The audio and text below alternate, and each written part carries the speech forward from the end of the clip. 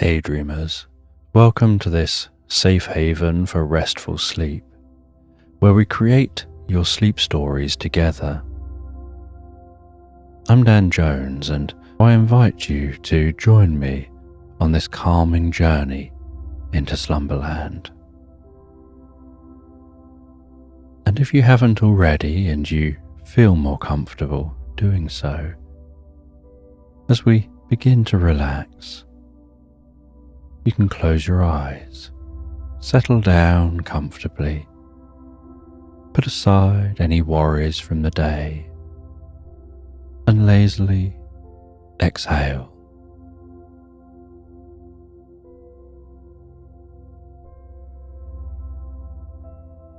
And have a sense of gazing at the evening sky, perhaps 40 minutes after the sunset. Noticing the landscape around you bathed in shadows, the glint of golden light peeking from a point just over the horizon, the shades of blue darkening in the sky, and perhaps for a moment you can notice a rare sight. When the light from behind the horizon refracts in the atmosphere to create a moment of indigo.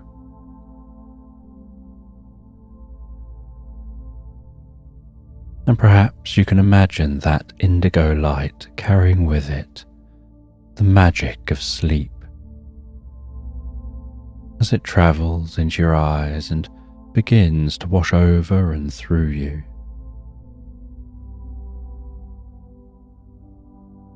Bringing peace and calm to your body and mind with each breath that you take. As I softly count down from 10 to 1 before we relax into the story. And I'm sure that you have a good reason for wanting to have a good night's sleep. And you've probably had times in the past where having a good night's sleep would have helped. 10. And your mind can find its own way to relax in the magic of sleep. 9. And as your mind relaxes, so too can your body. Perhaps letting relaxation happen from the head down or the feet up, whatever feels more natural for you. 8. And while listening to this, it's okay to let that deeper part of yourself take over, the automatic process of falling asleep. 7. And while it does, you can say to yourself, when I settle down to sleep, I'll ignore distractions and I'll have a healthy night's sleep.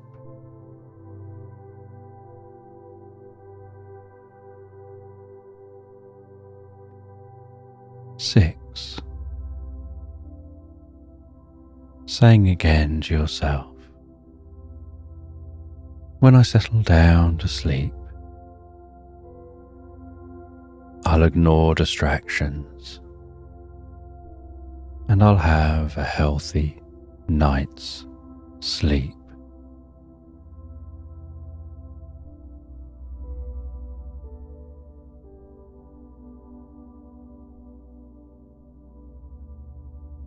5 deeper and deeper relaxed asleep. And when listening to this story, You don't have to do anything. You can listen along for a while or just drift straight to sleep. Whatever's most comfortable for you.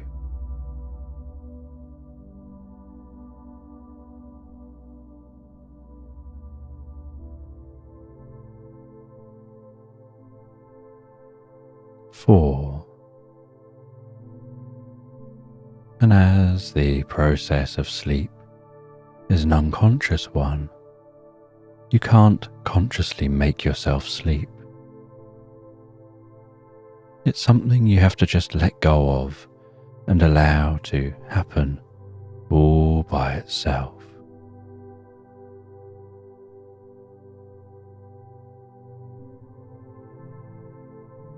Three. And sleep begins by closing the eyes and becoming very still and relaxed.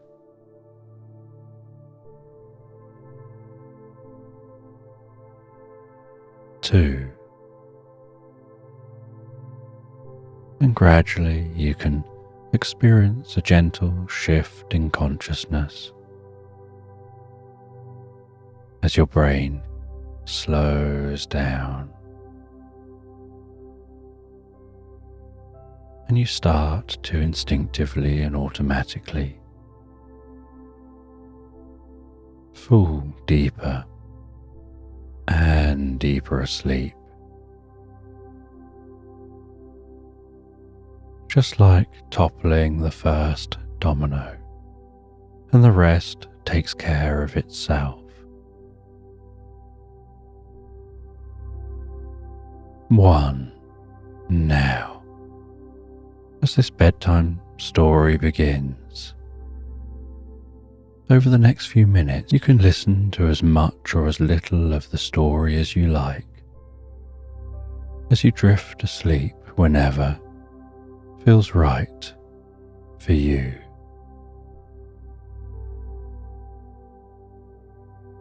And a boat is rocking along the ocean, very gently on the undulating waves.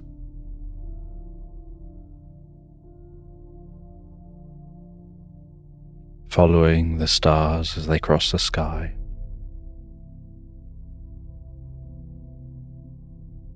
The moon's silvery glow, sparkling on the surface of the water.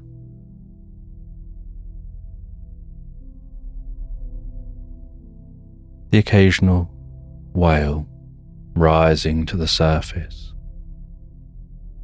releasing a puff of air, a spray of mist, creating delicate patches of colour as the mist is caught in the moonlight.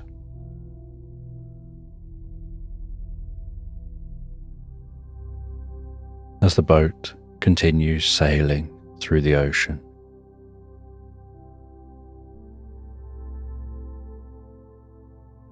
The sound of those sails, as the wind occasionally picks up,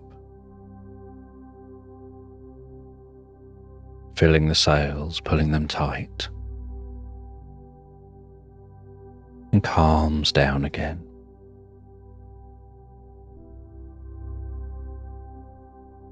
And as you relax on the boat, while crew are doing their job, ensuring the boat stays on track,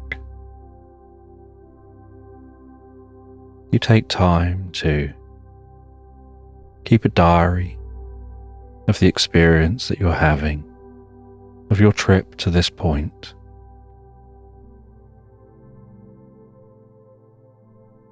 And as you've been travelling, so sometimes you've been placing objects within the diary, like pressing flowers into the diary, and other little mementos, while also keeping a small chest for some slightly larger mementos from your trip.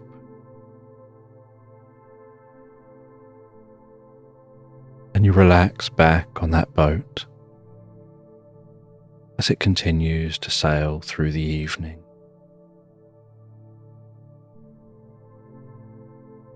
The sky filled with stars,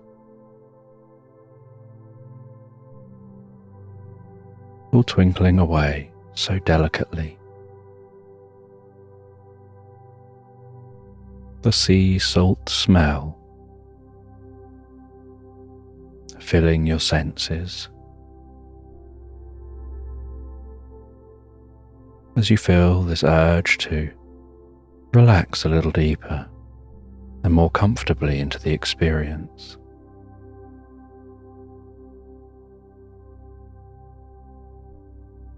And while you find yourself relaxing, sometimes your eyes gently close, and you never quite know for how long. They just close as you drift with the experience, drifting into thoughts and ideas in your mind.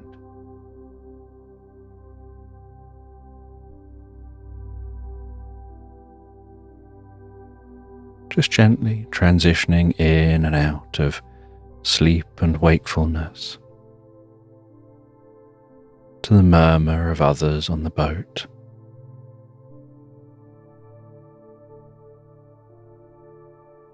And as the night goes on, so the air takes on a slight chill. And so you wrap up in a thick, furry blanket, pulling that up under your chin.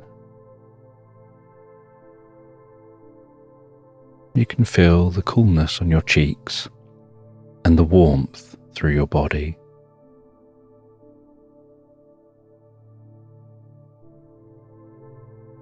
And every night,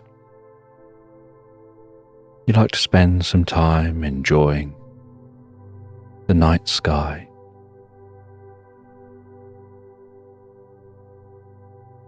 Before you find you drift asleep too frequently that you know it's time to take yourself to bed.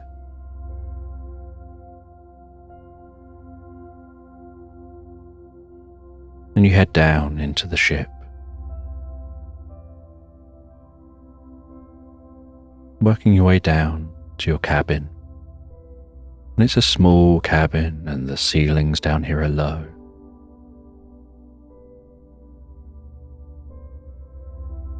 And as you walk, you can smell the wood of the ship.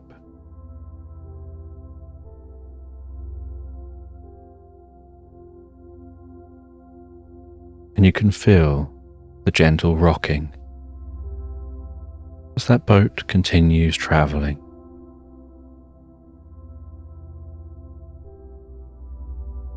And you head into your cabin, climb into your hammock, and hang there as you gently begin to drift asleep.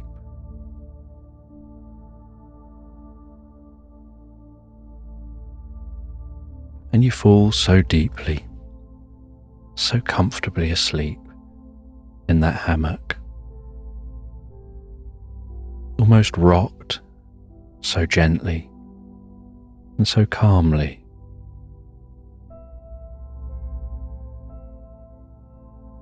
Like it's rocking the tension out of those muscles,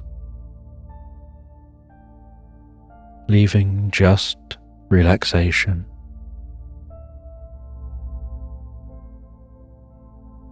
As you lose awareness of the ship around you, drifting deeper and deeper into the most pleasant dream.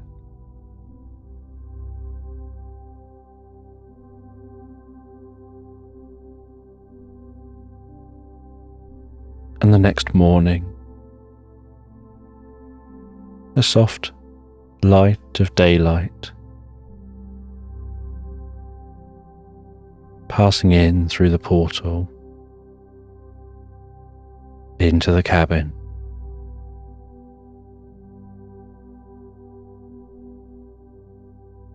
The dust dancing gently in that early morning light.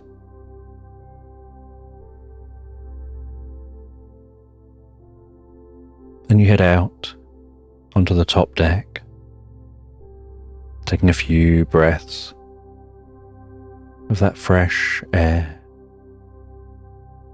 taking in the view.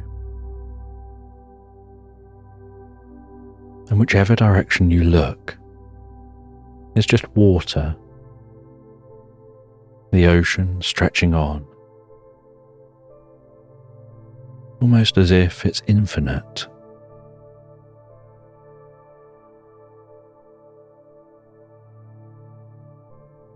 And you head up to see the captain, and you can see the map of where they say you are and where you're heading.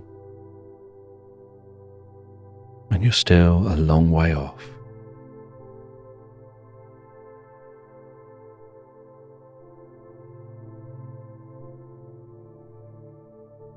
And you head back down and sit and continue writing in your diary as this day goes on.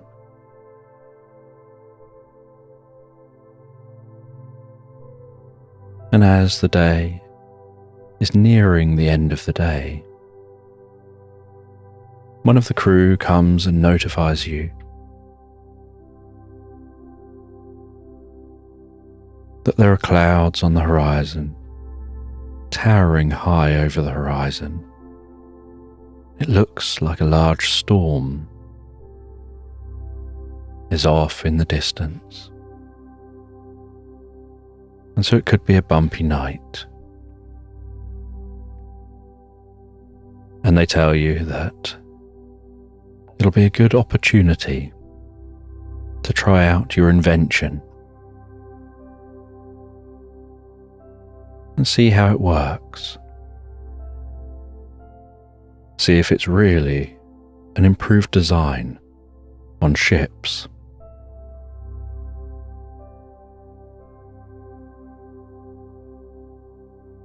And as you approach that storm,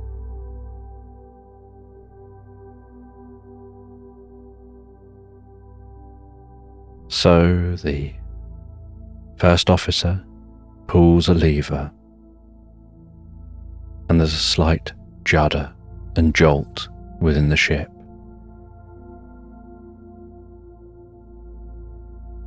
And they order for the sails to be drawn in. And everyone to brace themselves. And then there's a whirring from within the ship, coming from deep within the ship. And everyone gets below deck, seals up the ship.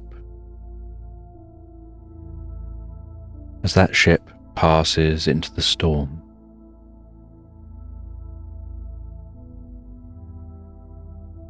and everything passes into darkness. And there's a stillness to this space, while there's a rumbling sound of the outside of the ship being heavily buffeted by wind and rain. And yet the inside remains so still.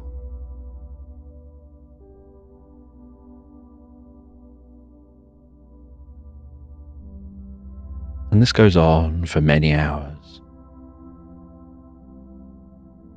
of that storm passing around the ship. Waves as tall as houses lifting the ship up lowering the ship down.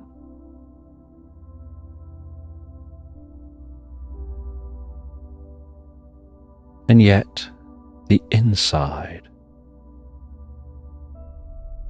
has some movement up and down, but remains level and smooth.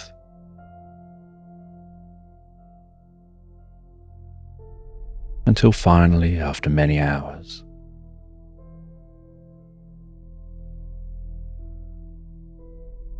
the rumbling from outside calms down. The distant sound of thunder becomes even more distant.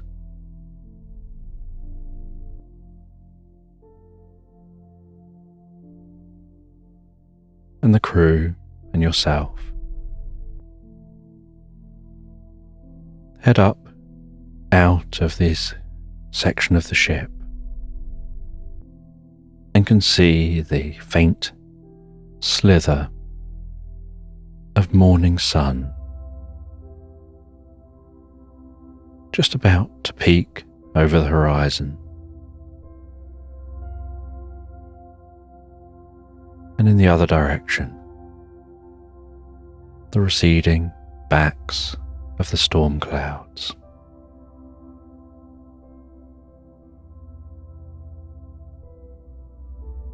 And the lever is flicked the other way, and the mechanism's turned off. And they confirm that your invention helped.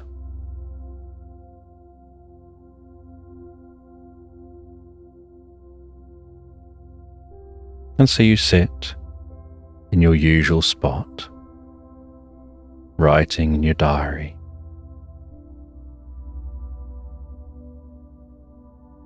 And between the words that you write, you just draw, just so that anyone reading the diary will know what you're talking about, a description and a diagram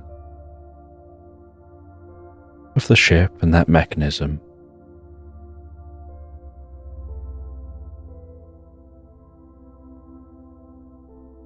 And you draw that carefully into the diary.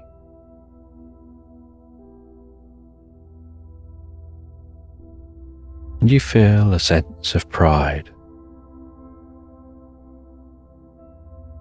in your invention and how it'll help many other ships.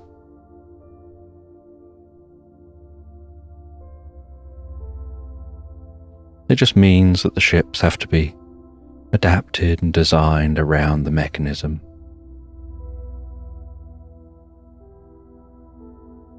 And the ship continues on.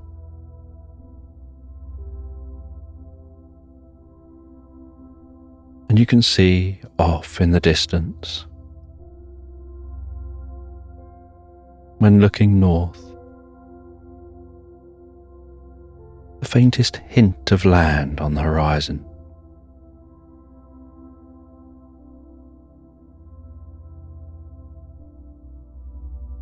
As the boat continues heading west.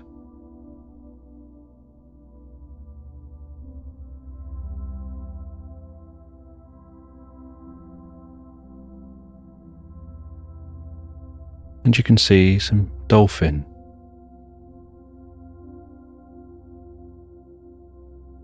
following the wake of the boat, almost playing in that wake, and looking like they're almost trying to invite further play from the crew. And some of the crew throw a few fish to them as they leap out the water to catch those fish, somersaulting and splashing down gracefully into the water again.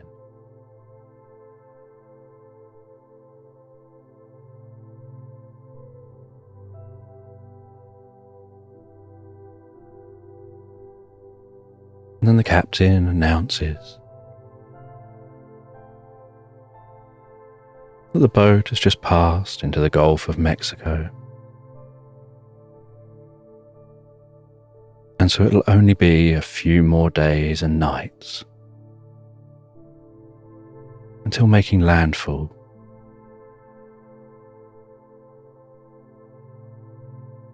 And arriving near the destination.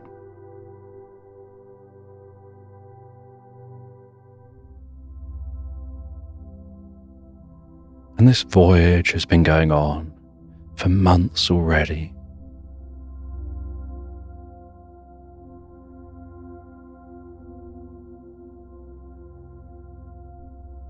And it continues on. And there's very little to do other than watch the sea. And when there are clouds, to watch those clouds and sometimes make up games of what the clouds look like. Perhaps a cloud looks like a grumpy cat. Maybe it looks like a wolf standing on the edge of a cliff, howling at the moon.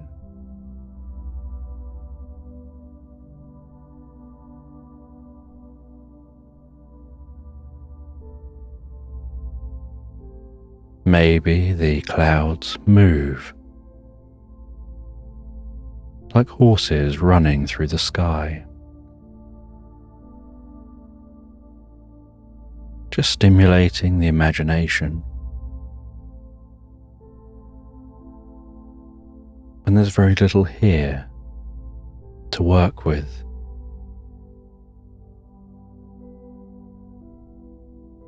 But it gives you plenty of time to write, to share your thoughts in your diary and your observations, and to be able to really take close observations, like analysing the behaviour of dolphins or the behaviour of whales, recording where they're seen and when, what direction they're travelling, how many you see.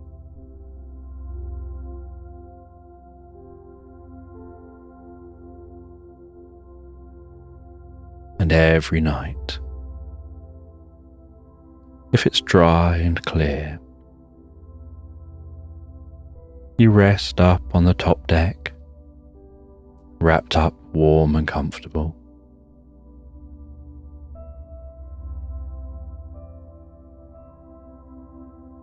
You gaze at the stars, sometimes finding yourself imagining if perhaps around one of those other stars in the sky there could be a planet, and on that planet could be an alien gazing up at their sky, looking up at their stars, wondering whether there's an alien on a planet looking up into the sky. And yet, you'd never know. But the idea fascinates you.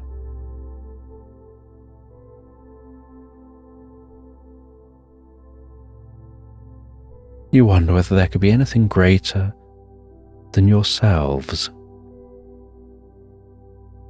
anything bigger than just what is here on Earth.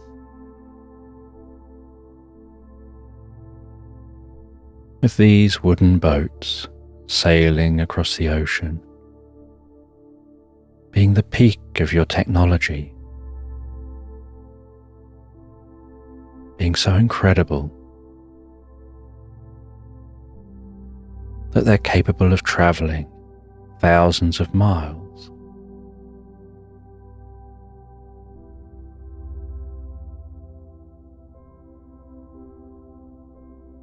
And every night you settle down in your hammock And more frequently than you perhaps expected, you find yourself dreaming of being on solid land, of walking through European countryside, through tall grass, wildflowers, broad-leafed trees,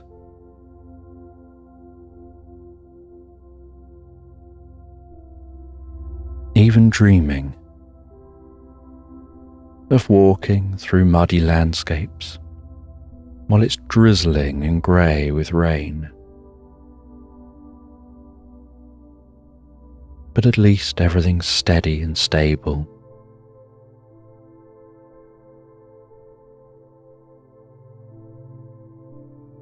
But if you were still there, you wouldn't be here on an adventure.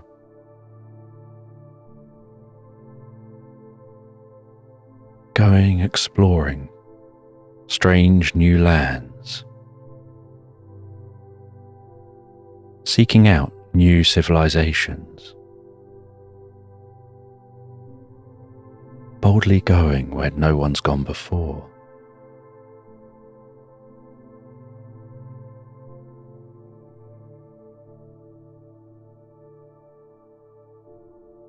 Being at the forefront of exploration.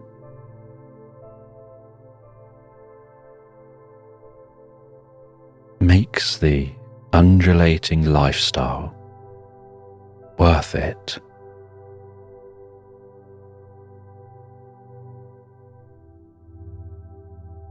And eventually,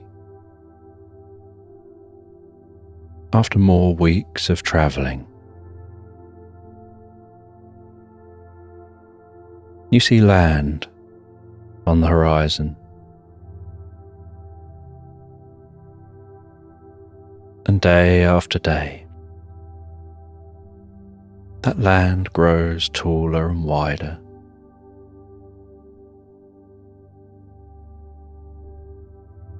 Until eventually, you arrive a short distance from the land, remaining within deep enough water for the ship, dropping an anchor.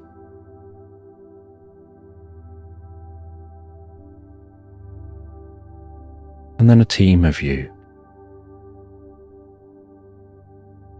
head in small boats to the shore, and a camp is set up along the shoreline. And a secondary camp is set up slightly higher up the shore and further away from the shore.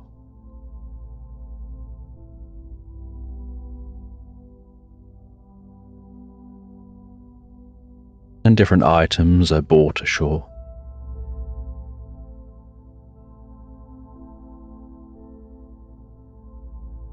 And you have a couple of days in this camp. And when you first touch the land, you have an unusual sensation in your legs. You're walking on this flat land, and yet your legs feel almost jelly-like, as if the undulating beneath you has ended, and so that undulating has now moved from beneath you to within your legs. So you're walking on the flat land, and yet you feel like you're bobbing gently up and down with each step, as if the legs themselves are doing the undulating that previously was the preserve of the ship on the ocean.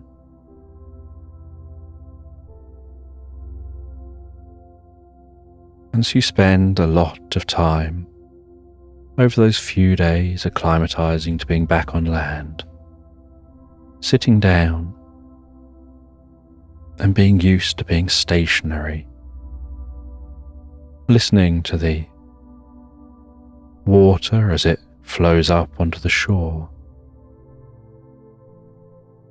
the sound of it dragging on the sand and the stones as it pulls back out to sea.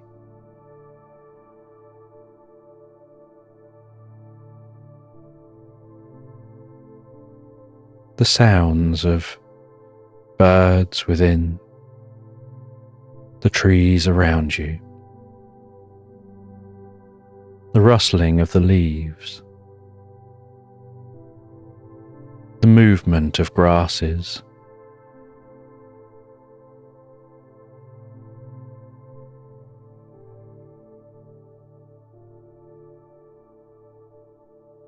and you make sure to take time to continue recording in your diary.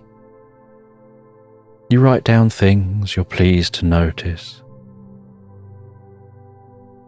things you've been grateful for, how grateful you are that you found this land and safely made it all the way here. How grateful you are to have been able to enjoy watching dolphins play.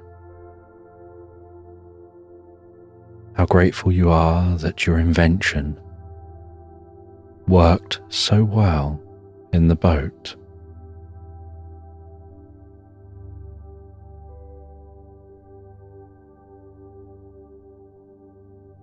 And that hopefully, when word gets out, your gyroscopic inventions will be installed in other boats.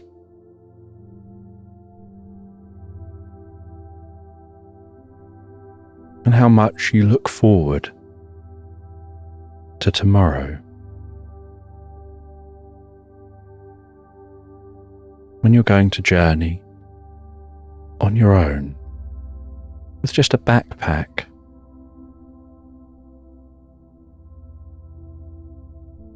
and you don't know what you'll discover. You're following a rumour that you'd heard about a civilization that you'd like to visit and see for yourself.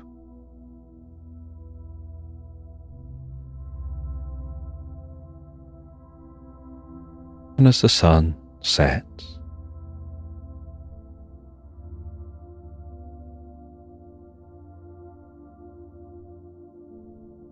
so you sit around a campfire, the shadows dancing around you, the warmth of the fire tickling your cheeks, the murmur of others talking in the distance,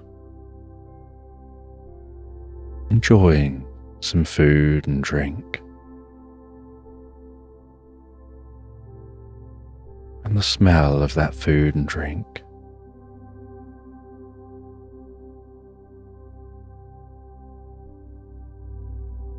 Finding the flames almost hypnotic.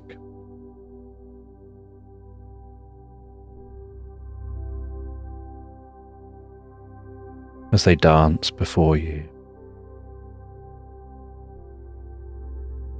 almost as if they're telling a story that ends with them going to bed, settling down and turning to embers.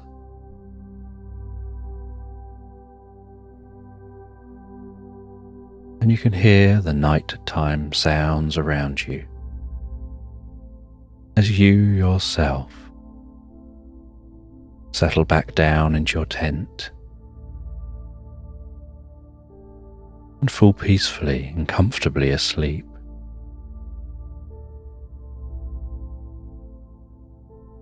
And the next morning, as the tent glows in the morning light, you awaken. You have something to eat before you set off. You pack away the tent. You let the crew know when you'll be returning, and they're going to explore the coastline and map this area while you travel off in a straight line through the trees, over hills and mountains, to find that civilization.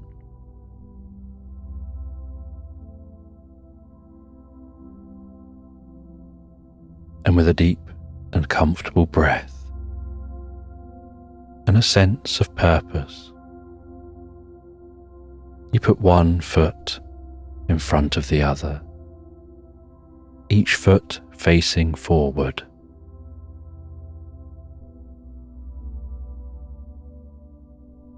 Sometimes your mind going off on its own train of thought, but knowing you're marking your own path as you set off through the trees, and you walk through those trees, away from the murmur of the people, that murmur becoming more distant with each step you take. The gentle crunching of the undergrowth beneath each footstep.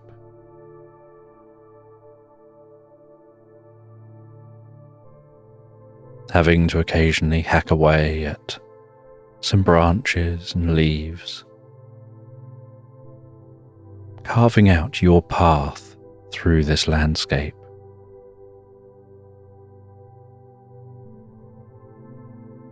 Walking deeper and deeper among the trees.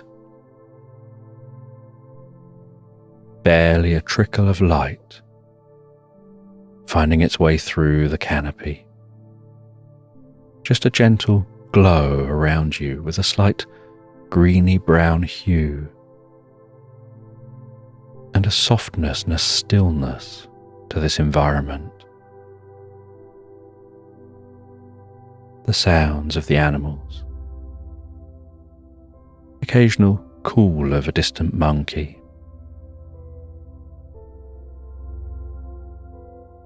the one constant for you being your thoughts of where you're going, of hypothesizing what you expect to find, thoughts that help you feel more relaxed, deeper and deeper in comfort.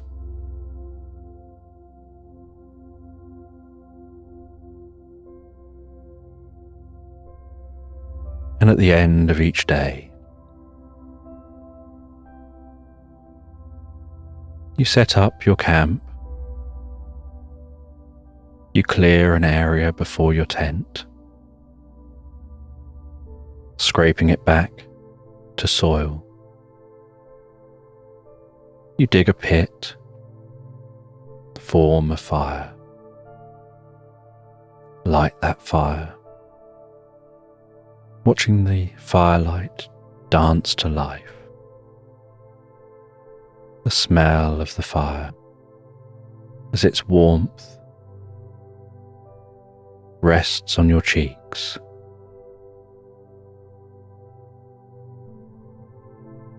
As you cook up some food and enjoy some drink, and the ambience of the night, before settling down, drifting to sleep, to continue on the next day.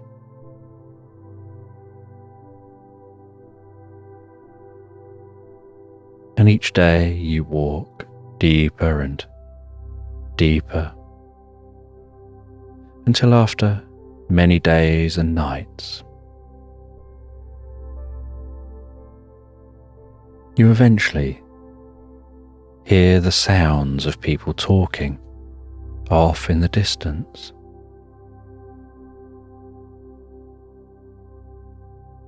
And so you walk in the direction of those people talking.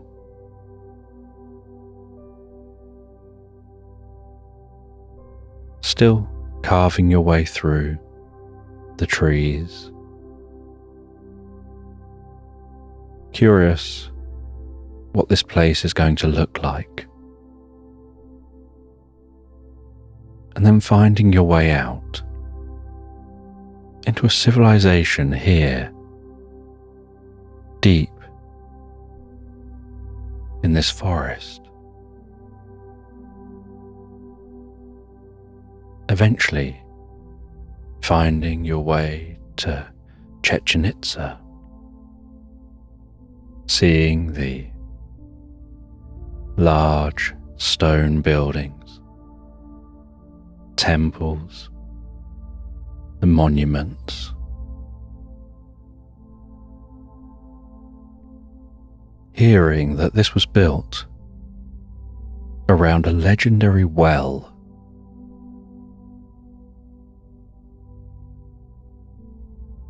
that had certain magical properties.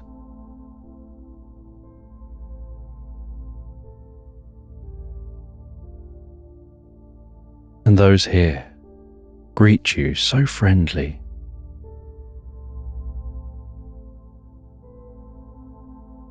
And you find a way of communicating, of being able to engage with each other.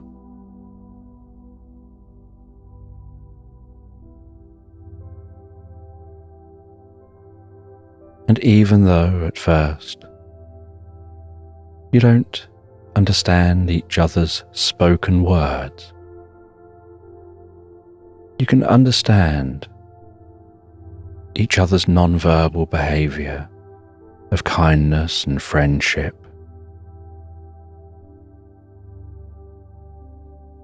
The way they guide you to a location where you can rest, where you can have something to eat and drink, where you can freshen up.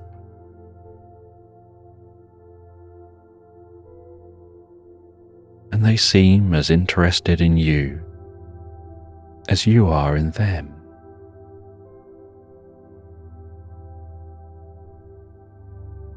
And you spend a number of days here.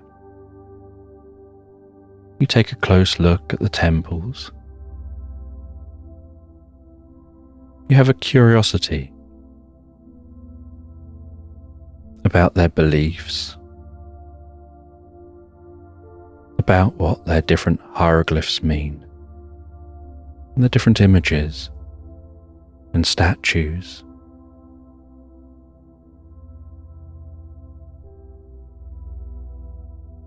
You walk and absorb yourself in the layout of this location, curious about the meaning and the reasons for it being laid out as it is.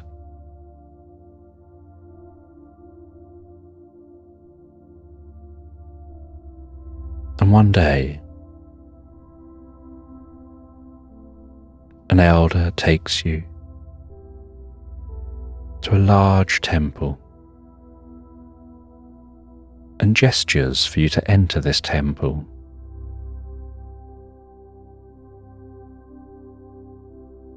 And you walk into the heart of that temple. And as you walk into that temple, so the sounds around you become more muted. The air becomes softer, more still.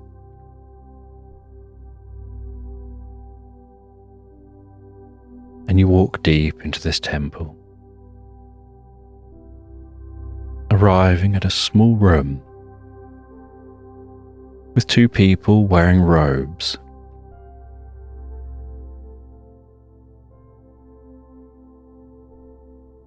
And they have a small fire between them.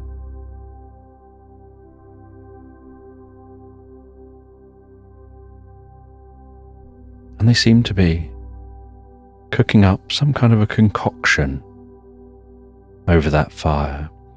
You can see something bubbling gently in the pot. And it gives off the scent a bit like coffee. And one of them has a pestle and mortar and adds what looks like some almost electric blue mushrooms, chopped up, incredibly fine, added to the pestle and mortar. And you watch while sitting on a stone bench as they crush and squish that around.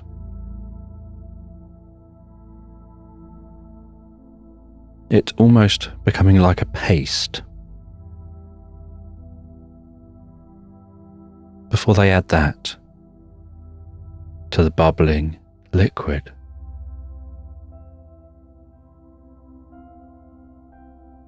And with a wooden spoon, they continue to stir that liquid. One of them gently nodding slightly while saying some words as the stirring takes place.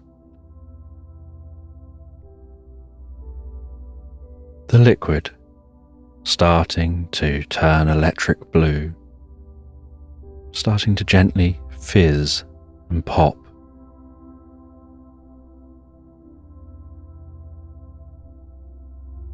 And take on a slight sweet scent.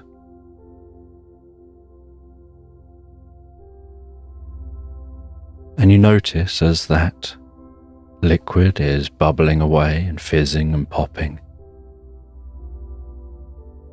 a little bit like syrup, it starts to thicken, the wooden spoon stirring it. Can be seen to be lifting some of it out with each stir, as it oozes and gently pours like honey back into the pot.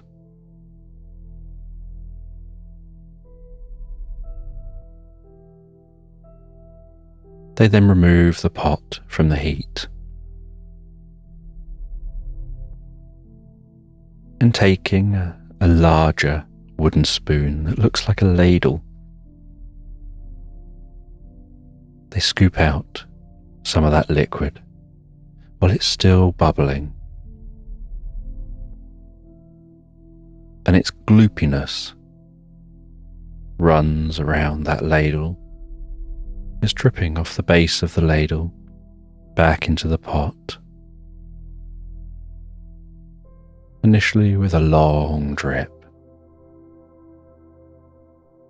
and then a few smaller drips.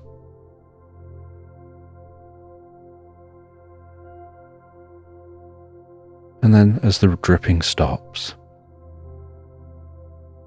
they move the ladle over in front of you and talking in a language you don't understand.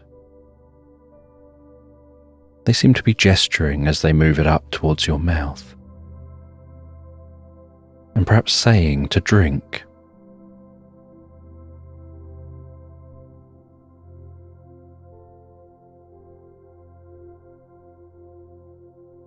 And so you very carefully put your lips to the ladle as they tilt that up.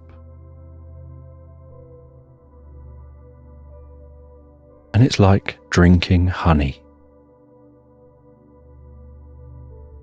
except it has an unusual pineapple cherry taste, an incredibly sweet taste to it, with a slight buzz to the senses, almost as if it begins to fill your body with a gentle tingling right down to the tips of every cell. as if it's somehow supercharging those cells in your body. And the blueness from the liquid softens and relaxes those muscles. You feel the scent of the liquid passing in through your nostrils, almost up to your brain and out your ears, and to the backs of your eyes, like peppermint,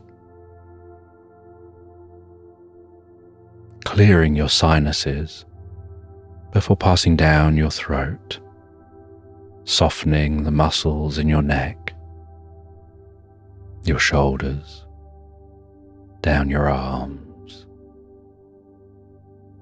as all the muscles relax with each out-breath, tingling, relaxing down to the tips of your fingers, making your arms begin to feel heavy as the breathing deepens and that blueness passes down through your chest, your shoulders, your back, down your sides, softening and relaxing every muscle as it goes, through your entire body, down to your bum and then all the way down into the legs, until it goes all the way down to the tips of your toes, to the soles of your feet, making those legs feel so heavy. It's almost as if they're stuck in place, like your whole body is just so loose and limp and relaxed. It just doesn't want to move. And a stillness begins to set in through your mind. And in that comfortable stillness, you see a gentle electric blue filling your environment around you, unsure whether it's coming from within your eyes or without. Like the blue from the mushrooms is starting to create change through every cell in your body.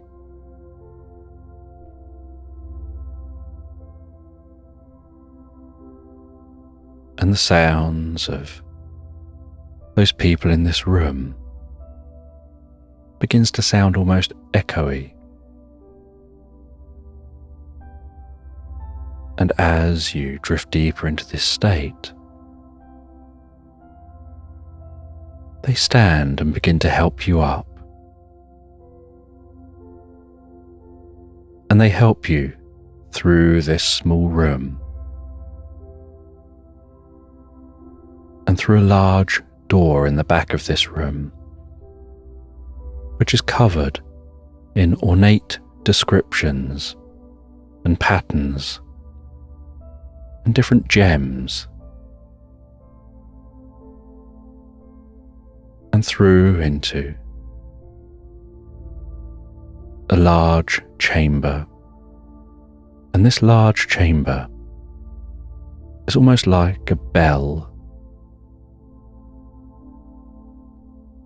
And in the center of the chamber is a well. And surrounding that well is a brick floor and a brick wall built up around the well.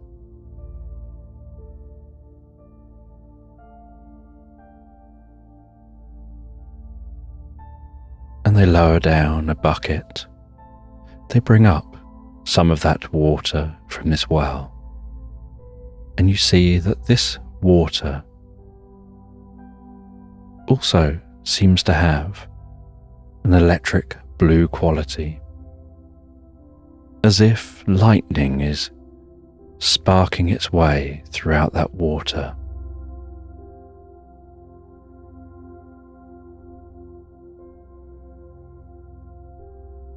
And you see floating in the center of that water is a single lotus flower.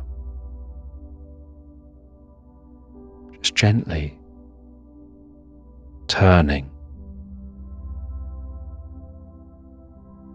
almost hypnotically.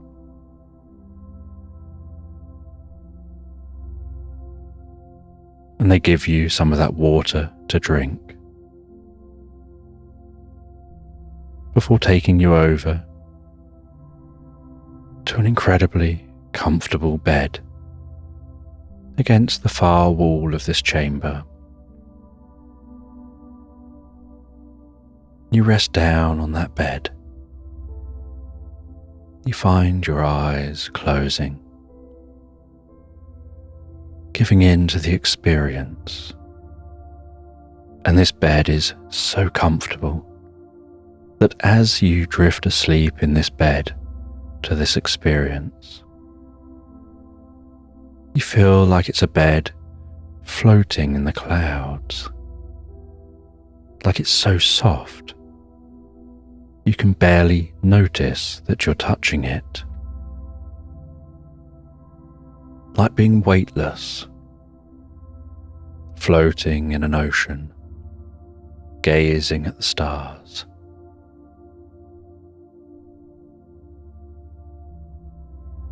As you drift deeper and deeper into this artificial sleep,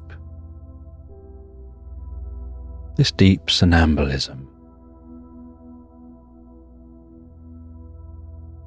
and as you drift, so everything goes black, and out of the blackness, you see what looks like the sun swinging left and right like a pendulum in the sky, while watching the earth shift and change, trees grow and disappear, land rise and fall, the ocean draw in and out of beaches, rising over land and then retreating, buildings appearing and then disappearing, buildings appearing in nature and then nature reclaiming that space.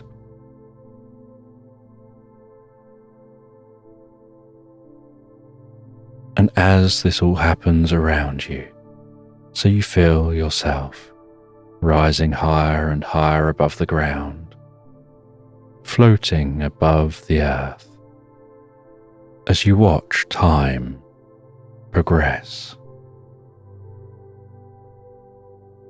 watching through time, seeing through space.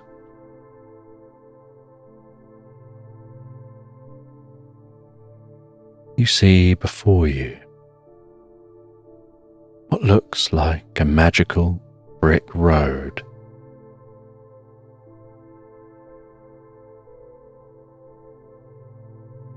with 9 arched tunnels and a bright light off in the distance, and you feel yourself floating through those tunnels. And while floating through those tunnels, you have this sense of what it all means. As you're floating through the 9 realms of existence, working through from an earthly realm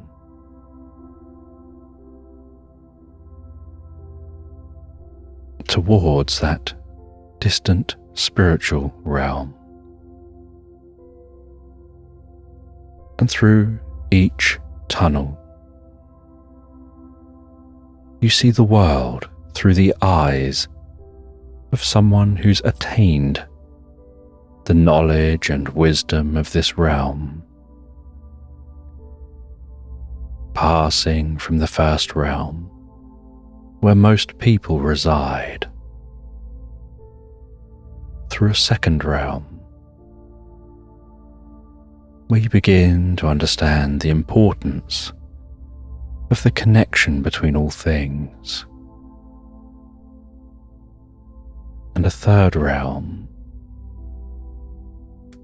of being able to understand all animals and communicate with all animals,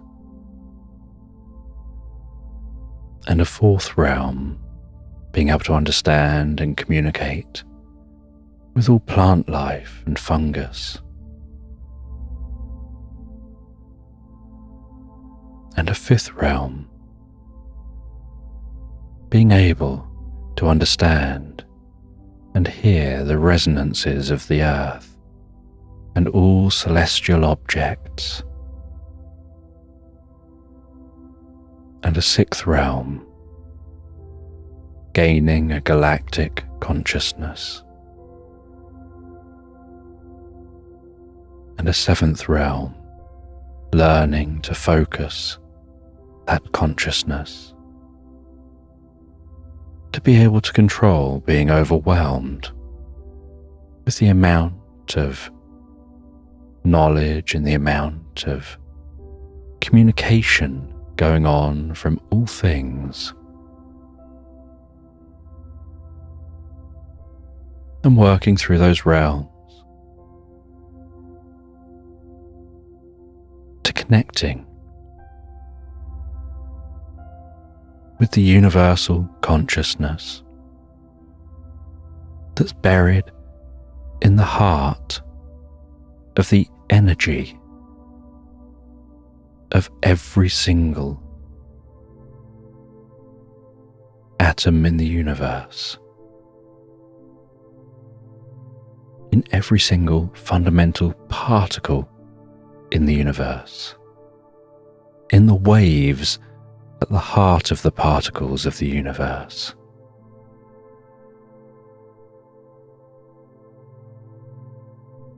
Until eventually you reach that ninth realm, passing through the ninth realm where your consciousness has passed beyond the bounds of reality to a spaceless, timeless point where there's no up nor down, no left nor right, no back nor forth. There's no colour, no brightness, no darkness. There's no shapes, no distance.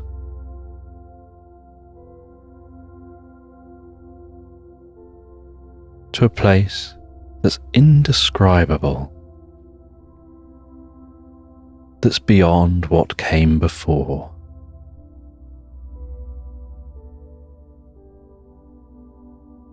To a point where only the point exists.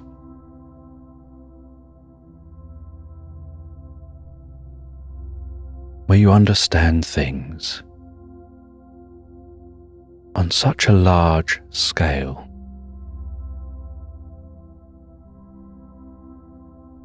where you're outside of time. There is no past, present, or future. There isn't even a now, as people might understand it.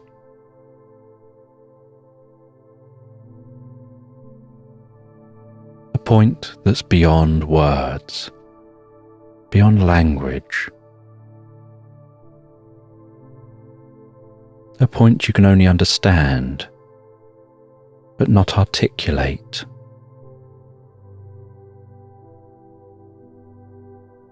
But that can feed into your deeper understanding of everything else.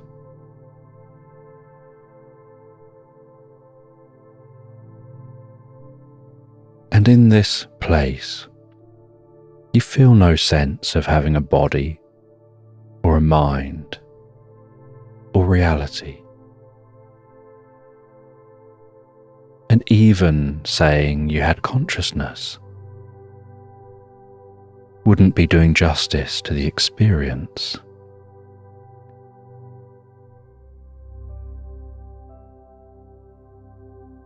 Before beginning to drift back through those realms, but now being a new person with new habits, new ways of doing things, new understandings that go way beyond the surface level, that go beyond even saying they're in the heart of what's underlying everything. Because it's even beyond the heart of something.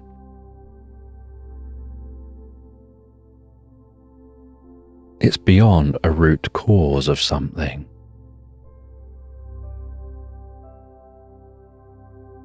It's beyond the seed that becomes a grand oak. It's beyond a point that became a universe. It's beyond the energy that became matter.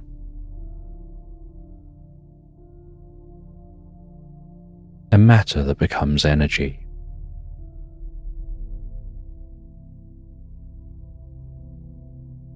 It's a connection that runs deeper,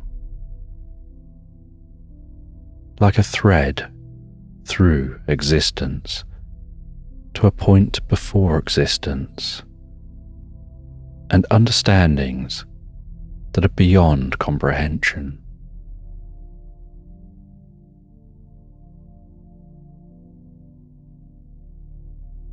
Like a deep, empathic connection beyond all connections. As you drift back, finding your way back along an endless hallway with an infinite number of doors to an infinite number of possibilities and rooms.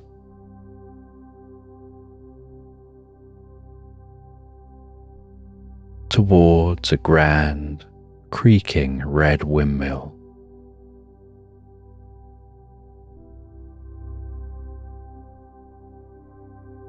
Set high in the most beautiful purple clouds.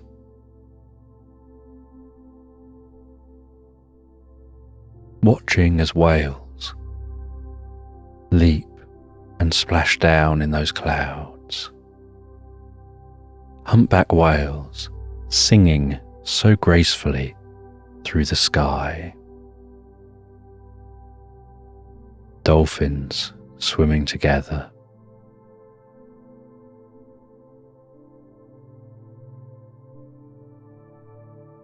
Monkeys swinging from tree to tree within those clouds.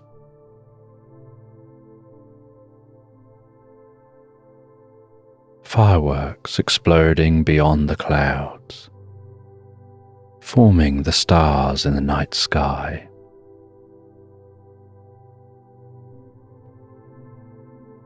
That lotus flower gently spinning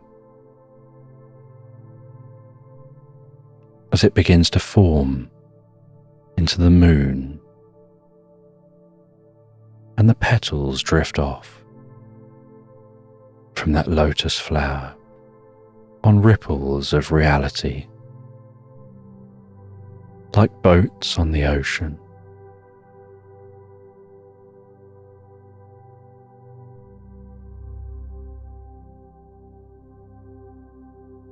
As you begin to pass through those realms to having a physical body,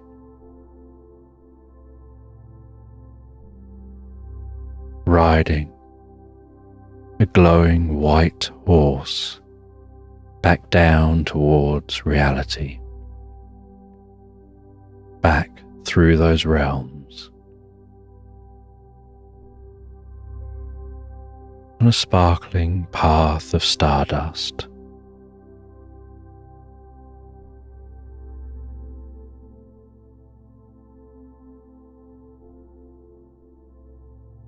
Before the horse disappears in a puff of mist, and your consciousness absorbs itself back into that you resting on that bed,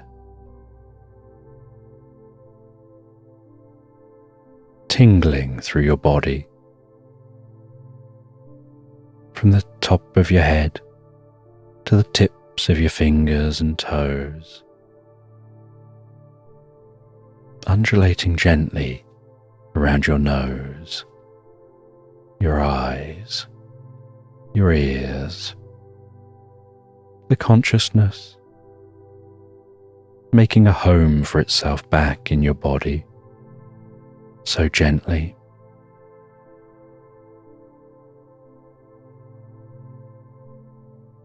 With the warmth of a cat purring on a lap.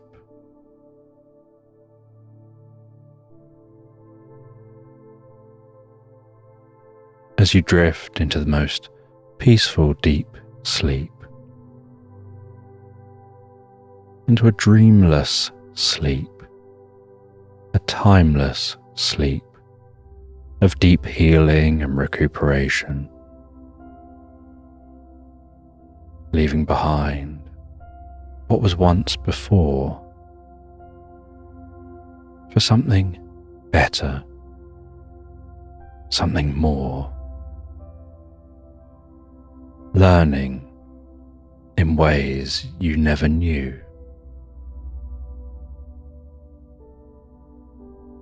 Like a magic wand had just been waved,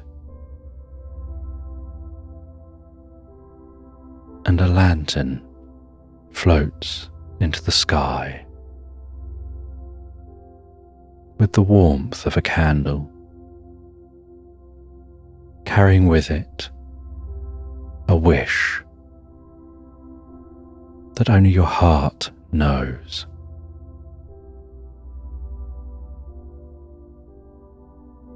And only a deep part of you can grant.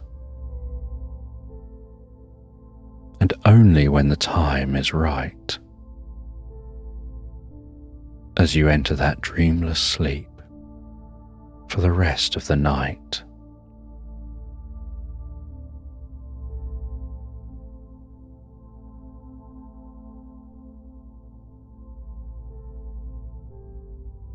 And then, in a time that you're unaware of how long has passed, you come to in that chamber, and you find you can understand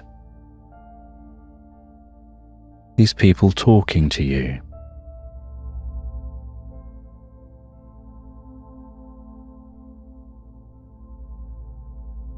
And they don't need to explain to you about the experience you've been on. But they know what that experience is, and you know the experience. And you know that none of you can put it into words. And they guide you back out of the chamber, all the way back to the entrance, to this structure. And you find you can understand everyone who's talking.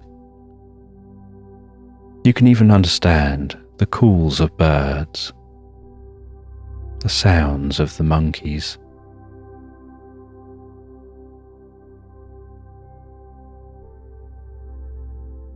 And you learn and record your experiences here, taking plenty of time to record everything about this place before heading back to the shore.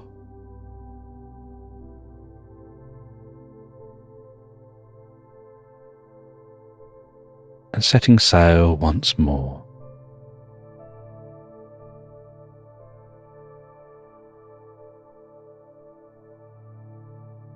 spending weeks and weeks sailing all the way back to your home.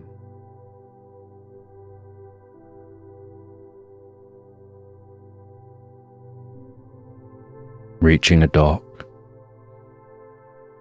and in a horse and cart, journeying through European landscape.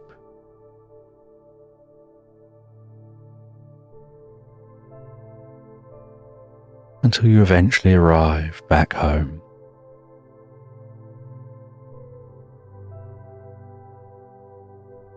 With your diary bursting with notes and writing, as best as you could tell it. A chest full of items from your experience. And once home, you begin to write a new story. You begin to write a new book. Like turning a new page in your life and telling a new story of your life, of a new person you've become. And you start at the beginning, once upon a time. And not only do you tell the story of your trip to that temple, but you do your best to explain the knowledge and the importance of the experience. You begin to write about distant civilizations on planets in space.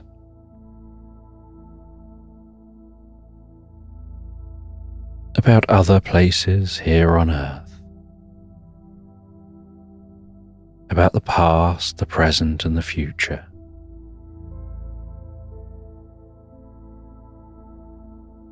And you spend every day on a new journey, sharing your knowledge, your deep wisdom, becoming the wise one people seek out.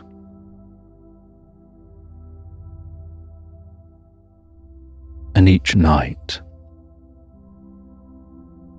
you find yourself sleeping so well, so deeply and soundly,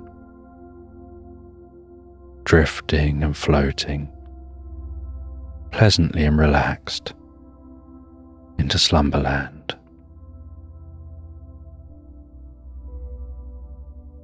And in this bedtime story, the woman finds herself on an unusual planet, and she's walking through a meadow on this planet.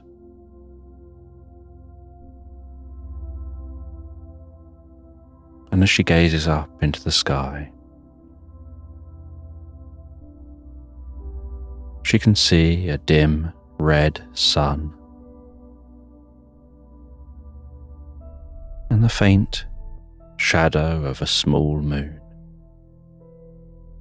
just taking a gentle bite out of the corner of that sun.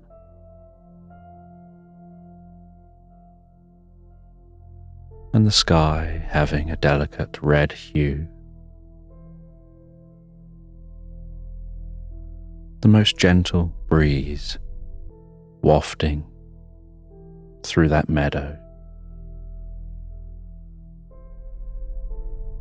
And an unusual feature of this meadow is that all of the flowers just seem so dry that in that slight breeze they rustle softly.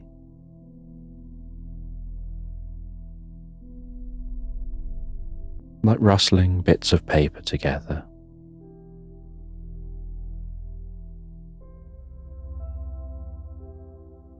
And there's the distant sound of birdsong.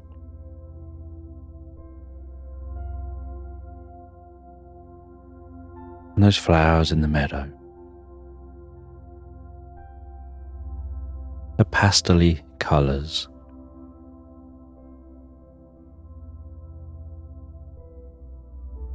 Set against that vibrant sky.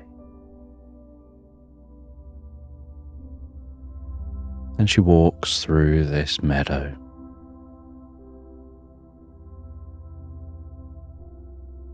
And as she walks, she can see some trees off in the distance. The sign of a small wood.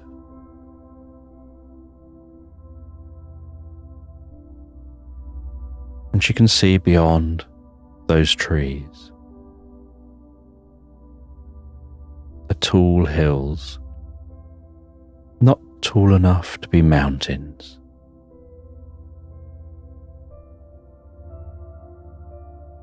but just gently undulating hills.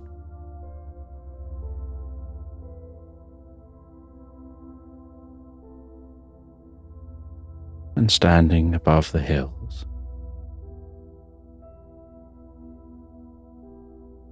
are low, white, puffy clouds.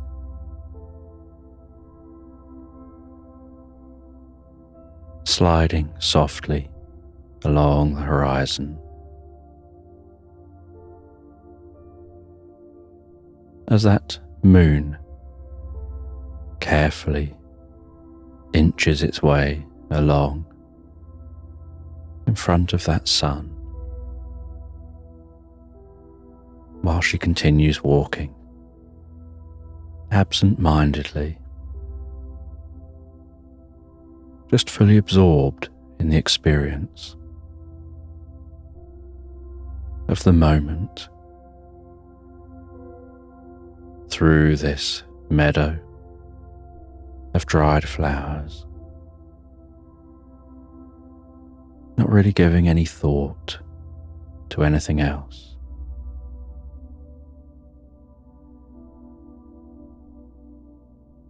And while walking, so the moon eventually enters the full circle of the sun.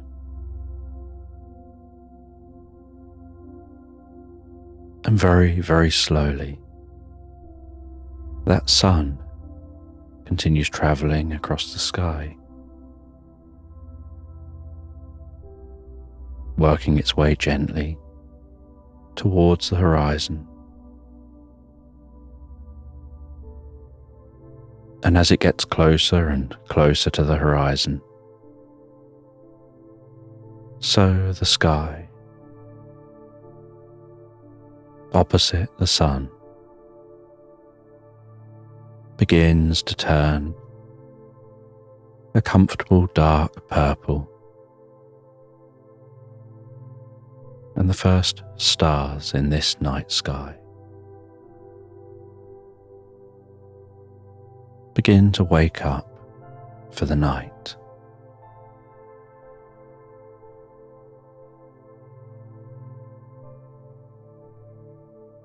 And she walks a little faster,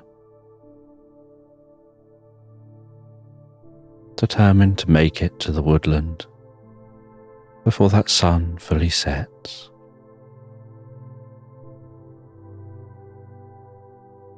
But at the same time finds it a curious experience to watch how the moon and the sun travel at different speeds, the sun slowly setting, while that moon is travelling a little faster across the face of the sun. The air a little cooler, as some of that light is blocked out by the moon.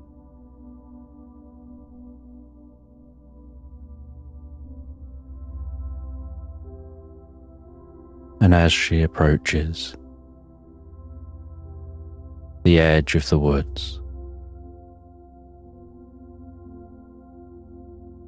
The sun now tickling the horizon, almost appearing to wrap itself in that soft, low blanket of cloud.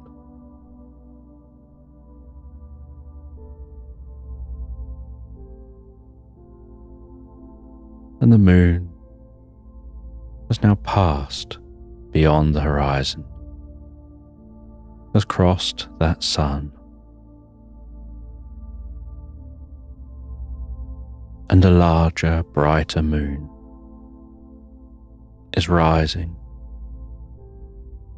over the horizon, almost directly opposite the sun.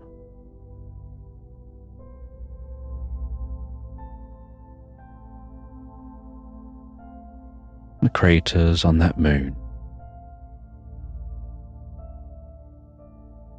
marking out its lifetime, the years of travelling slowly and patiently around the planet.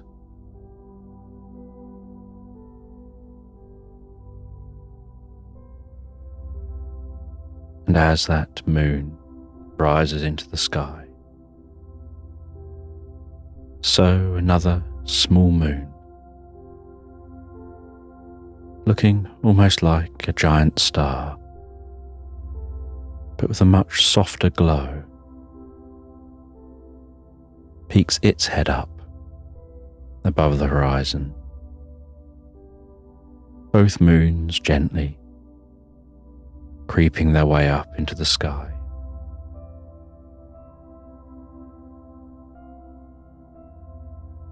Both travelling at a slightly different speed.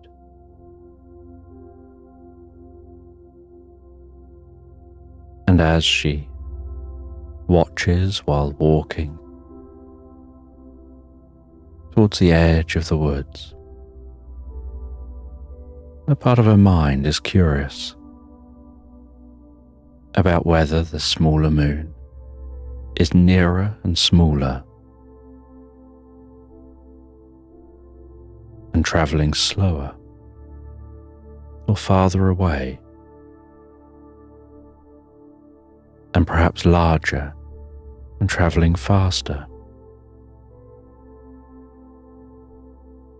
But when you're looking at two moons in the sky, both different sizes, and not right beside each other,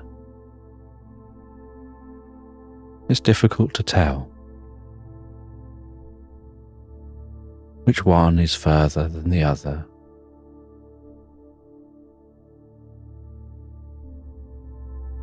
And as she arrives at the edge of that woodland, she can hear the very distant sound of the flowing of a river, weaving its way gently through the landscape.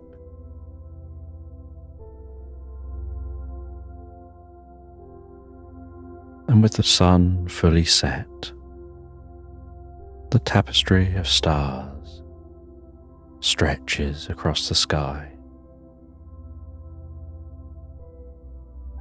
like a million twinkling diamonds.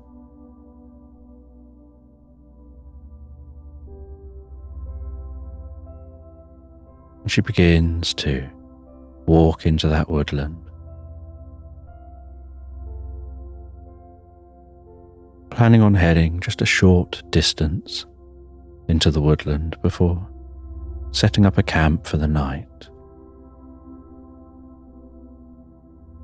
And she walks into that woodland, crunching softly on the undergrowth, stepping over some outstretched roots and fallen branches.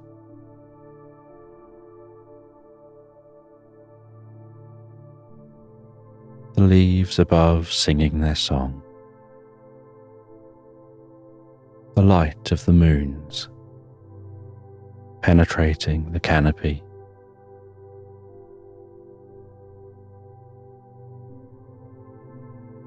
creating areas of softly dancing light on the woodland floor.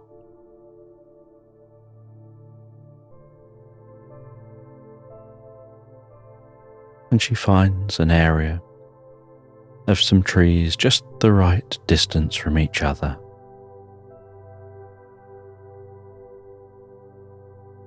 And sets up her camp between those trees.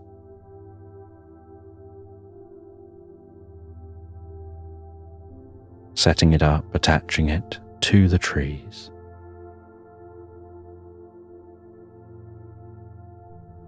A ladder dangling down. The tent body set up. She climbs up into that tent, pitched between the trees.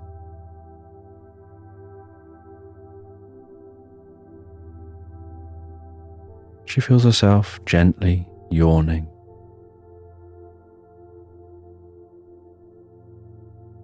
As the trees seem to almost be breathing with the breeze,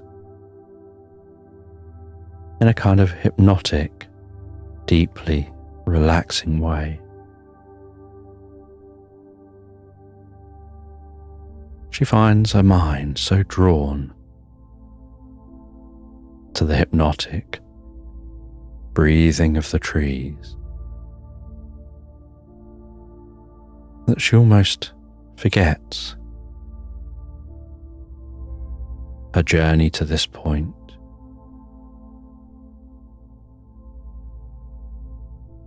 finding all her attention just on the moment, forgetting to think about the future, just being in the here and now.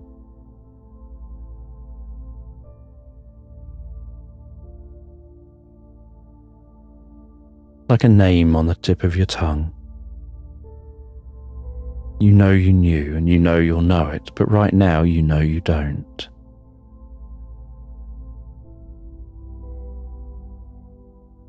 And she sits and drinks the most delicate chamomile tea, the softest fragrance. She can feel the warm tea passing down through her body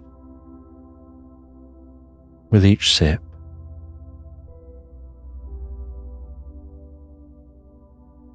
Almost feeling that relaxation tingling from the head to the shoulders, to the knees, to the toes, to the tips of the fingers and the end of her nose, relaxing her eyelids so deeply, so softly, that the more she tries to keep the eyes open to finish drinking her drink, the more relaxed they become, and the deeper she finds herself going into the experience.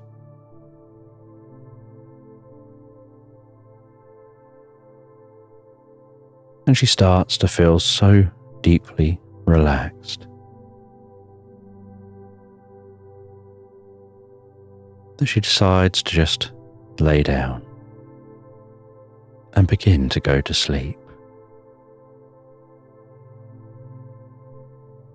feeling that nothing else in this moment matters, but just falling asleep.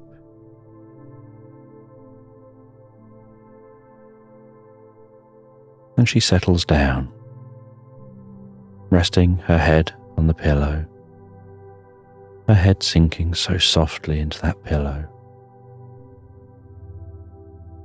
the air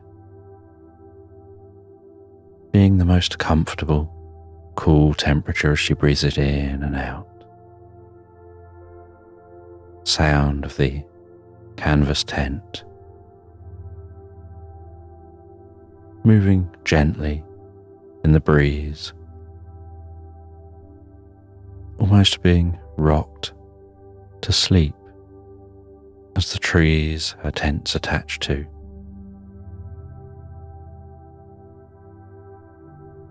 move gently back and forth, back and forth. And with the gently rocking of the tent, her mind starts to wander, and she starts to drift into a dream.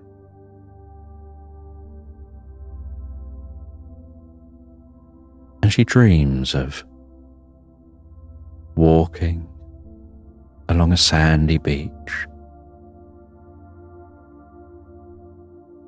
But the first she knows the dream is approaching is the very slight salty smell, followed by that breeze through the trees starting to sound like water lapping so gently on a shore and then pulling back out from the shore, before gently rolling back on the shore again.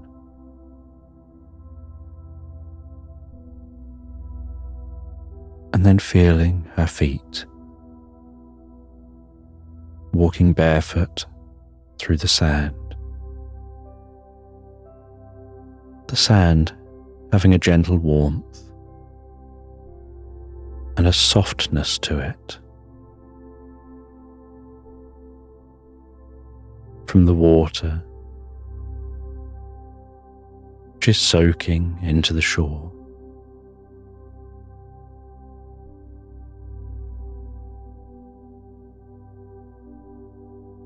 And she can feel the heat of the sun beating down on her face.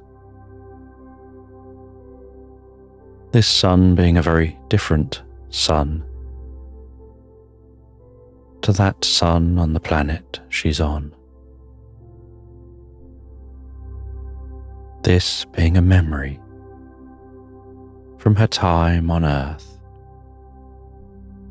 before she set off to visit the planet.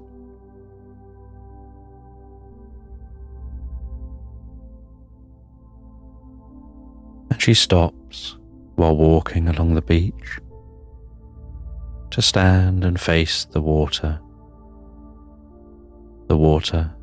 lapping around her feet, her ankles, the sensation of the surface tension of that water, the movement of that water, the temperature of the water, the way it drags the sand up over her feet and then pulls that sand back across her feet as the water flows away.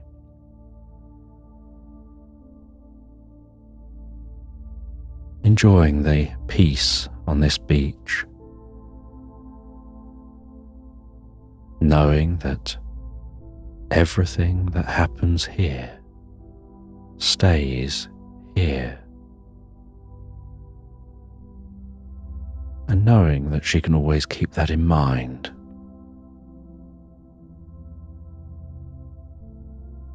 That this is just a dream, and like all dreams, it'll be forgotten by morning. And she's aware there are the occasional dreams people remember, and those dreams contain something of value, contain a message about something currently going on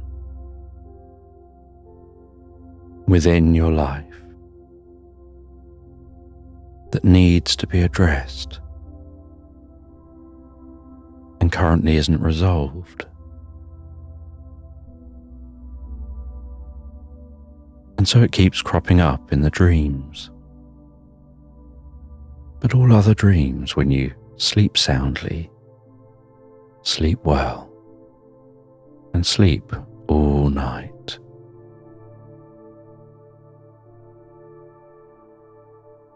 Are like presents tied up with a little bow and stored nice and neatly on the shelves of the mind.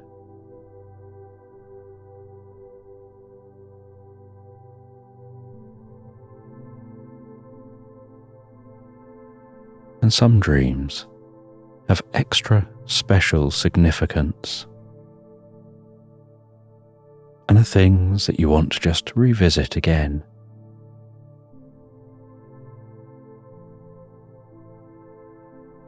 And so it's like a little dream gremlin plods around, working on your behalf secretly in the background,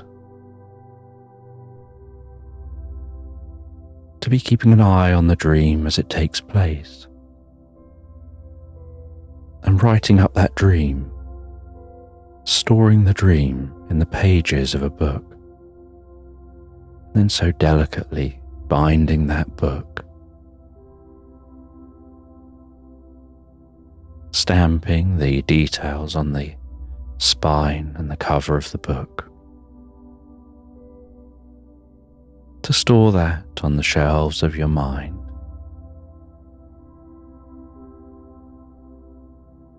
Clearly able to be found.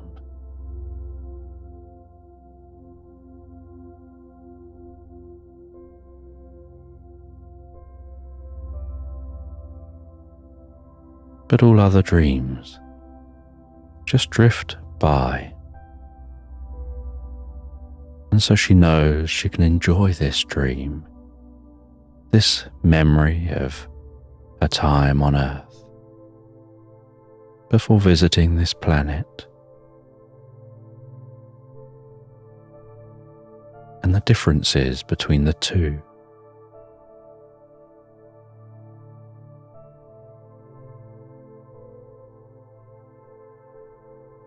And after standing for a while, she continues walking along this shore, unsure what she'll find along there.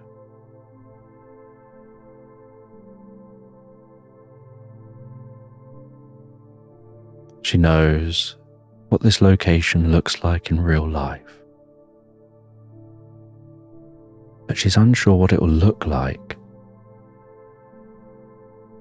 in this dream world. And so as her dream deepens,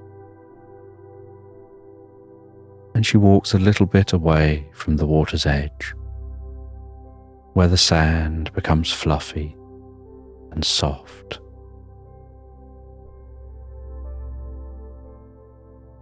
and catches in the air while she walks.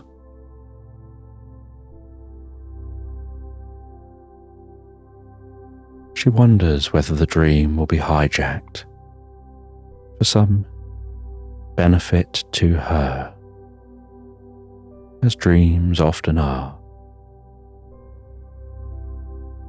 where they take something familiar and then add something in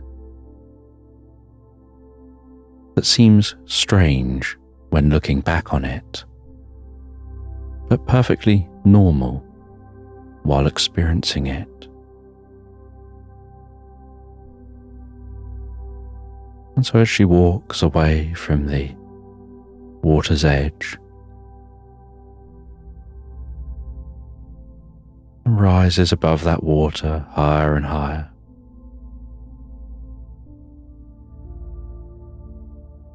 heading up through some sand dunes, she sees a cabin off in the distance and begins to walk towards that cabin, and alongside her is a forest, and she walks on the cusp of the forest, between the dunes and the woods.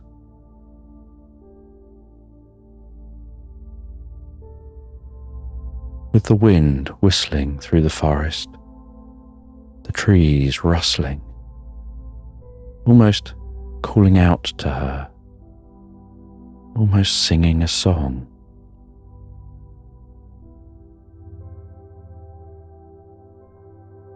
And she continues walking towards that cabin, but finds that the more she walks, the more she realizes the cabin doesn't seem to be getting any closer. And she walks faster and faster, and then decides to jog. And she comfortably jogs along in the direction of the cabin, lost in thought, feeling so comfortable. And yet the cabin doesn't seem to be getting any closer. And so she starts to run. And she runs and runs. And while running, the cabin stays right where it is. And so she slows back down to a gentle walking pace. And the cabin still stays where it is.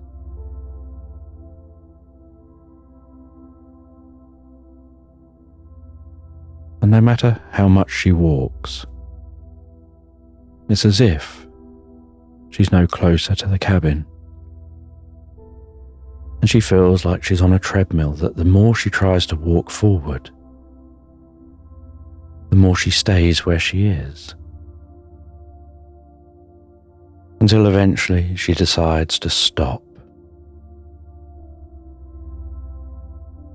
and sit down.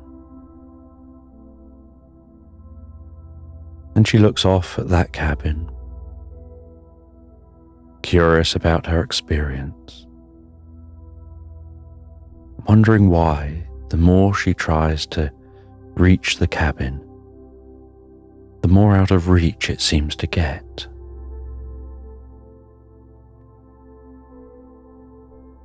And she decides not to give that any thought, but instead think about being here.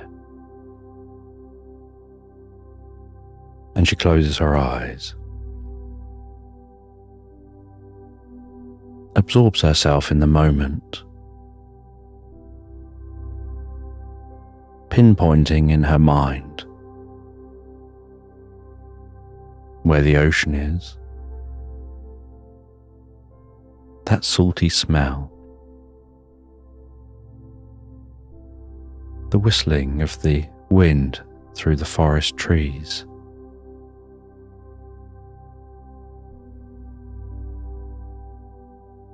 imagining in her mind running towards that cabin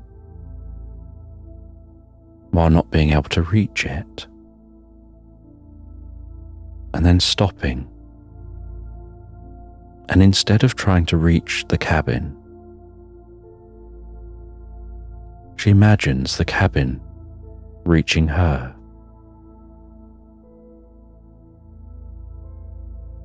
And she rests there, and the more she remains still, not grasping and trying to reach what it is she's trying to get, but instead just letting it happen. The deeper and deeper into the experience she feels herself going, like she's weaving new pathways in her mind, new understandings of reality.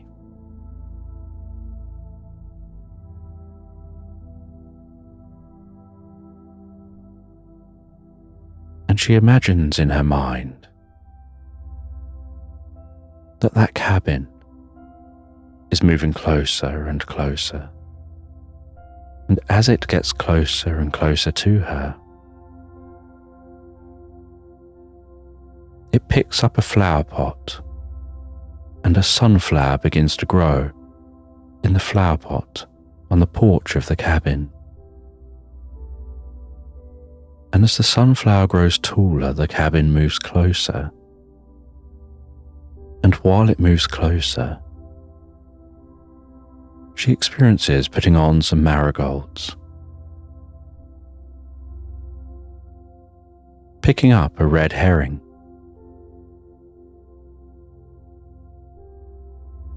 and as that cabin arrives right in front of her, the sunflower now towering high above her,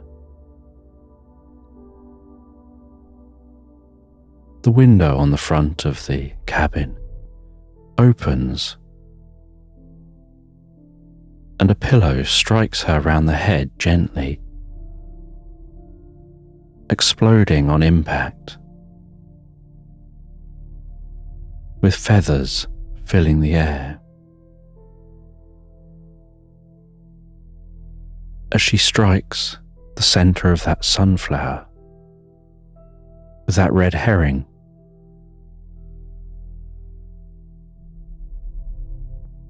and then the cabin pops as if it was a balloon, and the sunflower falls to the ground. And as it lands on the ground, she finds that she's now in a yellow antique sports car, weaving around some old country roads in the British countryside, wind in her hair.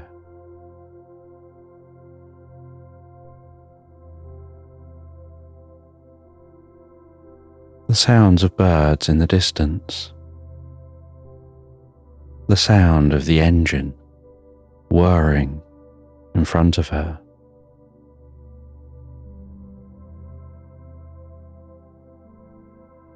Finding her way through this landscape, surrounded by fields of yellow plants with the strongest, sweetest scent, and the bluest sky.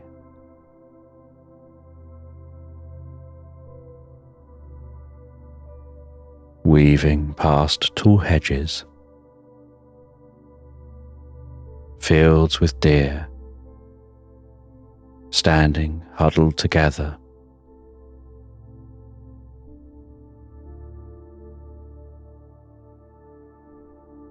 before driving and arriving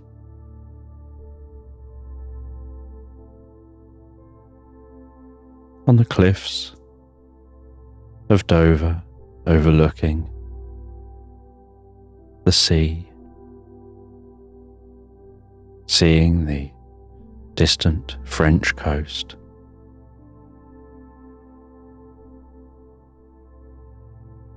and being reminded of another memory, looking down at herself as she gets out the car, seeing the yellow coat, 3/4 length with a red belt, a woolen red scarf, and a red floppy hat, and the wind quite strong up here on the cliff, and the rumble of the waves crashing below, almost forgetting everything that comes before this, just being absorbed in this moment.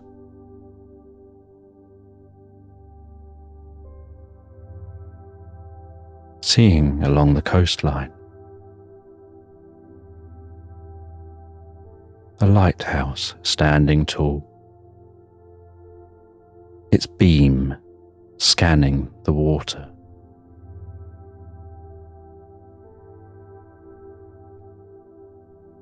the sun setting, knowing her mind is learning, processing her experiences.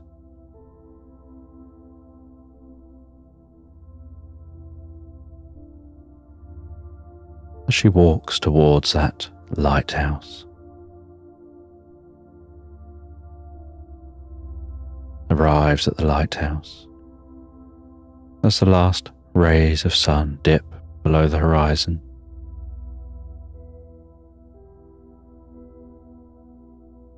goes to open the door, but as she reaches for the door, she finds that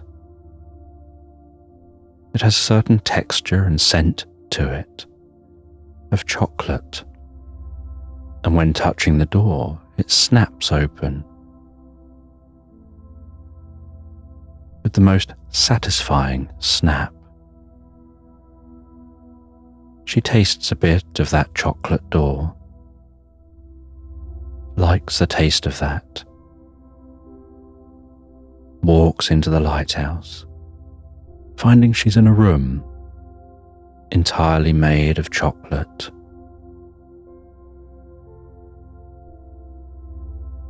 With wagon wheels around the walls, a table in the middle of the room made of chocolate, chairs made of chocolate, and no sign of steps to work up through this lighthouse.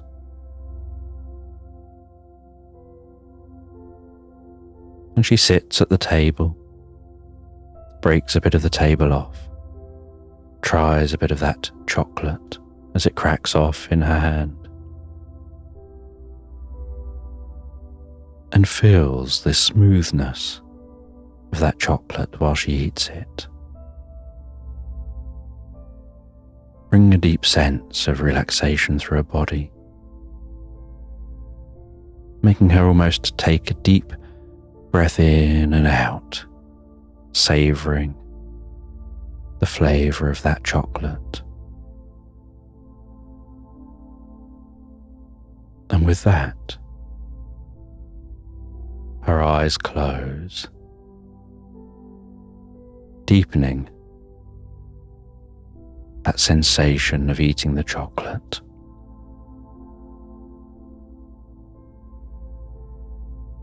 And then she feels herself moving, sliding, weaving, and gently opening her eyes, she realizes she's in a spiral groove.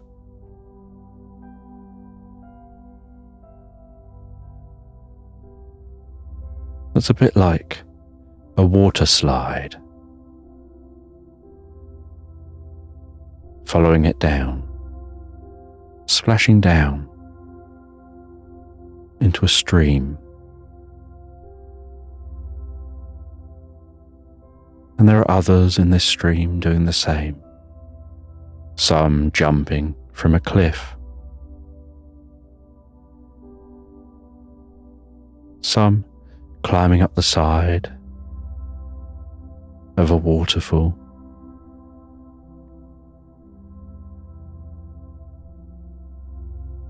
a rainbow seeming to almost inch its way up that waterfall through the spray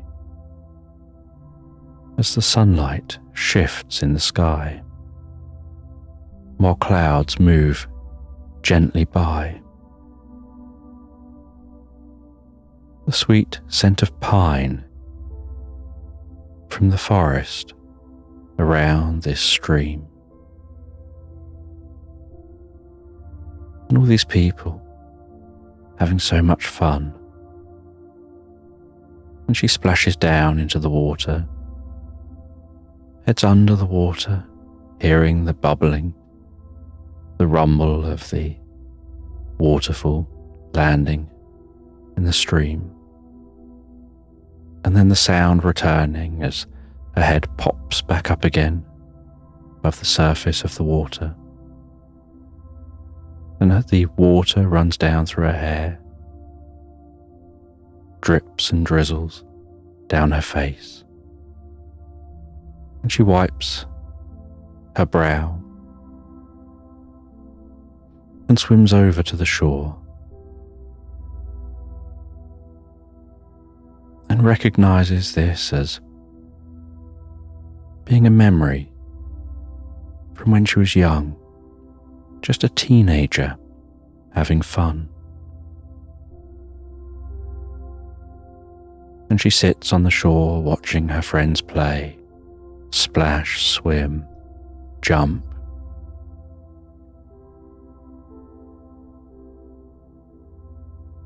And a little duckling waddles gently over towards her,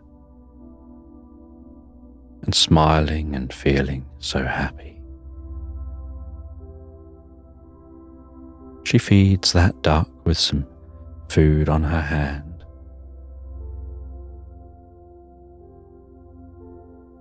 And every now and then, her mind drifts to the thought that this is a stage of a dream, and that this is somehow teaching her something and healing something, and just working through things as the brain does during sleep. But then she forgets all about that, and she just lets herself forget all about it.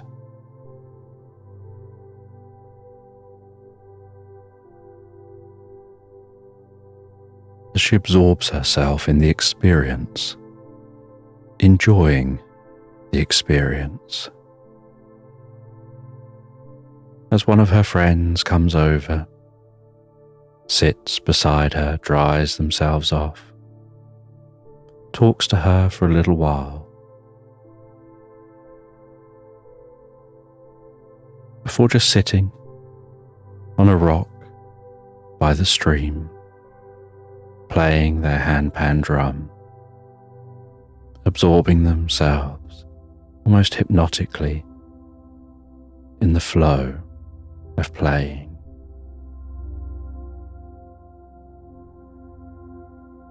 And while she listens to them play, and her mind gets absorbed in the music, so the scene begins to turn iridescent and take on an unusual glow. And she starts to feel like she's wrapped in the coziest of blankets, so still, so peaceful, and then has this feeling like she's just being gently rocked to and fro.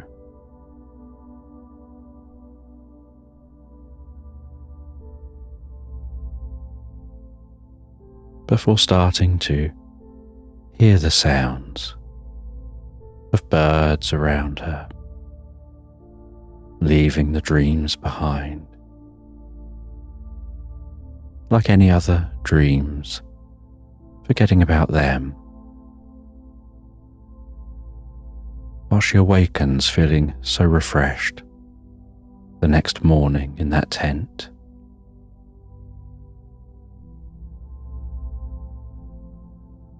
And while feeling refreshed,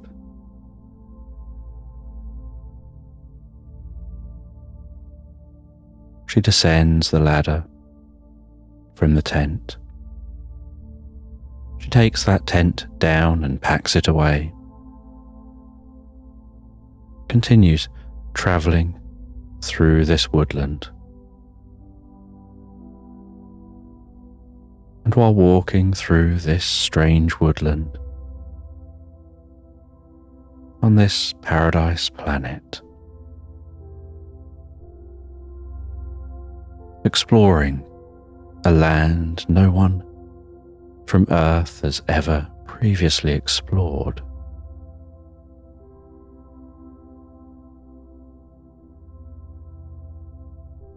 She just feels the deepest sense of serenity.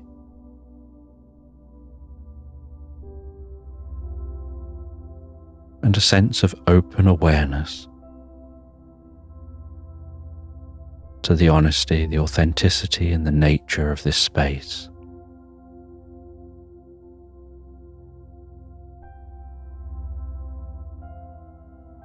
And while walking through the woodland, having seen very little around other than just the nature,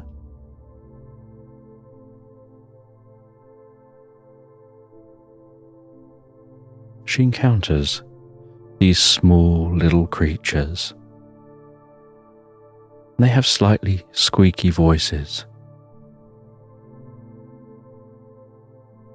and the most kind, large eyes, the most pleasant smiles.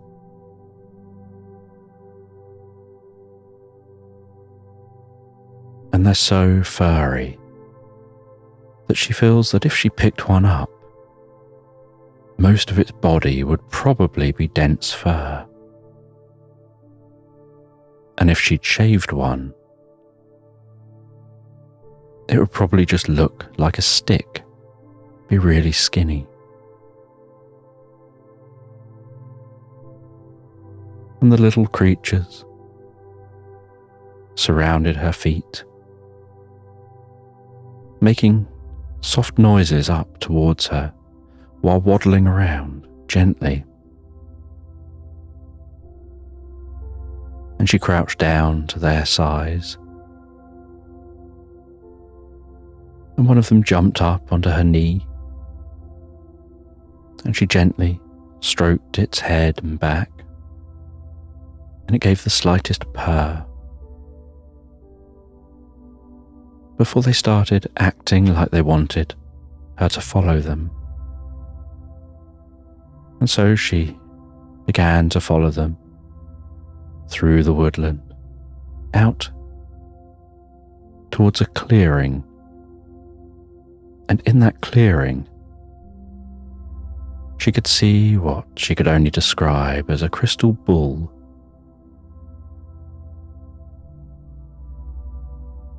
And it looked like these small creatures had been carving this bull out of crystal. Those little flecks of crystal on the ground, and primitive tools lying around. And some of those little creatures had goggles on, protecting their eyes while they work, and tiny little gloves on their paws, and little aprons to protect their body, and tiny shoes. And they took her over to take a look, and she looked closely. She ran her hand gently over that crystal, feeling how smooth the crystal was and how cool the crystal was. Almost like ice, but dry.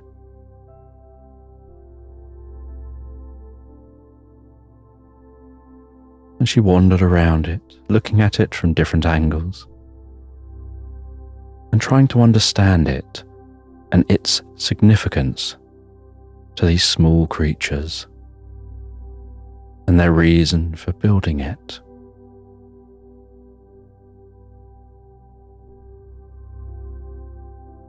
And they showed her over to a small book, and she could see that crystal ball in the book, and some writing she couldn't understand,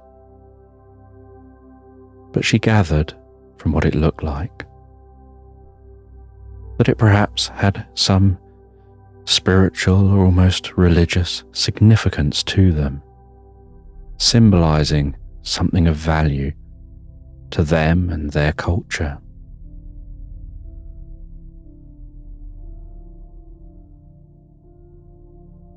And she didn't want to jump to conclusions of interpreting what it meant to them. She thought, she's sure that'll come to her at some time, if it's important to do so, but for now, she can forget about it.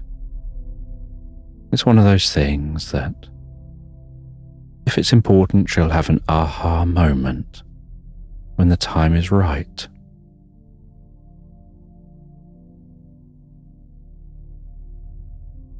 And the small creatures seem to be encouraging her to head in a specific direction. And so she sets off in that direction, and they bounce around, seeming to almost be waving at her as she goes. And she doesn't know what she's going to find. And this is her first time on this planet. She's the first person through to see this planet. Having travelled through a portal from Earth to here. The first scientist to do so, unsure what she'll discover. And so all of this is new, and she's making mental notes of what to report back. When she passes back through that portal, having explored here, and she continues on through this woodland, deeper and deeper, aware that the sun is once again setting, and the environment takes on a soft, slightly purpley hue.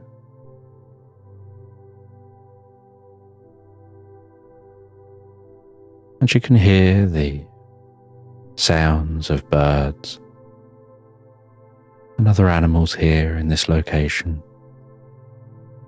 Curious what they're like here compared to on Earth.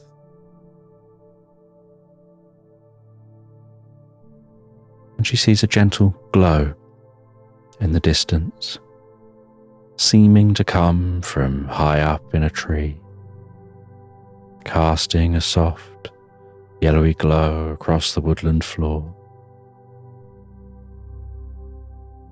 And she heads towards that glow and finds herself at the foot of a tree, looking up, where she can see a tree house in that tree. She ascends, a ladder built into the side of the tree, knocks on the door in the base of that tree house, and the hatch opens and she gets invited in.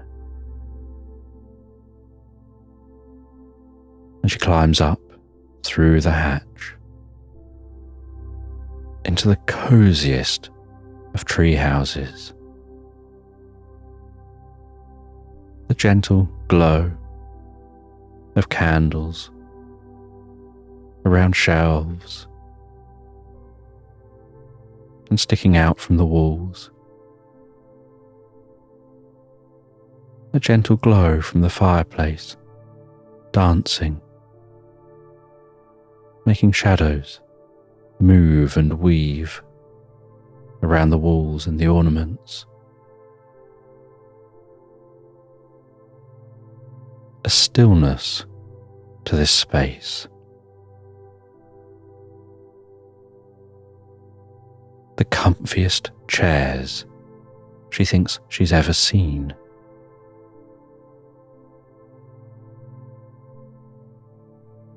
And then she sees a small, almost cat-like creature which introduces itself and says that this is their home, that they're the guardian of the woods. They take on many forms. They hear everything. They feel everything here.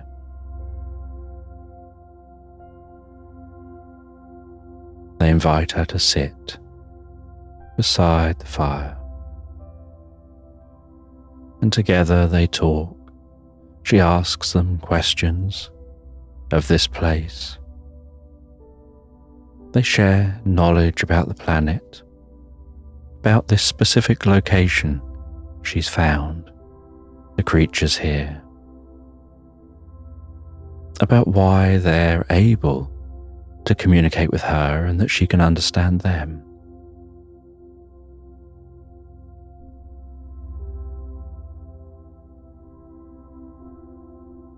They set off to their library here in the treehouse. And they come back with an old book, hand-bound. And they tell her that this old book contains the history of this land, knowledge from 1,000 scientists, what they've recorded about this planet's location in space, about the moons, the sun, the flora and fauna here on this planet.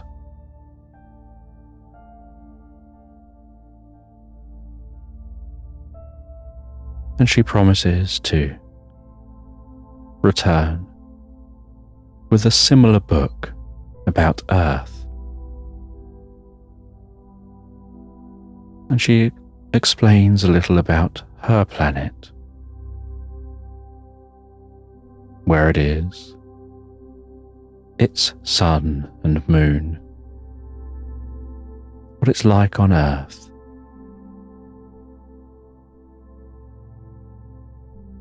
And together they talk long into the night, before she's asked if she wants to spend the night. And she can return back home in the morning. And so she settles down for another night. And while resting in bed, she reads some of that book, finding that she can understand the writing, but not understand why she can understand the writing, but feels that she can forget that. There's no need to worry about why you can understand something. Worrying about whys is never wise, she tells herself.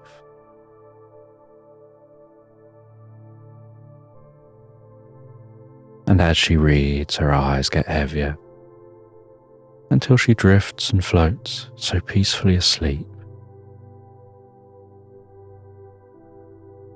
And in the morning she wakes up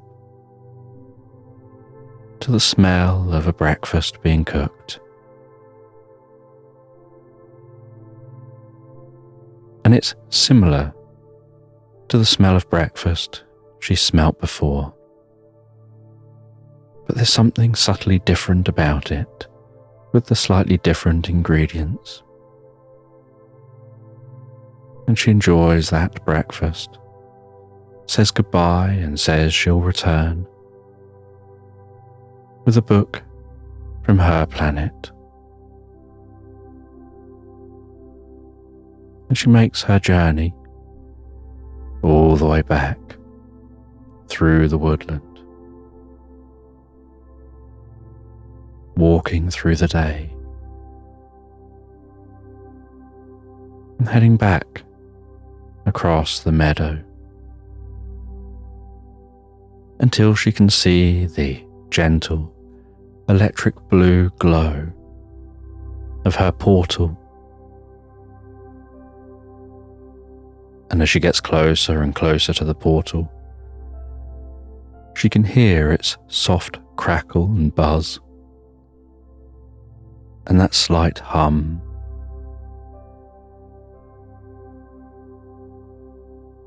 And the slight smell, like ozone, like the scent you get during a storm. And she passes through the portal, finds herself back in the very sterile science lab. Stepping out, surrounded by large windows, clean white surfaces, are the scientists who've been monitoring her and taking notes on her experience.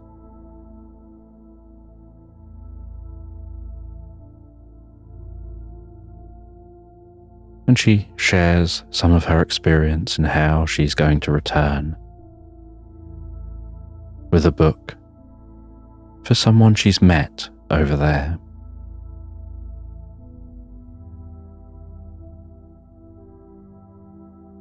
And she has to continue working for the whole day.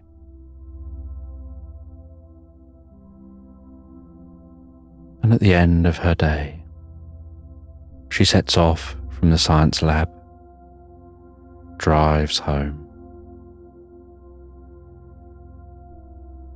Her experience seeming so surreal, while she's just driving through familiar landscape,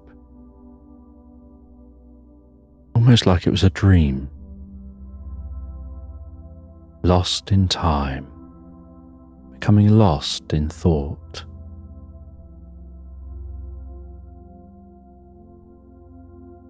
And once home,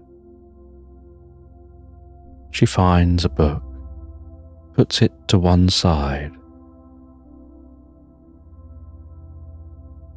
She knows she'll remember that book when she sets off tomorrow, back to work.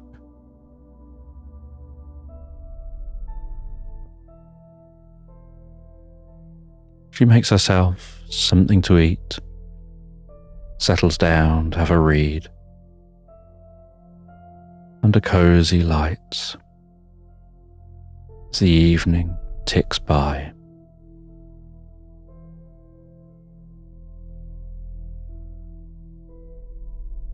Almost feeling like that old thing, the old experience is gone. Like when you come back from a holiday and you end up in your everyday life, and you almost forget that the holiday even happened.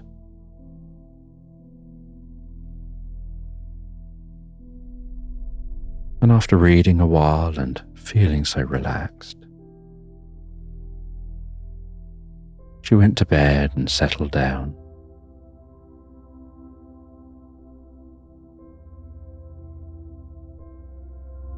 And drifted and floated, so peacefully, so comfortably asleep, into Slumberland. And a small little elephant is plodding around his island, each footstep thudding gently on the grass. The sounds of birds wafting from a distant forest, water lapping on a sandy shore. The trees rustling in the breeze, as the clouds gently meander across the sky.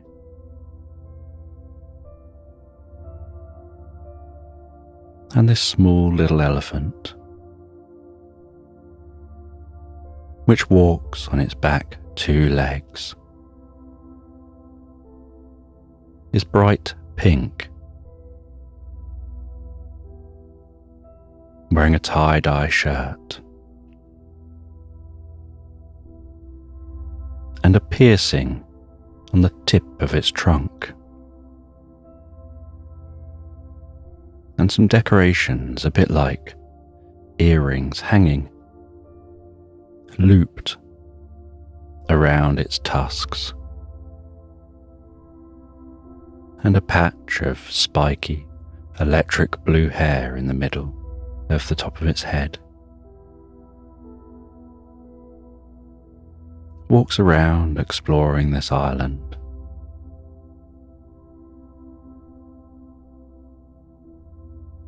And every day they leave their home, plod around the island, wander down to the beach,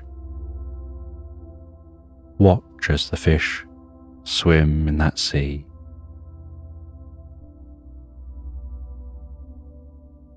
wander along through the sand, occasionally encountering a drunk sailing captain, sometimes encountering other people selling things,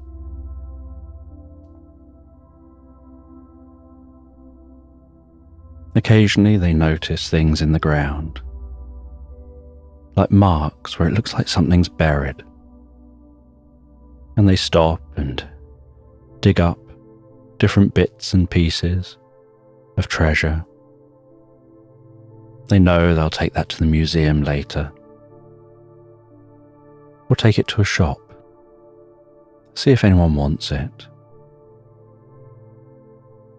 And they wander around and talk to the other residents on the island.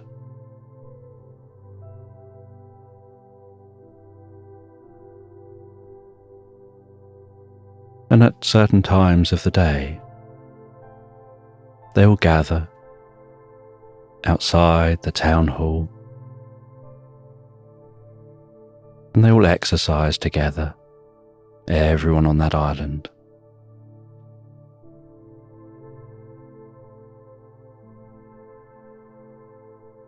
And while this elephant explores the island and goes from house to house, saying hello to all their friends, in one house, they spot something intriguing while sitting down having a cup of tea with the resident in that house. They notice a book on a shelf, and something about this book just seems to jump out at them.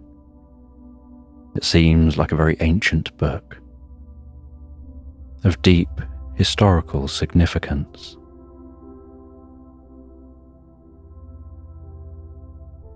And so they ask their friend if they can take a look at the book, and they look through that book.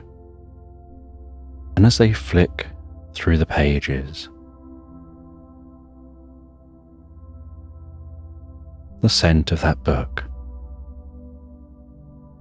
rising up gently to their nostrils, up their trunk, breathing in that old book scent,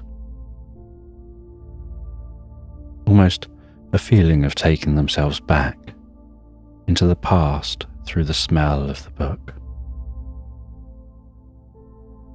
They read in that book about an item that you can get which unlocks universal love. but it isn't an item you can get on this island. You have to align your thoughts and feelings and almost will yourself to the location to find that item. And it says to do this, you need to build yourself a bed. And the instructions for building the bed are written within the pages of that book. And after some time drinking that tea, they set off and they head to the trees going to the forest. They walk into that forest, and in the forest, noticing the way the sound changes, and everything seems to calm down and relax, deeper and deeper here in the forest, the way the shards of light dance through the branches overhead.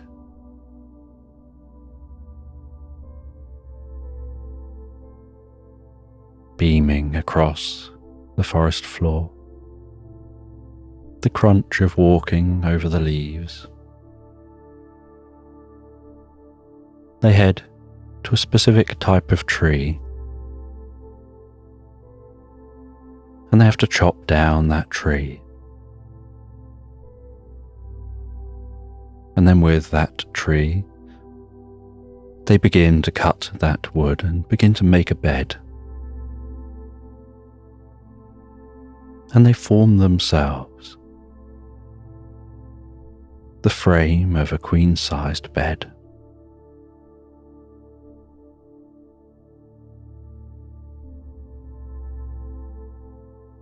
And then they weave themselves over many hours. A large sack that they fill with loose leaves, something soft for them to lie on, and their queen-sized bed comes apart and folds down, so that although heavy, they can carry it on their back.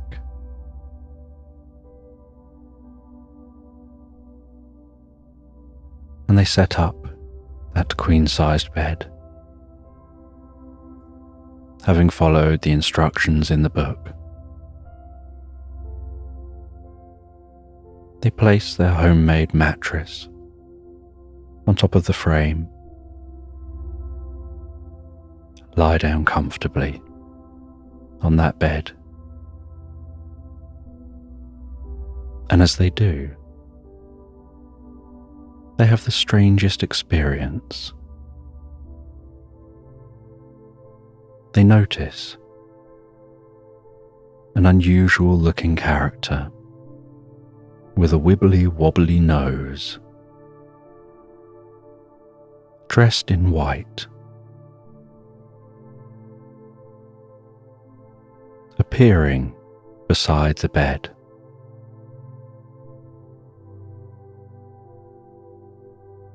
They introduce themselves as Luna.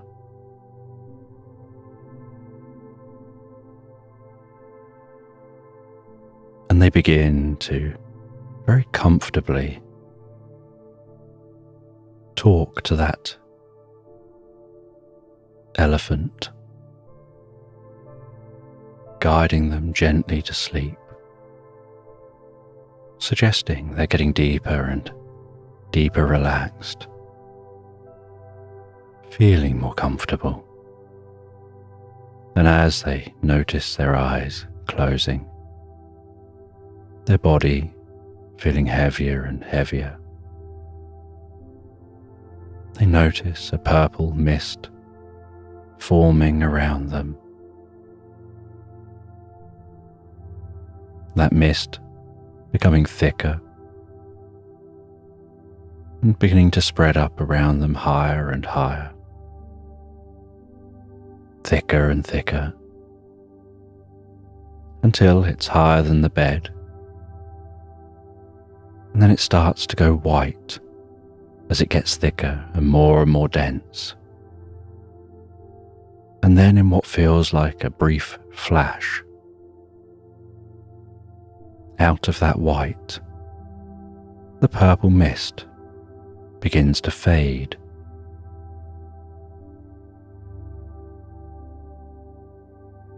And Luna tells them they're deeply and comfortably asleep now. So deeply, so comfortably asleep.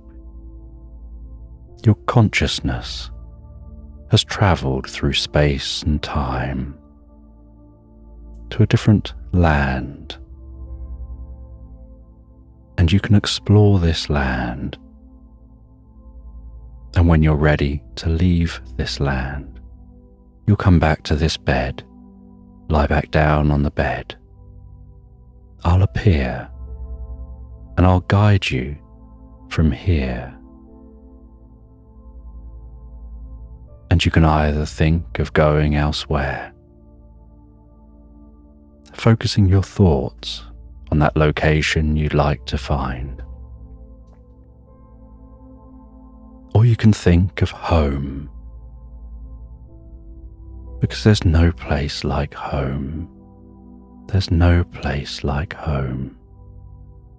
There's no place like home. And you can find yourself awakening back in your own island, back home.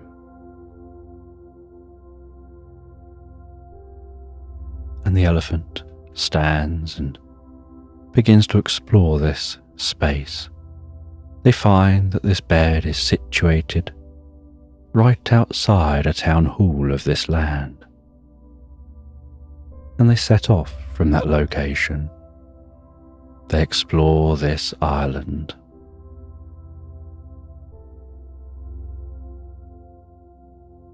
And this searching for universal love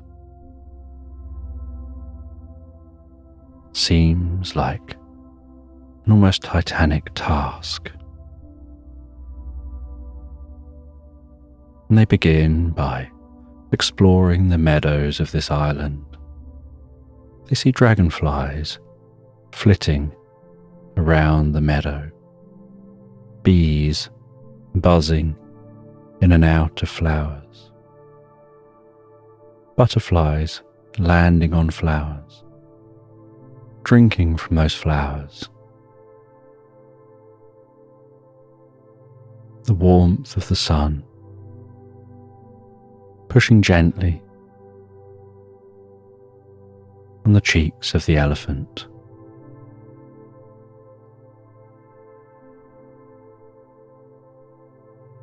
And they continue exploring, walking through this meadow, smelling the sweet scent of the wildflowers. And as they explore, they find a path, and they walk along that path here. And as they walk along, they see what looks a bit like a rhinoceros, standing at a lemonade stand. And it offers them a fizzy drink. And so they drink that fizzy pop, the bubbles rising up and then down their trunk, tickling as they pop from the top to the bottom, leaving a lemony scent wafting up and down their trunk. With each breath in and out that they take, the bubbles giving a slight light-headedness, a lightness that seems to almost fill their body.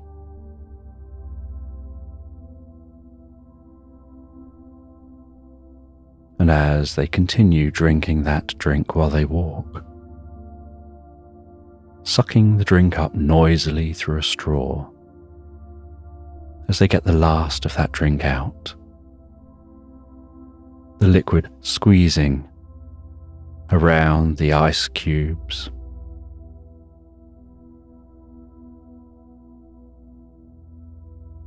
They head into the town. They go to the local shop here. They don't see what they're looking for there.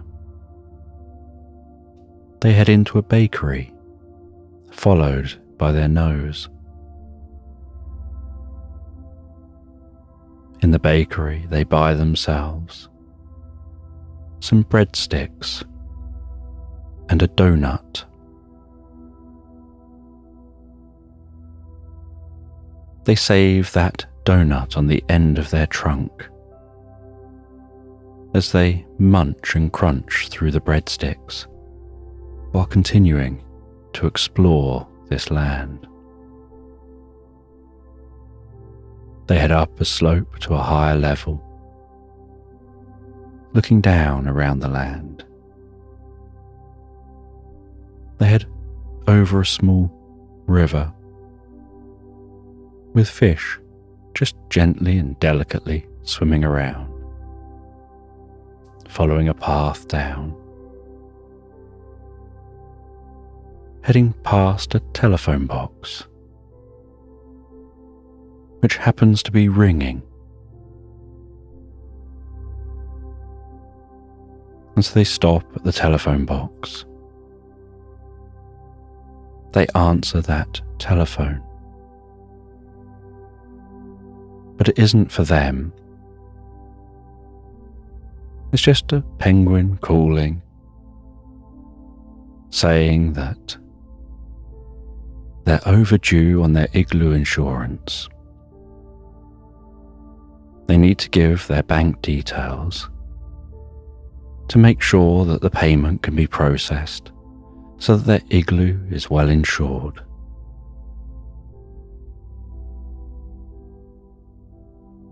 And they know this is an unlikely event. It's unlikely to be a genuine call. And so they decide to play along for a while, keeping the penguin on the call, saying, "I've just got to search my pockets. Hang on a minute. Oh yes, here it is. My number is 45279. Oh, sorry, no, I got that wrong. It's 4398. No, sorry, that's the wrong number. It's so anyway, how's your day been? How many calls have you had? Let me just try a different card." And they just talk complete rubbish until the penguin gets so annoyed with the conversation, they claim to the elephant, "You're having a laugh. You're winding me up. You're trying to scam me, aren't you? You're just messing with me." And the elephant continues to try to appear like they're complying until eventually that penguin hangs up, bringing a smile to the elephant's mouth, to the corner of its eyes. And as the day ticks on, the elephant doesn't find what it's looking for here on this island. So it heads back to its bed, resting in front of the town hall, lies back down on that bed. Luna appears once more, and once more Luna guides them gently into the deepest dreaming sleep, saying you're drifting deeper and deeper asleep. As you listen to me in the background, you're falling so deeply asleep, so comfortably asleep, even finding you're falling asleep before you realize it. knowing you know you're falling asleep, but not knowing how you know it, just discovering it as it happens all by itself. Not knowing whether it's the sound of my voice that's helping you fall asleep, or whether you're falling asleep as you breathe so comfortably, as your eyes gently begin to blink in a special kind of way, perhaps just underneath your eyelids, drifting deeper and deeper asleep. Now that's it. And in that purple mist, rising and then flashing to white, they drift deeper and deeper asleep. And as the mist clears, Luna continues on, saying you're deeper and deeper asleep now in a dream. And you're on this dream island where you can explore, continuing that focus on what you're looking for. And they get off the bed and begin to explore this island. And as they look around, this island's very different to the last. There's what looks like Roman ruins. And up on a hill looks like a Roman Colosseum. And as they explore the island, they see something unusual in the air. It's a balloon filled with hot air that's floating there above them, gradually lowering down as the air cools. And that red balloon floating up there, they watch it and follow it. They keep their eye on the balloon as they walk, watching as it lowers closer and closer to the land. And they have to weave around a small farmyard space. They have to pole vault over a river. They have to walk past a field of mushrooms, glowing and twinkling in the setting sun, until they see that balloon almost about to touch the ground. They dash over to the balloon, bursting the balloon with one of their tusks. As an item lands on the ground in a box, and that box flops open.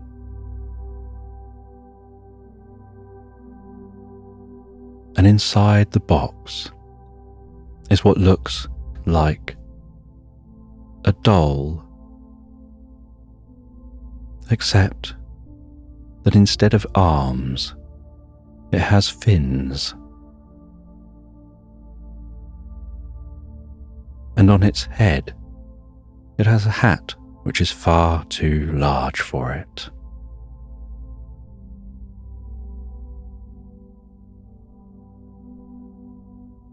And so the elephant picks that up and looks at it. Looks at that curious sight of a small doll with an oversized hat, with fins instead of arms, and a tail instead of legs.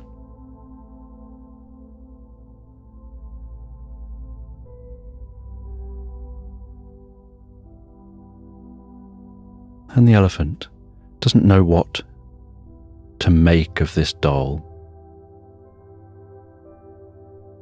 but decides to carry it on them, for now anyway, as they continue to explore. And while exploring and heading through what seems like Roman ruins,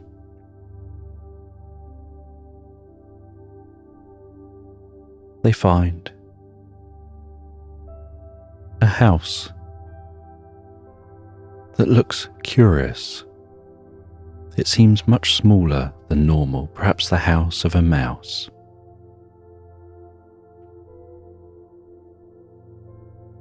And it's in the base of a tree. And they crouch down as low as an elephant can get. They tap on the door. And they hear walking and trudging, like someone trudging down some steps. And then some clicking and clacking. And then the door opens. And a squirrel answers and says that they were just enjoying their evening tea in front of the telly with their family. Who is it and what do you want? And the elephant explains they're on a quest. They're trying to find something. They're in search of universal love.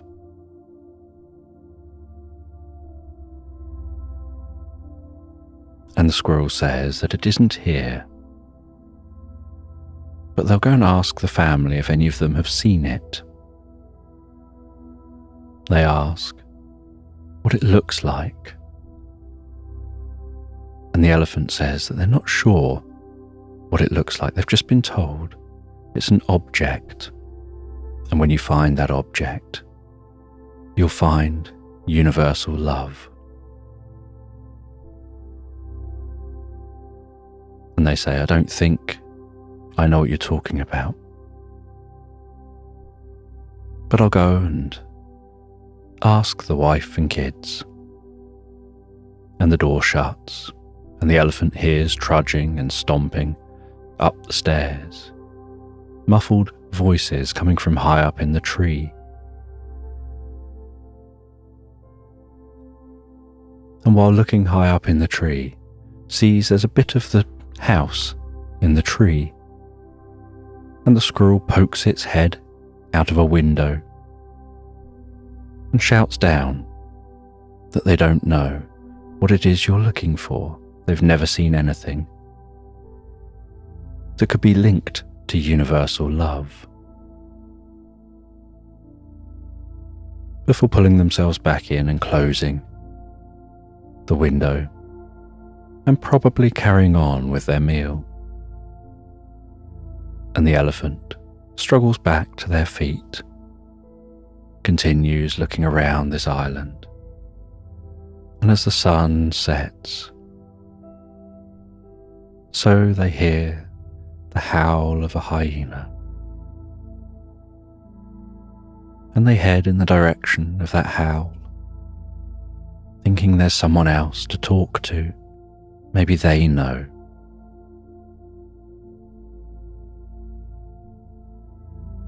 And they see that hyena lit by the moonlight,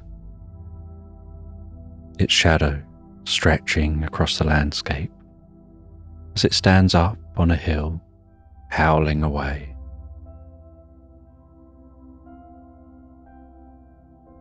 They head up the hill to that hyena and politely interrupt its howls. And they ask the same again, that they're in search of universal love. And this hyena stops howling for a moment and says that they don't know how to help you to find universal love, but they do know someone who perhaps could.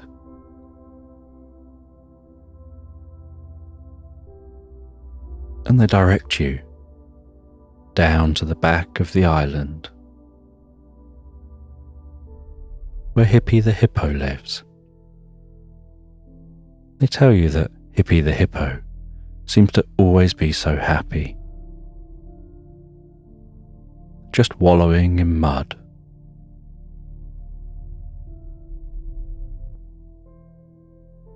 And seems to take a very chilled approach to life. If anyone here can help you to find universal love, it'll be them.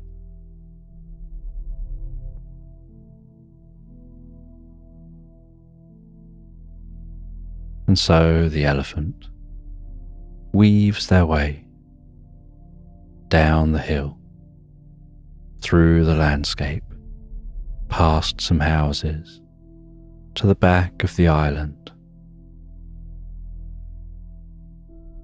and can hear sloshing and sploshing and splishing and splashing, and some slipping and sliding sounds, and some squelching, and the occasional gurgle and grumble, sounding almost like an oversized cat's purr.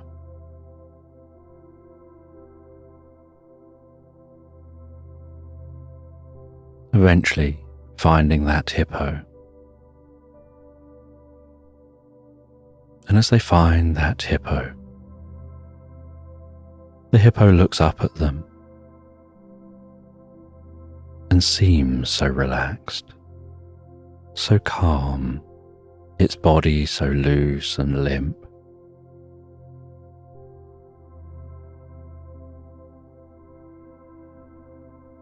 And the elephant explains what they're after. And the hippo says that the best way to find universal love is with your heart.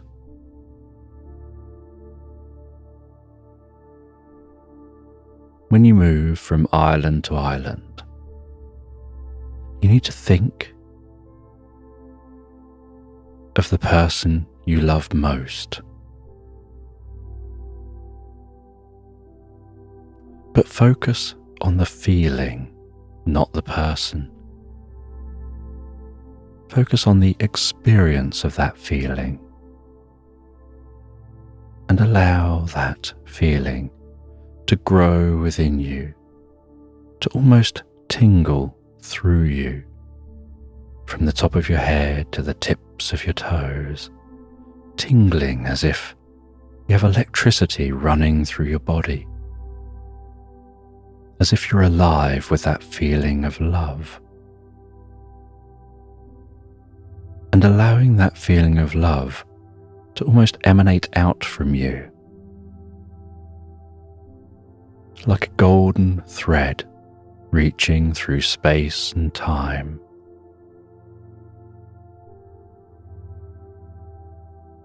And by doing this, you'll actually be creating a quantum thread. And that thread will take every possible path there is to take, in search of something which matches it. And once a part of the thread has found something that matches that experience, then that becomes the path, that becomes the single thread, and you'll be connected directly with the location of that universal love.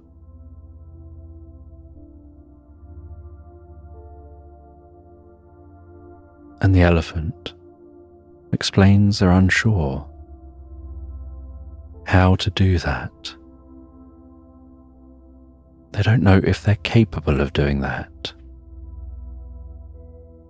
And that once they lie down, ready to move to the next location, the transition begins and happens faster than they have time to get themselves prepared in that way. And so Hippie says, they know someone who may be able to help teach them. If they just head along the coast a little bit further, they'll come to a small cabin, and inside that cabin is Beaker, the elf. And Beaker is skilled at being able to help people develop altered states, and to help people to be able to access and hold on to those altered states when they need to.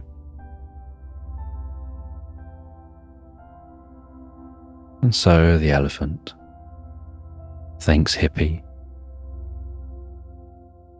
tiptoes as carefully as they can around the mud, trying not to splash any on their tie-dye clothing.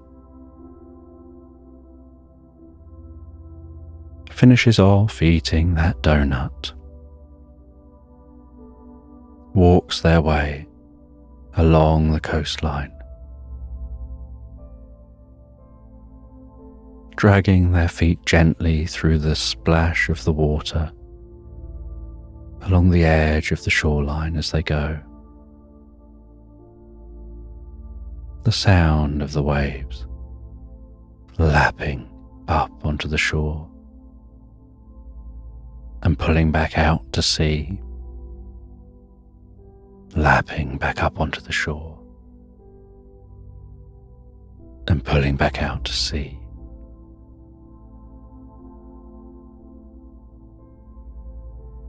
And they continue along until they can see the lights of a cabin and the gentle white, wispy trail of smoke rising from the chimney.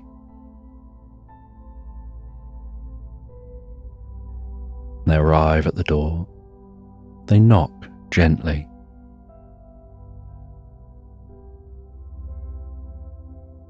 And an elf answers the door. And the elephant introduces themselves. And the elf says that their name is Beaker and invites them in. And they explain that they're in search of universal love, and that Hippie said that they may be able to help them to be able to access the relevant feelings and hold on to those feelings and be able to draw those feelings up when you need them, so that they can find universal love. And Beaker says, yes, they can help. They say they just need to make a drink. And so they go to a shelf in the kitchen, densely packed with fluorescent mushrooms. They pick one of those fluorescent mushrooms, and as they do, some green fluorescent dust wafts from the underside of that mushroom. They carefully chop that mushroom up on a chopping board, chopping it into small pieces. They place it into a saucepan. They add in a dash of water. They start heating that really slowly.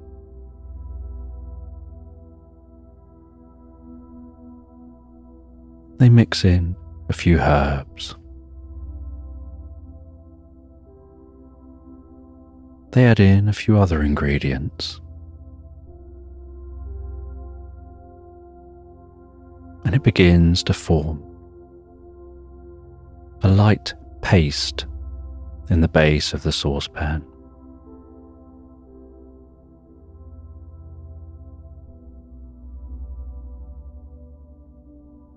They go to a fish tank. They lift up a pufferfish in that fish tank. They squeeze out a little bit of pufferfish juice, a bit like ink from the pufferfish. They add a drop of that to the concoction they're creating.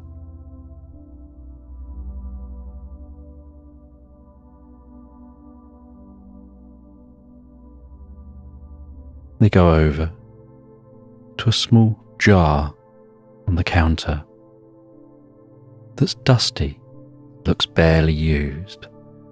They blow the dust off the top of that jar. They struggle for a little bit to open the jar while holding it at arm's length. They take a very small spatula's worth of what's in that jar and place that into the saucepan, sealing the jar quickly and then stirring that saucepan. A purple puff of smoke now rising from the saucepan. And the elephant asks what was in that jar. It has a very strong smell. And they say that it's kiwi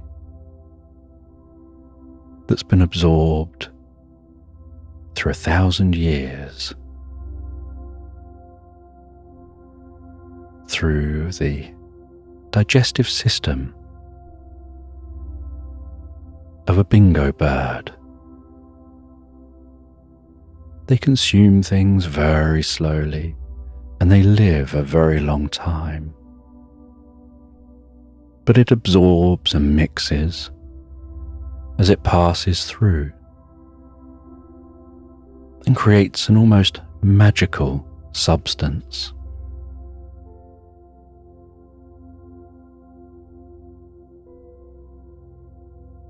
And they continue mixing that saucepan, it bubbling gently. They add a drop more water. They squeeze in a couple of grapes to take the edge off the flavour. They say that that should make it so that it tastes far nicer to drink.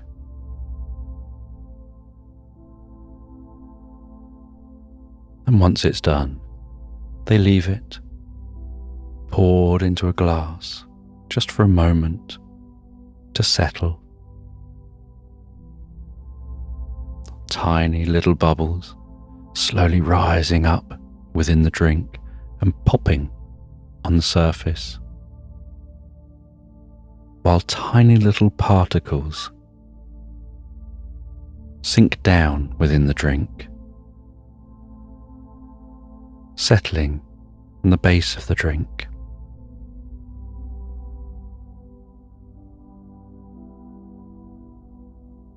And the elf hands that drink to the elephant and tells the elephant to just down it in one. And so they quickly gulp that back in one.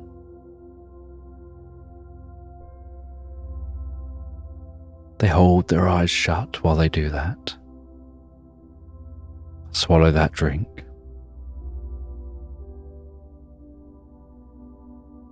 And then it feels almost like a hurricane exploding within their body, the wind that comes out of them.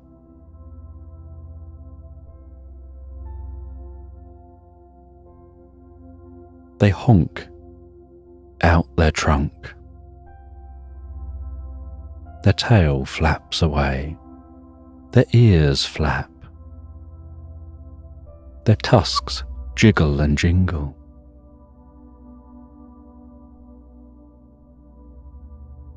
And then they feel peace and calm.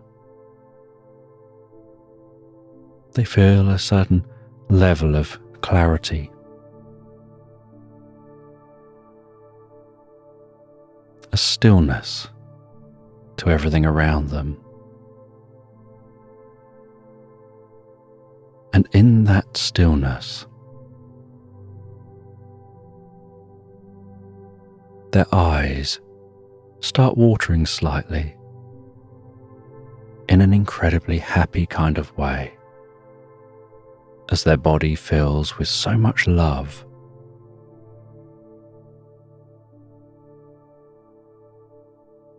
As they think of the one you love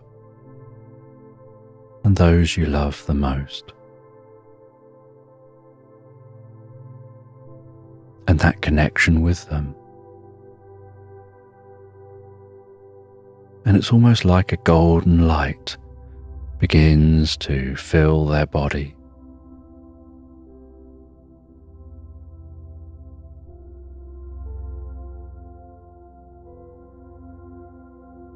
And the elf explains that they need to maintain a level of non-attachment from this reality. They need to learn to breathe through it, to sit with it, to just allow their body to fill with that emotion. That if you create a block, if a signal tries to get from your brain to your hand to say to move the hand, but you tense your arm, your hand doesn't move so well. And it's the same here. You need to remove any blocks, become an observer on the experience, and let that happen. Don't worry about self-consciousness. Don't worry about what I or anyone else thinks. Don't worry about what it feels like to sit there, or what you can see around you here, what you can hear. Just be. Let that feeling develop. Let that love fill your body, your heart, with each pulse of your heart. And so the elephant allows that love to fill their body, filling their entire body with that golden, powerful emotion. The elf then says, the trick is to be able to trigger this exact state again, so that it doesn't reset, so that you can just trigger it and keep it and hold on to that. And to do that, you need to give yourself some kind of a trigger. Something unusual, something you wouldn't normally think of.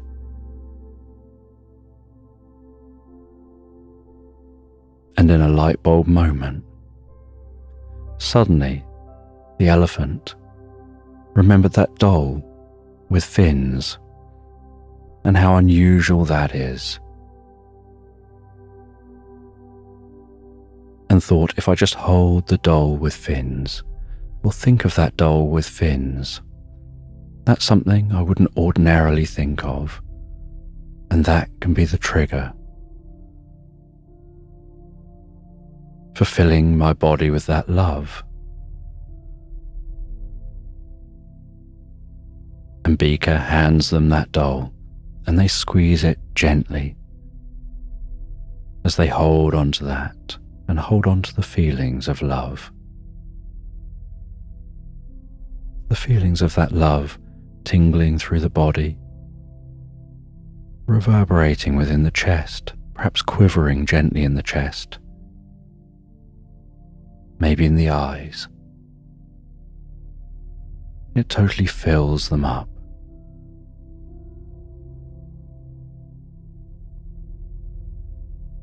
And then after a few moments, They release that doll.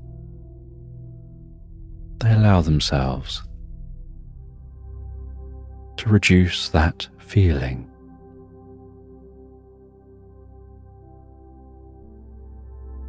That experience that's enhanced by that drink.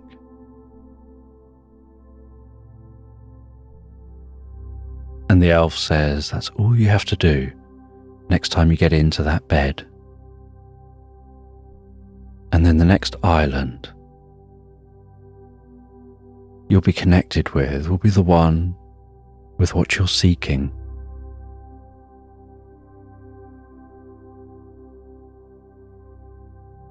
And after a brief rest here,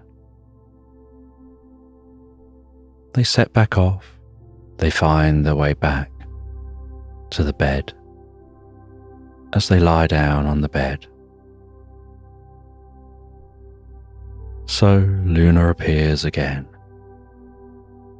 and tells them they're drifting and floating deeper and more relaxed asleep. And as they begin to drift asleep, so they hold that doll with fins. They feel that feeling instantly begin to spread around their body, filling them from the top of their head to the tips of their toes, pulsating around their ears, quivering their trunk, like a golden light within them, and a golden thread spread out through space and time to connect with where they're heading. And that purple cloud raises up around them, turns to white, and as that cloud fades, and they hear Luna saying, "You're on a dream island, drifting and floating so peacefully, so relaxed asleep."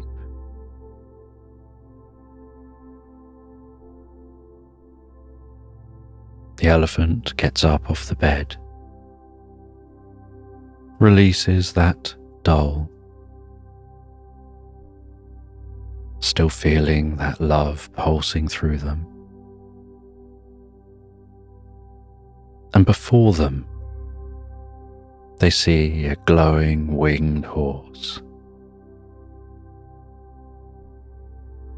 who introduces themselves as Pegasus, who tells them they're here to take them to the other side of the island.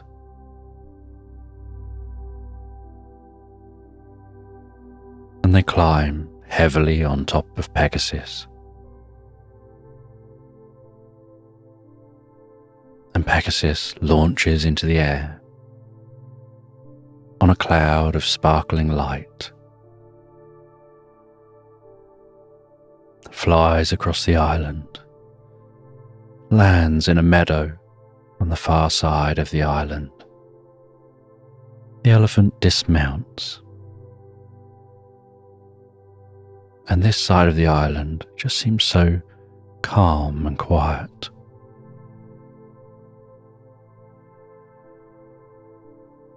And Pegasus says that the rest of this journey is theirs to make. And they begin to walk through this meadow.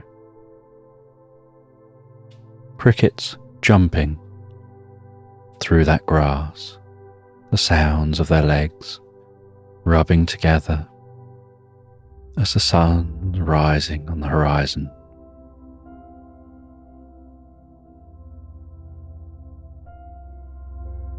And they walk through this meadow.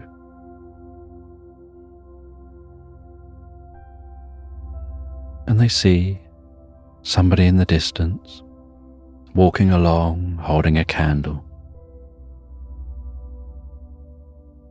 And as they get closer and closer,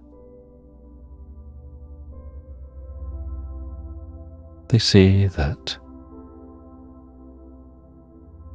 It's a very, very hairy person. And they introduce themselves as the Hairy Potter. They came to this island decades ago to retire here, and as part of their retirement, they were to make all of the pottery, not just for this island, but for all the islands, while they keep watch over the sacred entrance.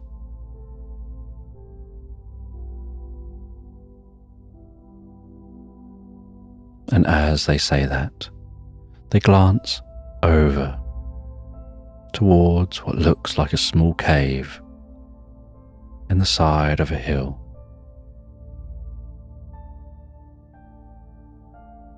And they say that legend has it that many generations ago,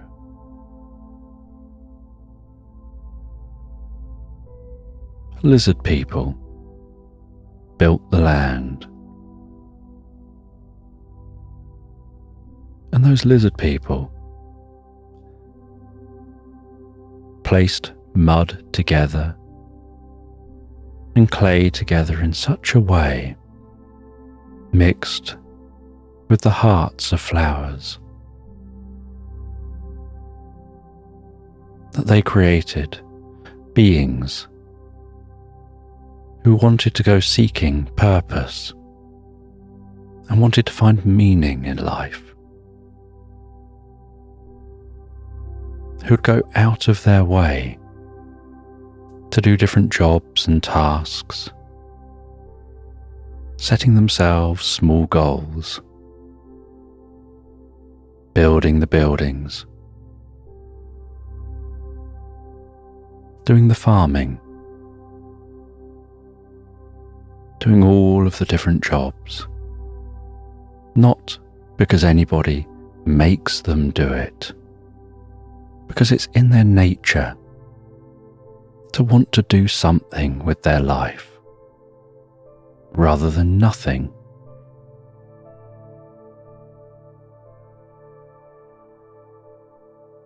But the heart of all those flowers that made all the life contained the seed of universal love.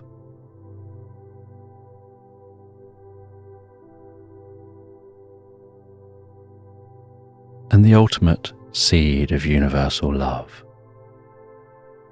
was placed within that cave.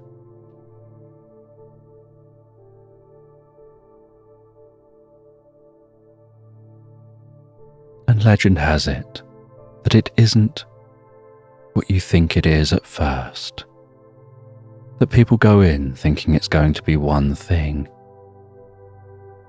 and they come out having discovered it's something else.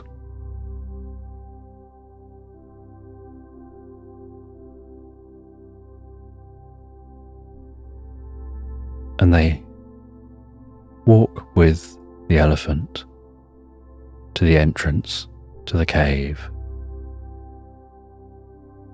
The sun still hanging low in the sky. The birds singing softly, as if singing in anticipation of what's to come. As if all life here is watching and waiting.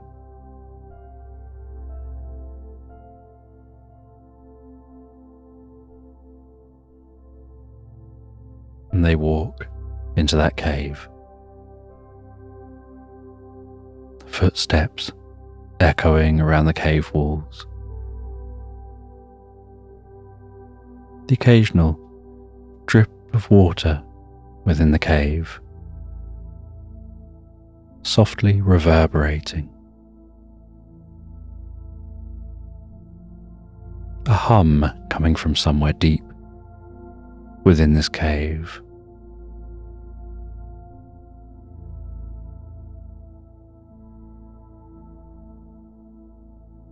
in the heart of this cave, it opens out into a large chamber. They walk into that large chamber.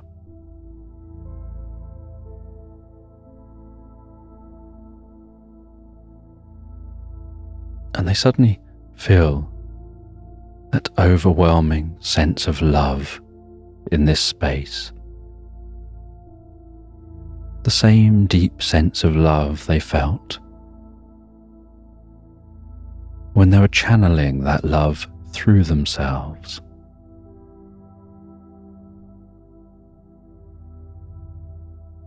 They felt almost like they'd been going hysterical with that love, like they had to breathe calm and slow, to control their emotions, that even having a good thing too much can be overwhelming.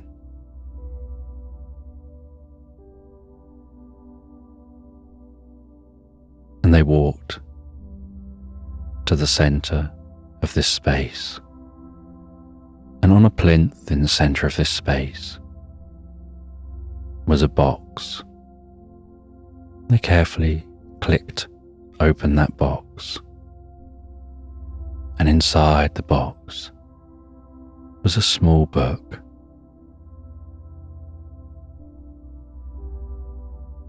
And they felt a bit anxious about opening that book, unsure what it would reveal.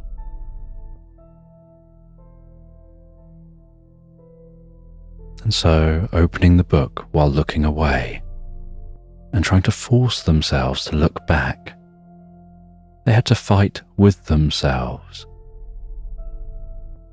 They knew that looking was a good thing, and yet something about their head and their hands were going against their heart, as if the more they tried to look at that thing they wanted to look at, the harder it was to see. And they knew this was going to be a good experience. And eventually, those words of non-attachment went around in their mind. Just let go. And when you let go, only then will you be free to see. So they told themselves, letting go, letting go, letting go. And as they repeated that to themselves, so they felt their heart rest. They felt their breathing soften, their muscles relax. They felt themselves letting go. They felt the love gently flow as it built within them, as if the drips in the cave stood still for a moment to give pause, to give time for their experience to happen. As if the cave stopped breathing for just a moment.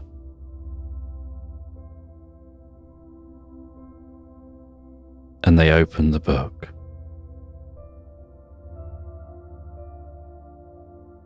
And as they looked at those pages, so all they saw was their own reflection. But not just their own reflection, but the reflection of the space around them. And they saw that the space around them seemed to be reflecting back.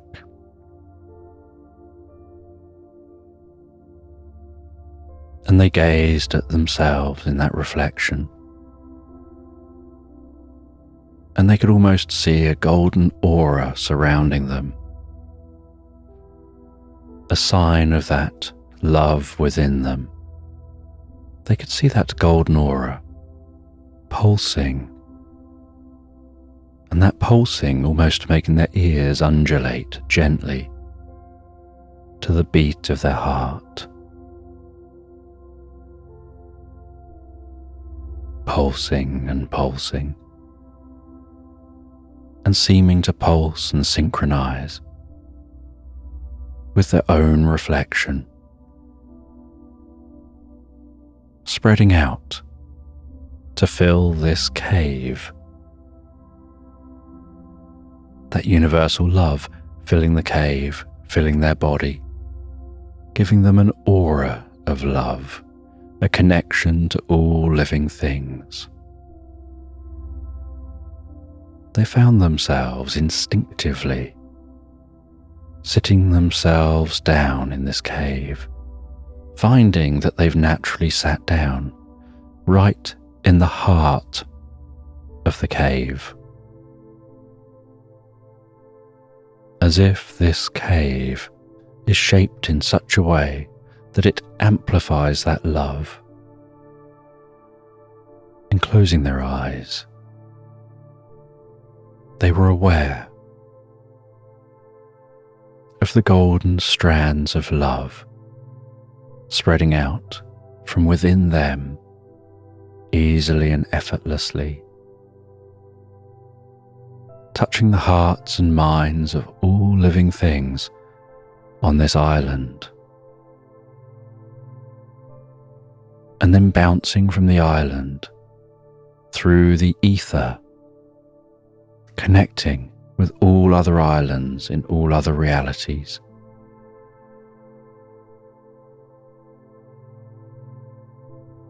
Something that would be overwhelming if at the same time they weren't also remaining still and non-attached, being an observer on their ongoing experience. Letting that happen, letting go, deeper and deeper. And as that love spreads out and touches all things, and they connect deeply in a resonance with all living things,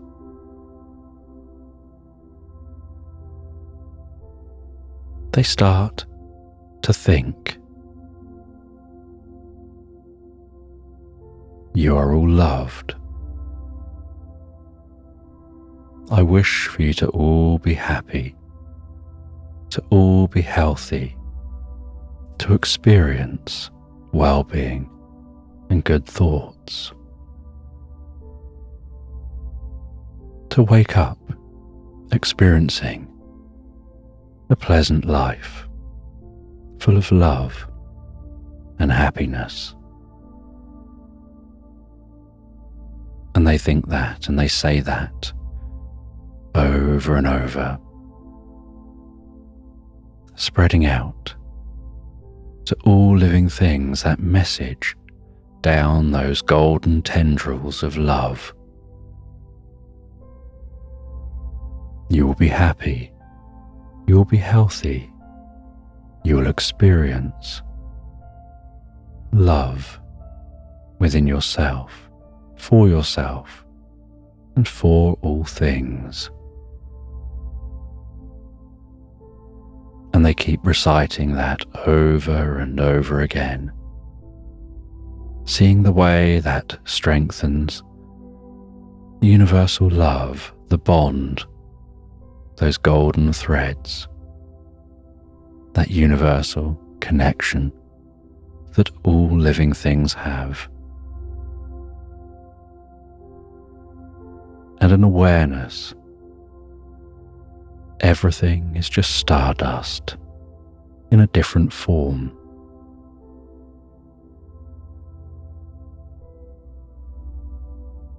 And the elephant loses track of time, can't tell whether it's been 1 minute or 5 minutes, or a day or even a lifetime.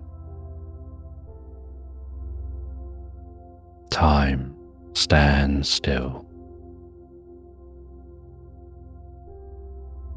And they find that as they explore this love, they notice that universal love doesn't just extend to all life currently existing.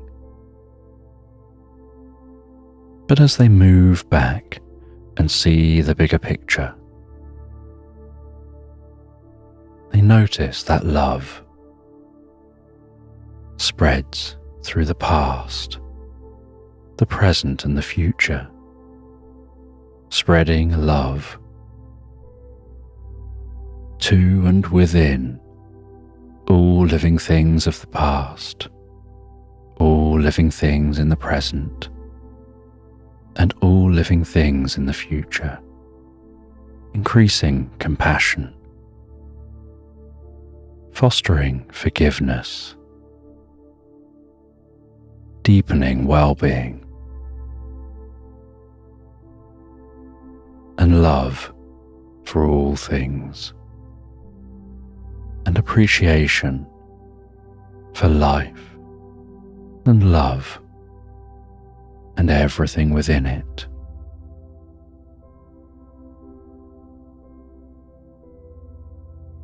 And then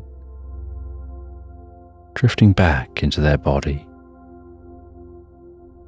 connecting with themselves and the love they now hold for and within themselves, for who they have been, who they are, and who they will be. They close that book, place it back where they found it, and as they walk out of the cave, so they feel like they're walking on air. They somehow feel lighter than they felt before. They head out of that cave,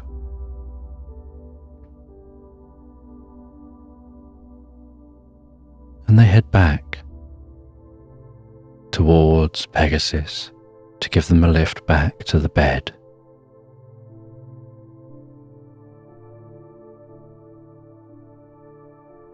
And while flying on Pegasus, they're aware of that connection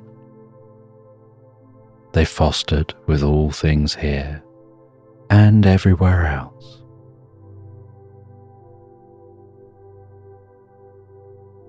They land and get back on the bed, and Luna guides them back as they think of home.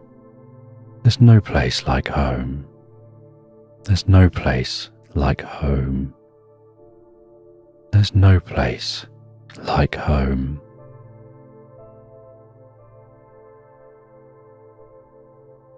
And Luna says you're awakening at home, back in your own island. And they awaken on their bed as it was first laid.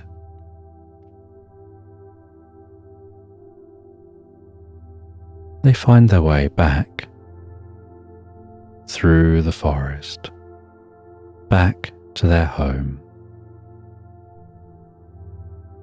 They've had a very long day, travelling across multiple islands, through multiple times, connecting with all life of the past, present and future, looking forward to being home. And they settle down at home, enjoying a cup of tea by the fire.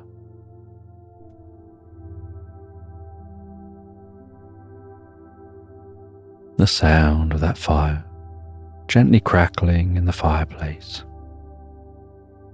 The sun setting, crickets heard outside, rustling their legs together, chirping away. The occasional sound of an owl hooting in the distance. The moonlight tickling the window pane, its silvery light dancing gently within the room to the orangey glow of the fire, the leaping shadows,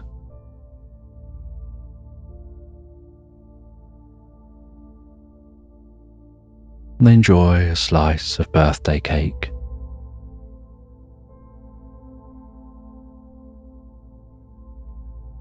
Before calling Elvis their cat, who gets up, stretches, arches their back, and follows them to the bedroom. And they get into bed, and they still feel that deep connection, knowing now they're connected with that universal love.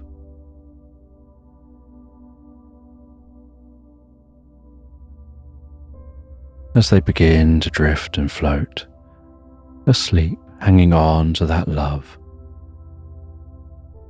exploring in their mind, in a pre-sleep reverie, the experience they've had,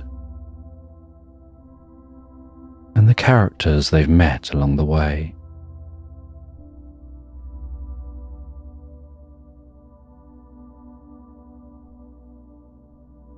Drifting gently, peacefully, deeply, relaxed asleep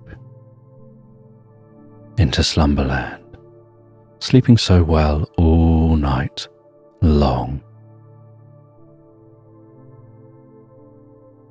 And you find yourself walking through an unusual landscape.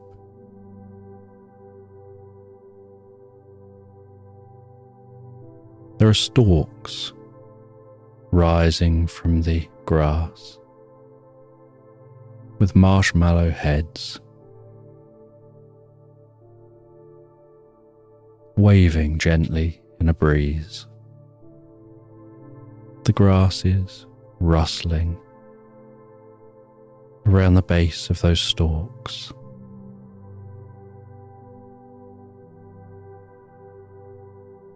Colourful yellow plants weaved between the grasses. Silvery moonlight tickling the top of the grass, shimmering like diamonds, and the gentle dew hanging from the tips of the grass.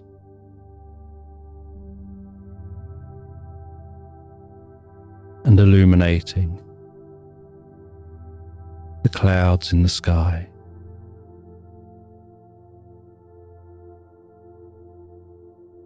Like white, wispy filaments hugging around the landscape.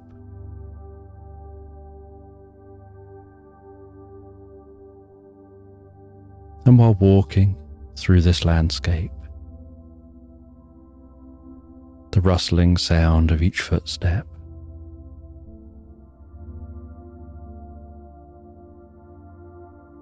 you walk along with a small terrier puppy beside you, trying to keep its nose up off the grass, almost trying to tiptoe over that grass to stop it tickling its belly.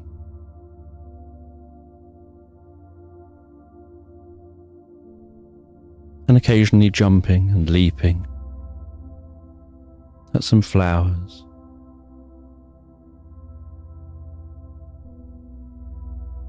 As you just walk along, enjoying the very slight coolness of the air, that ever so slight breeze.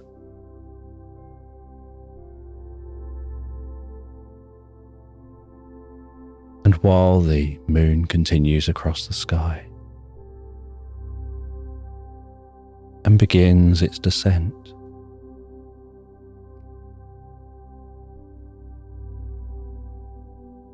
you can notice the way that it seems to almost be bobbing on the waves of the top of the clouds of a distant storm.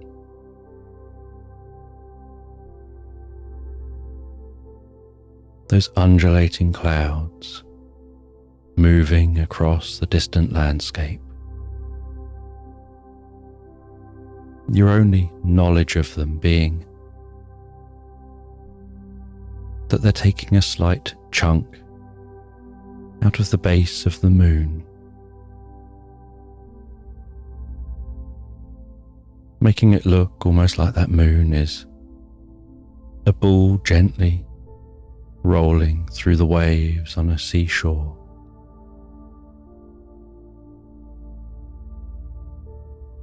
And then hearing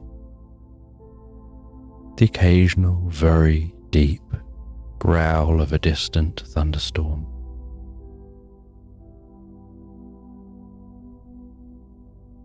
And seeing the base of those clouds gently illuminating from time to time.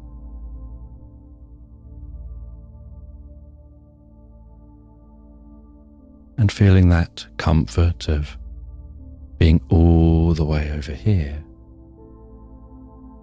while that distant storm plays out over there.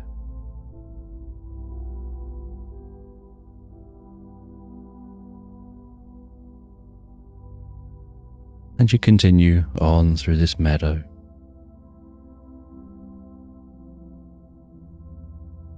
and you see, somewhere in the distance, the gentle glow at the windows of a small cabin.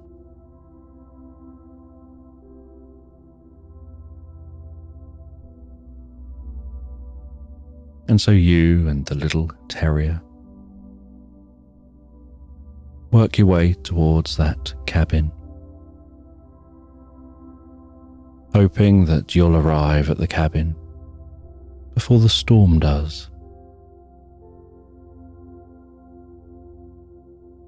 And as you get closer and closer to the cabin, so you start to feel the occasional large raindrop explode on an arm or a cheek.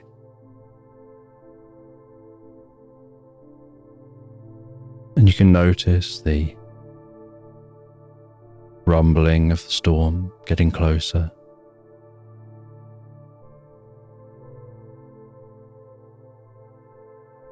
And the light illuminating the underside of those clouds, stretching further across the sky, revealing the patterns within the clouds, the movement of those clouds.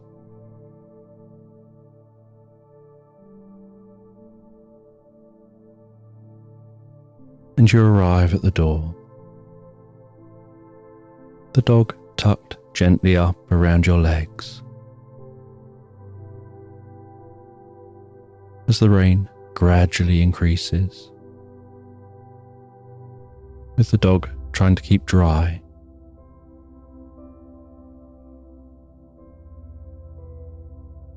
you softly knock on that crusty red wooden door.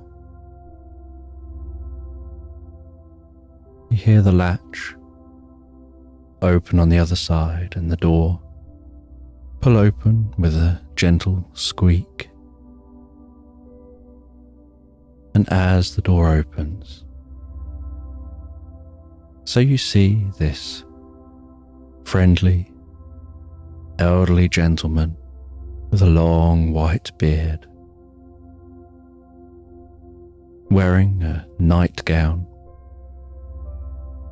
that's bright yellow with pink polka dots, and a nightcap of the same material, and a yellow, fluffy ball hanging off the tip of that cap,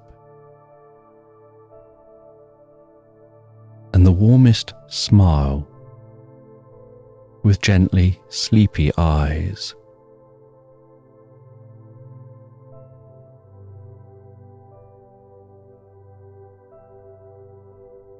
And they ask if they can help you, and you explain your situation. You've been caught out in this forming storm. You just like somewhere dry to go while the storm passes over.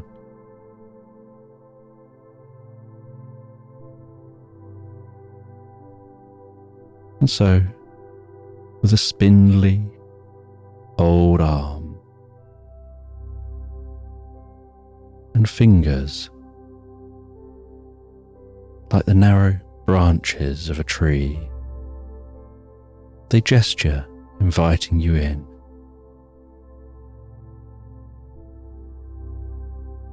And you step in and wipe your feet.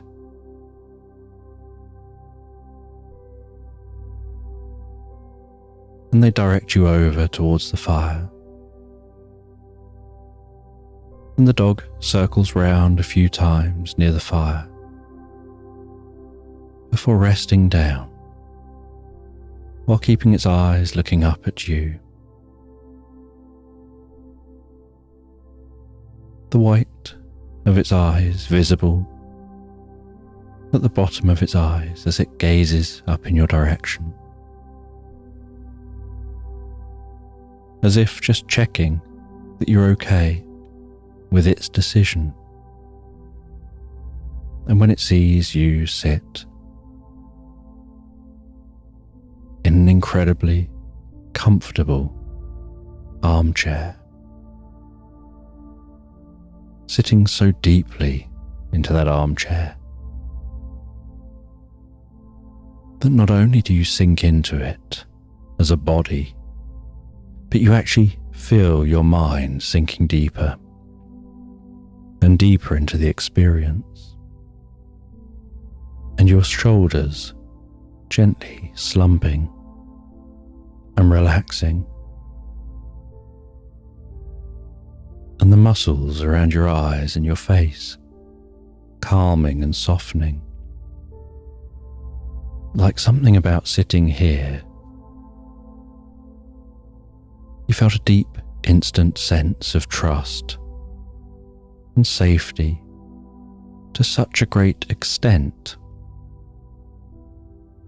that your whole mind and body just relax. And with that, the dog takes it as its cue to close its eyes and fall asleep.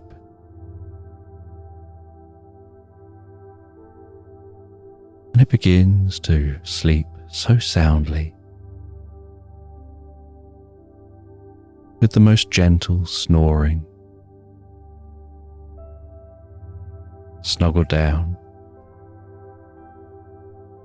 into that thick rug, feeling the warmth beating off of the fireplace as you feel that warmth rubbing your cheeks.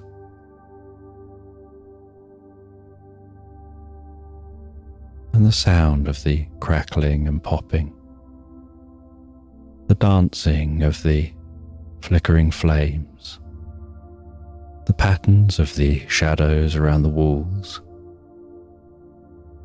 ornaments coming to life.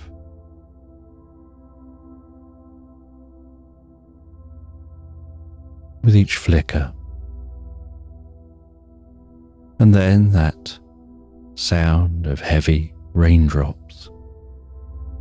Just a few individual raindrops at first, striking the window panes.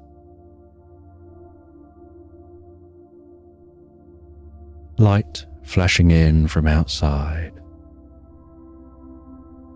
The low rumble of thunder rolling overhead, almost seeming to envelop you. The rumble so low that it seems to reverberate down the chimney, through the building, reverberating at a frequency that's as if it's reverberating every cell in your body, perhaps the water in every cell in your body, like the rippling water of a cup as a large animal walks past and shakes the earth.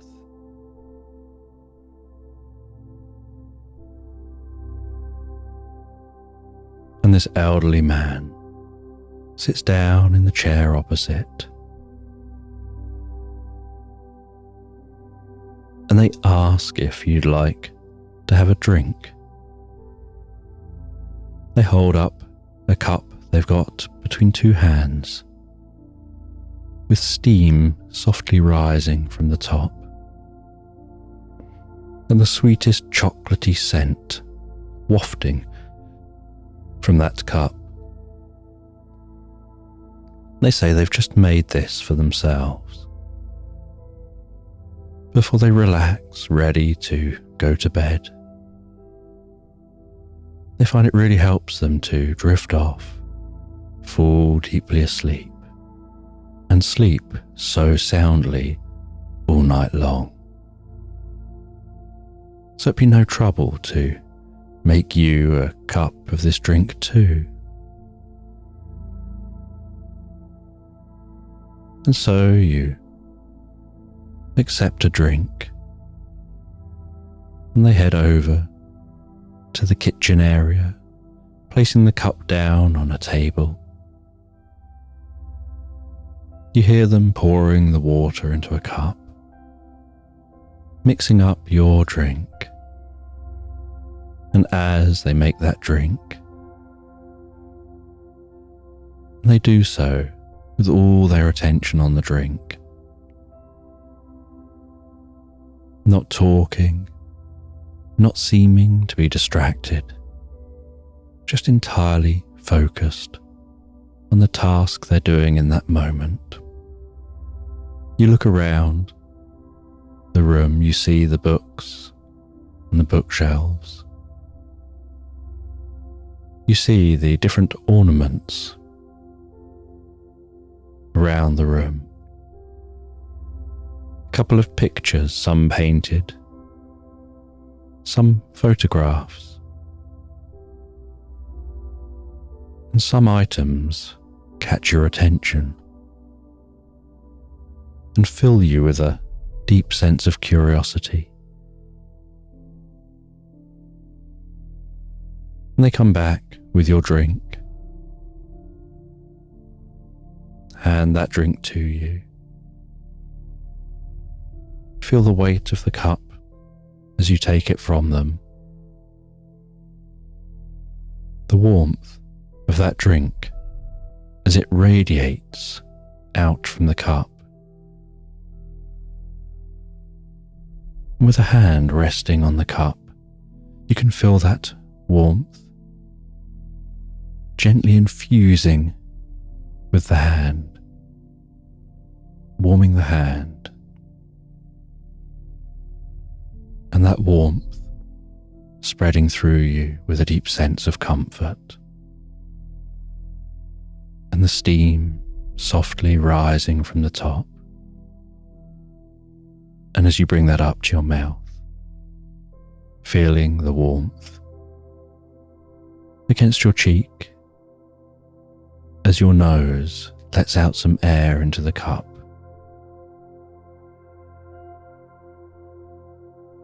And feeling that slight dampness on your cheeks, your forehead, as the steam settles.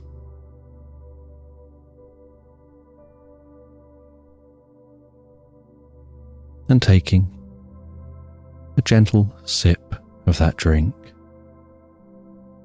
feeling the warmth of that liquid pass into your mouth, the deep, sweet scent dancing on your tongue.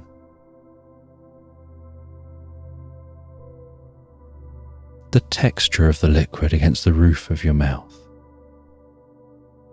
and then the back of your mouth and your throat. And that comfortable warmth as the liquid seeps down your throat. And that warmth begins to spread around your body. And no sooner have you taken a sip of that liquid, and you find yourself feeling more relaxed, wanting to sit back into the chair, sinking yourself down so deeply and comfortably. And for a short while, you just sit and drink that drink. They're not talking, you're not talking. You're just both in the moment, drinking your drinks, being comfortable with the silence. And when the drink is about half drunk, you place the cup down beside you onto a coffee table.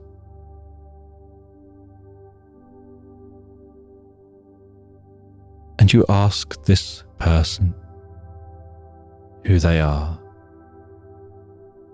and they tell you that they're a magician of sorts. They belong to a secret society.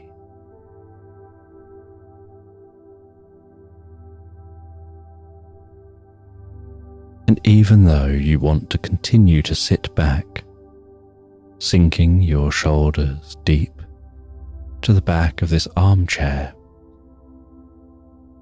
inside, you perk up with a little curiosity. And they say that they're not like the magicians you see at shows. Those magicians use conjuring. They fake what it is that they're doing. They explain that they actually do what you see them doing. If you see them walk through one door and instantly appear walking out of a door on the other side of a stage, there's not a twin or a trap door or a secret passage or some kind of optical trickery, maybe with mirrors. They've just genuinely created a portal in the doorway so they can walk straight through that portal and straight out the other side of the portal in an instant.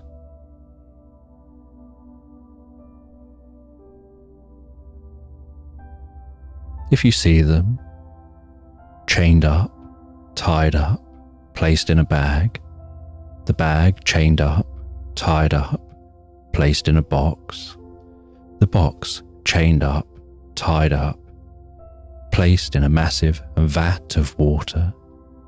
That vat chained up, tied up. And then moments later you see them standing on the top. It's not trickery. They haven't picked all those locks or used secret techniques to be able to control the rope that was tying the different objects up. They've just used magic to teleport themselves from inside the bag to standing on the top of the vat of water.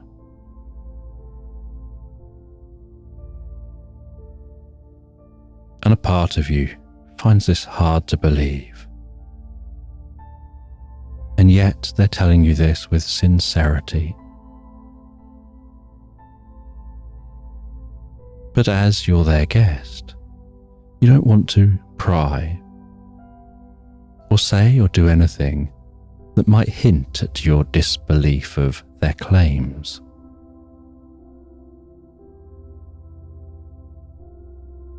And as the night goes on, so the storm passes overhead. And while the storm passes overhead, so the rain thickens outside. The wind picks up. And the wind howls across the chimney, occasionally sending pulses of air down the chimney, stroking at the top of the fire, making the flames flicker and dance to the tune of the wind.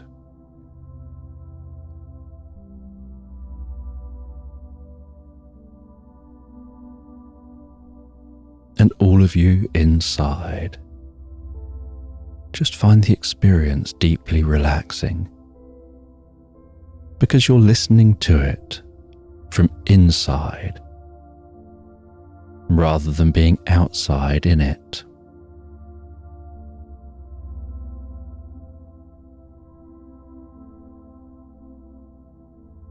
And as the storm passes directly overhead, so the flashes of light and the rumble of thunder happen almost simultaneously.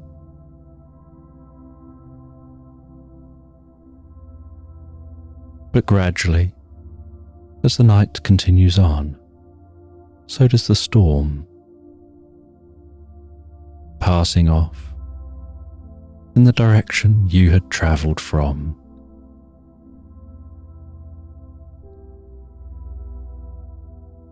And as the storm clears, and there's just the occasional sound of heavy raindrops striking panes of glass,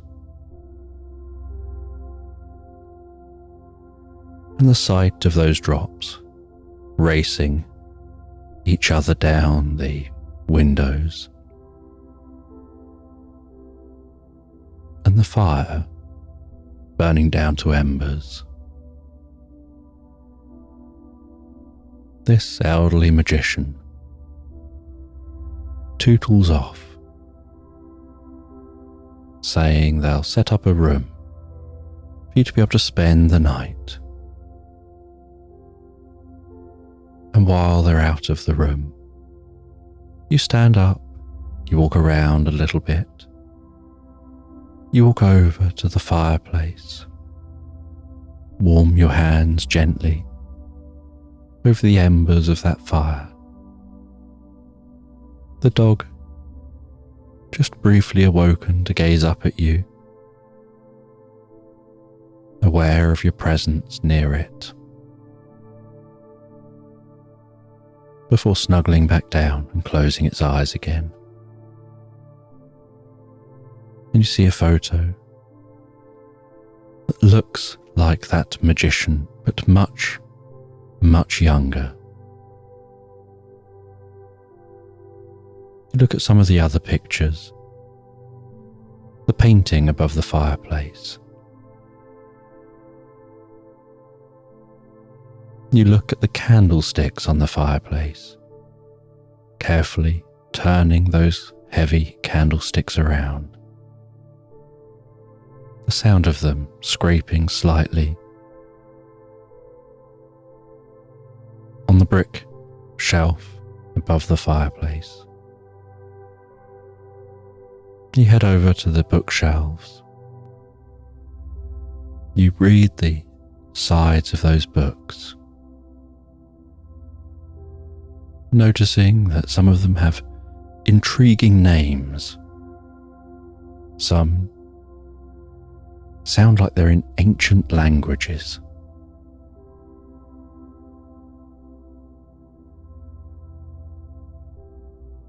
You take one of the books off a shelf,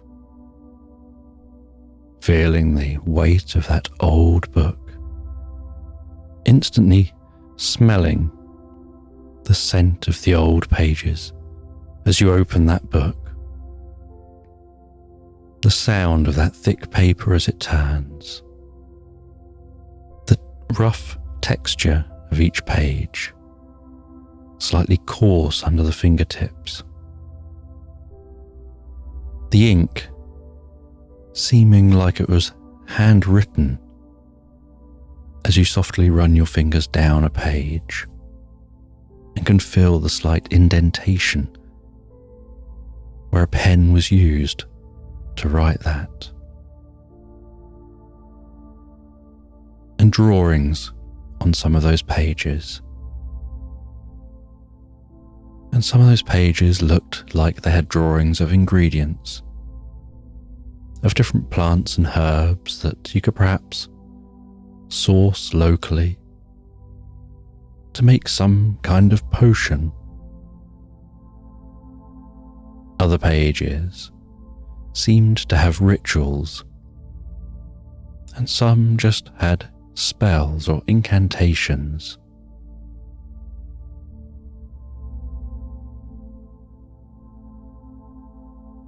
But you don't really understand any of the writing. And as the magician returns to let you know that your room is ready, you place that book back where you found it. They gesture down a hallway. You give a delicate whistle, and the terrier perks up, trots over to you. You gesture into a room.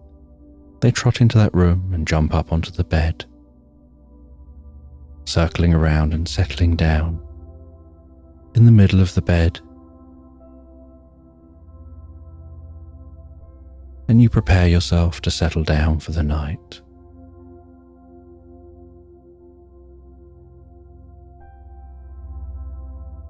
And as you do, so the occasional raindrop still strikes and runs down the window.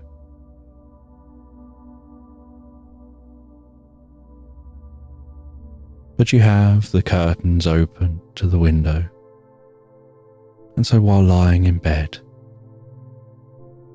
you can see through that window out to the night sky, and you can catch a glimpse between the clouds of the blanket of stars above. And from time to time your eyes blink for an extended period of time, an unknown period of time, that kind of blink where, when they open, you don't necessarily remember that they had closed, and yet you also don't feel like you'd fallen asleep, like you're just resting your eyes a moment.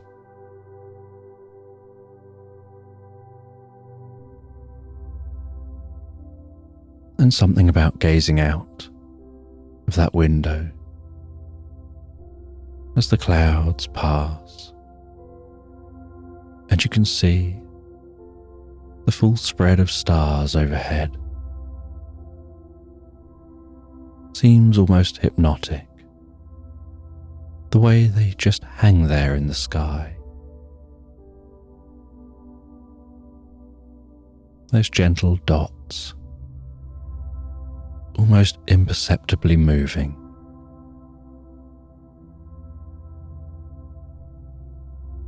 As your eyes blink shut again.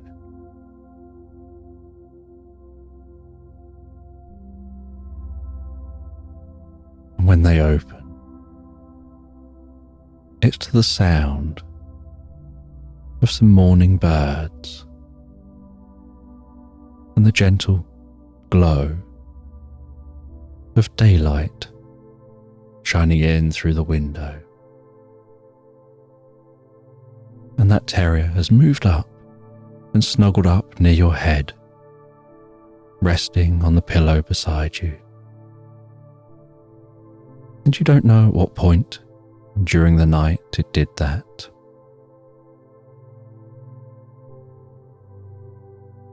But you give it a gentle stroke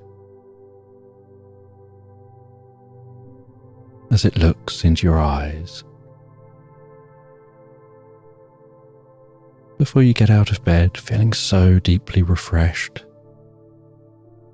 like you've just had the greatest night's sleep. And you can smell the most incredible breakfast. And the magician's already up, has already prepared you some food. And so the two of you enjoy a hearty breakfast before you're given some food to take with you and some drink to take with you.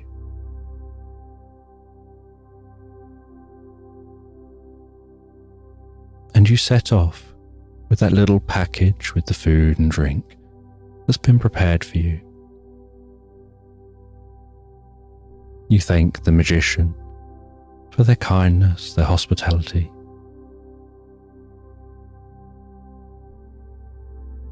You leave their cabin, heading back out into the meadow, smelling the fresh air with that scent of rain from the evening before.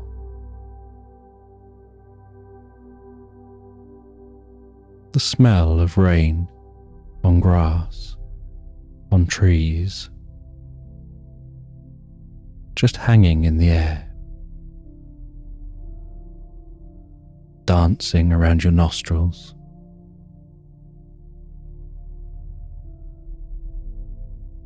And the grass now is much softer than it was the day before,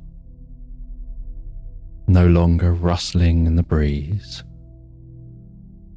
weighed down slightly by the dampness.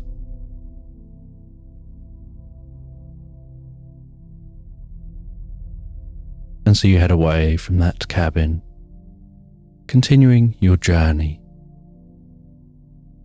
not going anywhere specific, just out for a walk in nature. A journey that probably would have involved camping the night if the storm hadn't struck.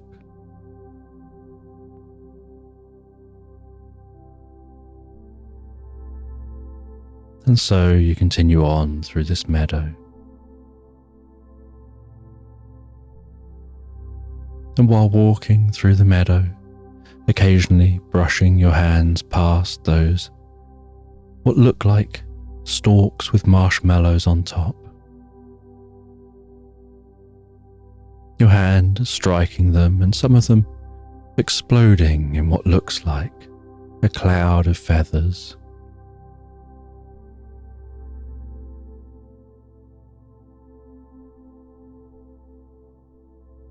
Often throwing a gentle haze of water from the motion.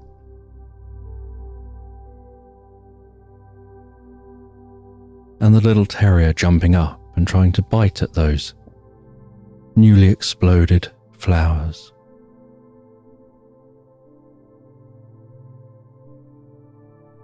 And the sun following you along the sky, as if joining you on this quest.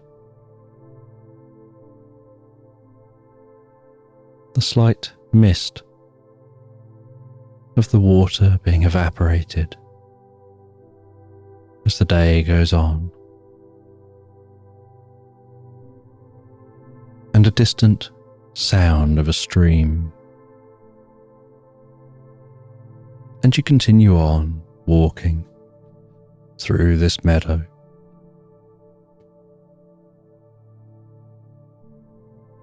until eventually you find that stream,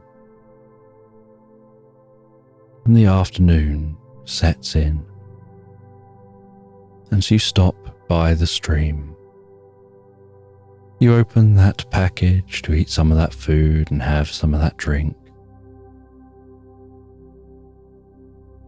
And you find within the package a small old book. A note in the book stating that this is from the magician as a gift to start your intrigue, to start you off down a new rabbit hole, one that you won't know where it leads until you arrive at the destination. And so while you eat a sandwich and the dog eats some food, you sit on the edge of the riverbank, shaded by a rustling, weeping willow tree, part of the tree dangling so low it's tickling the surface of the water, catching in that water, causing ripples through the water.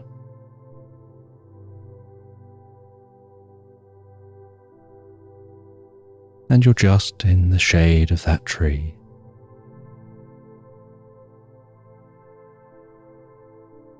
And while you read, you find that you understand more of this book than you expect to understand given its apparent age. It's written in very old handwriting, but like reading Shakespeare, you can just about understand and follow it. And you find that this handwriting has a gentle poetic nature to the choice of words and the way things are said, and how some things are said where one or two words could have said the same thing. An entire paragraph would be used. And there was something hypnotic about the way this was written that made it so that, with half a sandwich still in one hand, most of the afternoon vanished without you being aware of that at all. The first you notice is when you gaze up from the book, seeing the gentle orange colour in the sky, the slight orange tint to the surface of the water as it flows past, the slight cool nip in the air.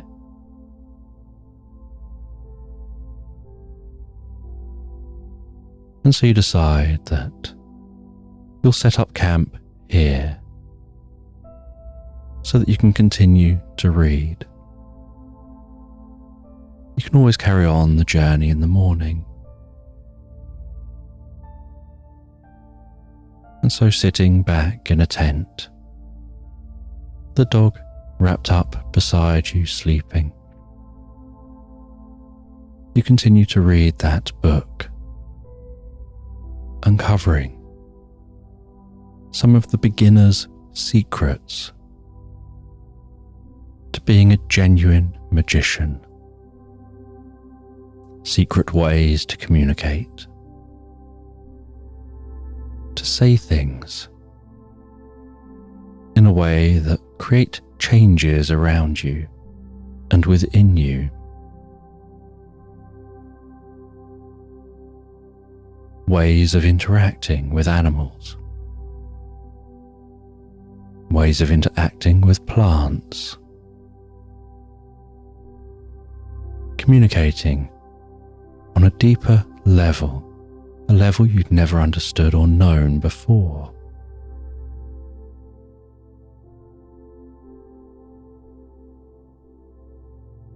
And you read one of the paragraphs out loud as you sit in your tent, the front of the tent open, and you can see the water flowing past under the moonlight.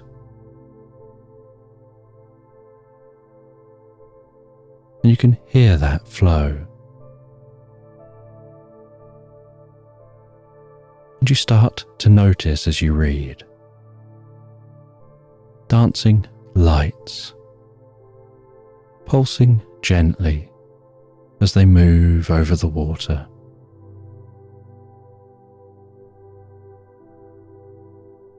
Sometimes the lights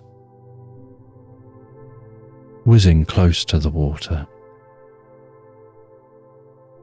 almost touching that water, leaving a gentle trail behind as those soft, small ripples spread out across the surface. A bit like running a finger through the surface of the water. Small, almost imperceptible ripples, having that wake spread softly to the shore. And your attention drifts from the book to those lights hovering over the water.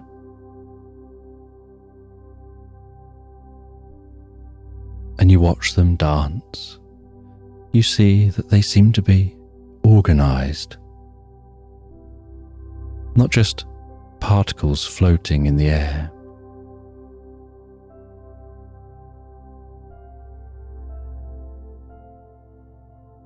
And you place that book down in the tent and slowly walk to the water's edge to take a closer look. And as you do, one of those lights moves over in your direction, heads over towards your face, hovers before you. You can feel the fan of its wings as they beat so fast you can't actually see them. And this small, delicate fairy introduces herself as Newt.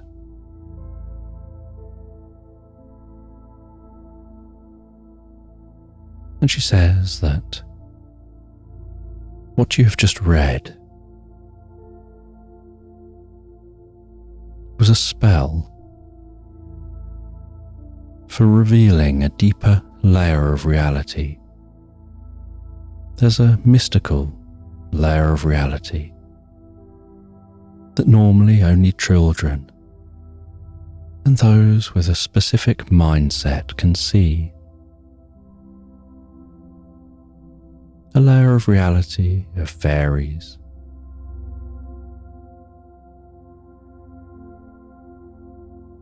of various other creatures that are normally reserved to fairy tales and mythology.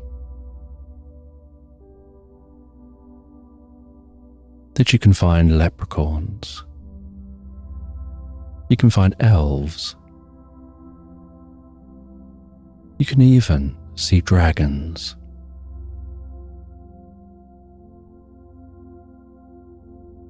But most people go through life unable to see this layer of reality. And not only do they not see it, but because they can't perceive it, it doesn't exist to them. They can't interact with it, and it can't interact with them. But there are some who learn the secrets, who then have that ability to see the unseen, to interact with the unknown. And it can't be caught on camera, because it just comes out as a slight haze or fuzzy. Because a camera, although perhaps able to see a slightly wider spectrum than a person, can't see to a different layer of reality.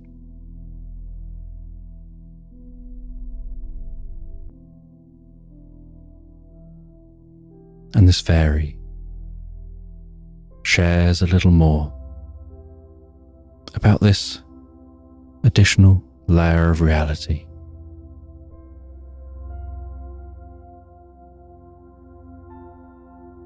And you feel this compulsion,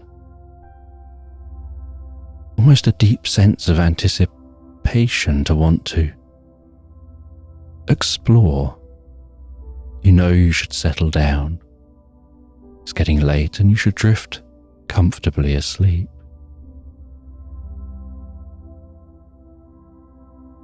But it's not every day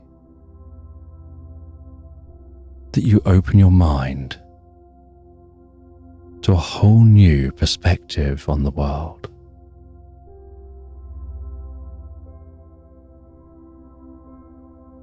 And the fairy recommends that you explore the reality now you have this new perspective. But maybe sleep on it. Start that exploration in the morning.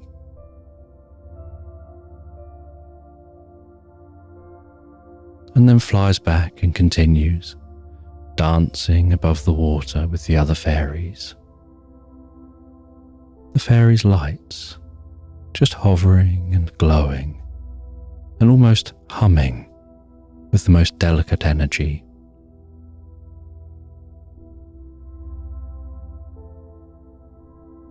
As you head back to the tent, you read a little more of the book before settling down to sleep, to the sound of the canvas of the tent, pulsing gently in the breeze, the gentle coolness filling the air outside the sleeping bag, the warmth of the terrier snuggled up with you, their delicate snoring, their movements of perhaps chasing something in a dream, as you fall so deeply asleep. And the next morning, awakening to the glow in the tent. You open the tent. You take a deep breath of the fresh morning air. You can see that the landscape looks subtly different. You can't quite put your finger on what is different, but there's something subtly different here in this landscape.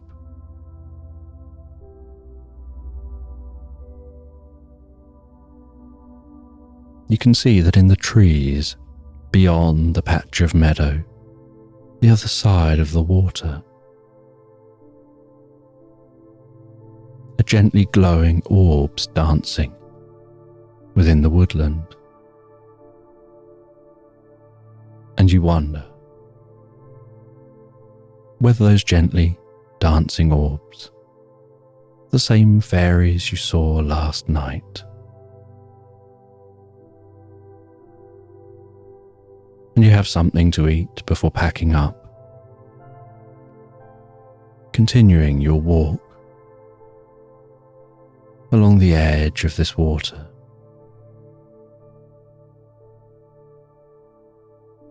And as the water widens and deepens, so you decide to stop for a moment. You fashion a boat out of a log just lying on the edge of the river. Just a very simple boat to travel a little quicker.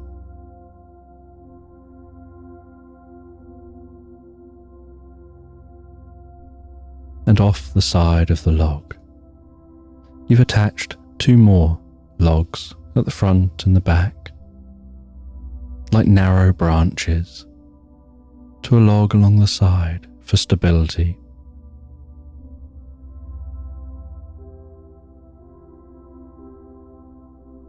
And you've made what's almost like a net along the side of the log. You place your backpack into that net. And with another small log, you shape it into an oar. And you begin to paddle along this wide and deepening river. The sound of the water being pushed back, feeling the weight of the water with each push, gently on one side and then the other, one side and then the other. A few drops of the cool river water dripping on you as the oar passes across your body, rowing on one side and then the other.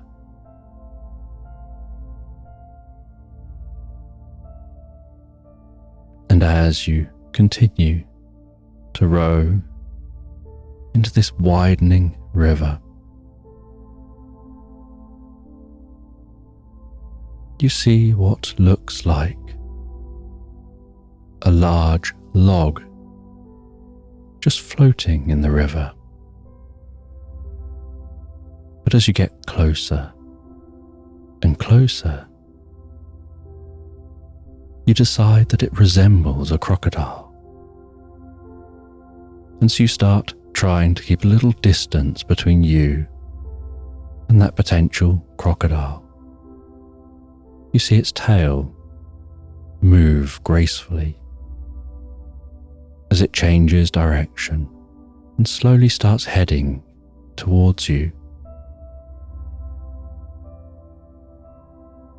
And a part of you feels a little anxious, like there's some kind of a monster swimming towards you. And so you try and keep calm, just paddling, trying not to draw any attention to yourself. And then as it nears, so you notice that it's covered in scales. And those scales seem almost oily the way they're reflecting the light, incredibly smooth. And you can't work out whether that's because they're wet or that they just naturally look like that. And then as it nears you, so it rises up from the water, rising its head and chest out of the water, and it's still some distance away.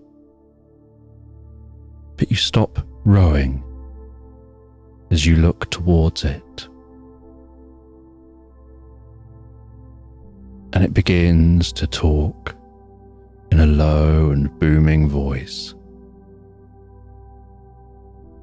And as it rises from the water, so you notice that what was below the surface are enormous wings. And it's actually an iridescent dragon. And in its booming voice,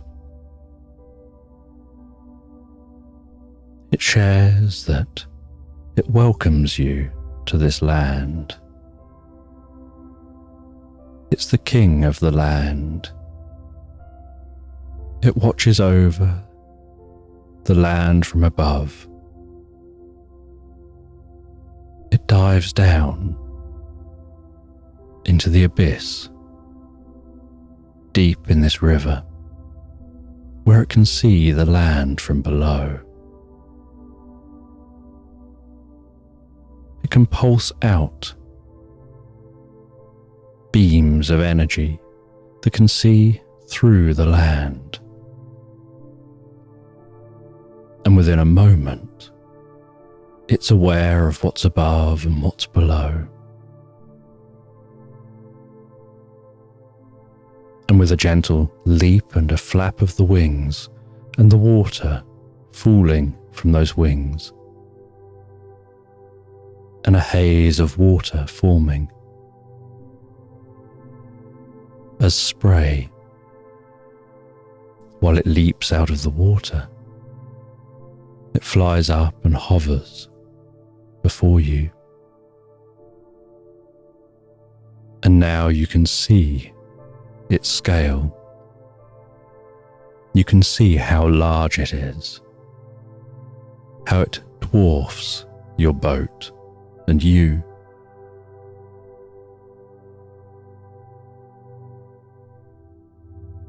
And it shares about its time as the king, and you're aware you're only seeing it because of that spell that you read, that someone else travelling along here wouldn't see anything at all.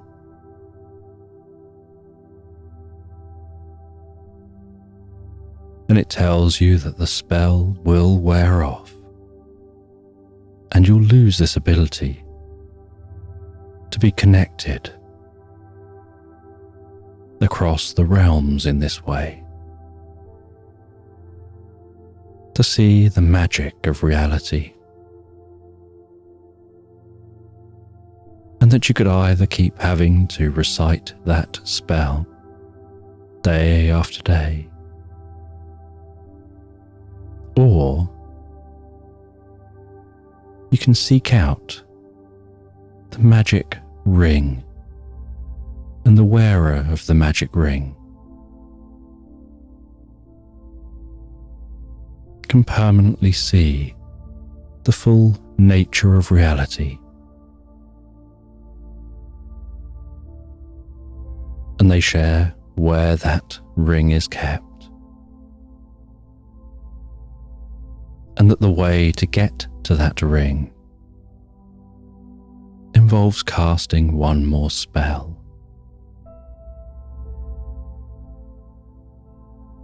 And so you pull over to the side of the river. The dragon shares with you what that spell is. And the spell involves lighting a small fire, throwing a few heads of those marshmallow plants onto that fire. Their sweet scent filling your nostrils as they burn, releasing a delicate pink cloud of smoke as you recite that spell. And before you, in that pink cloud of smoke, portal begins to form. And the portal gets larger and wider and taller. And in the centre of that portal, you can see a different landscape opening up before you. And you step through the portal into that landscape, finding yourself standing in what looks almost like a desert, with the ruins of an ancient church. In an incredibly quiet landscape. Just the gentle wisp sound of the finest breeze tickling the surface of the dry dirt. Just a few grains rolling on the surface in that breeze. The warmth of a sun beating down on you. And beside that church is a sturdy lemon tree.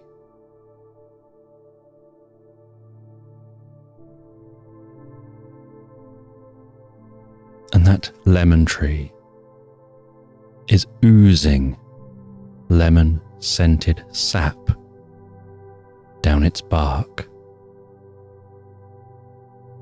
looking almost like bright yellow sticky honey.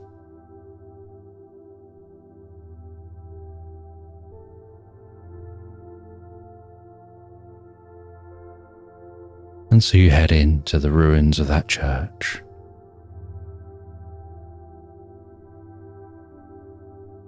You see what looks like a small flower pot in that church, next to a door that no longer exists.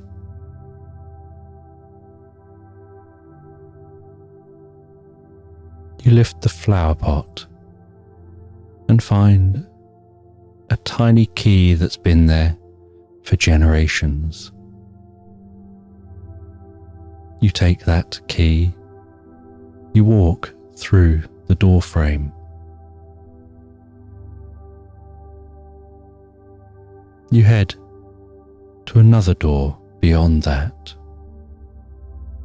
and that key fits the door. And as you softly open that door, a sound of bells begins to sound around you,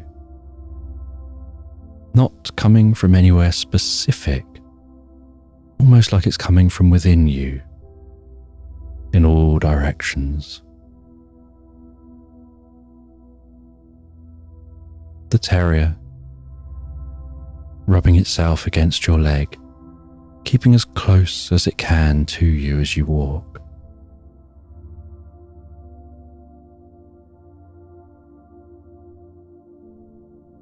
As you light a lamp and descend some steps down a dark corridor, each step echoing down that corridor and back up to your ears, and then beyond you to that door and back again, almost sounding like each step is heard 3 or 4 times, getting fainter each time your ears hear it, illuminating the stone work of this corridor. Seeing signs of damp within this corridor and moss growing on the walls. Heading deeper and deeper under the ruins of this church.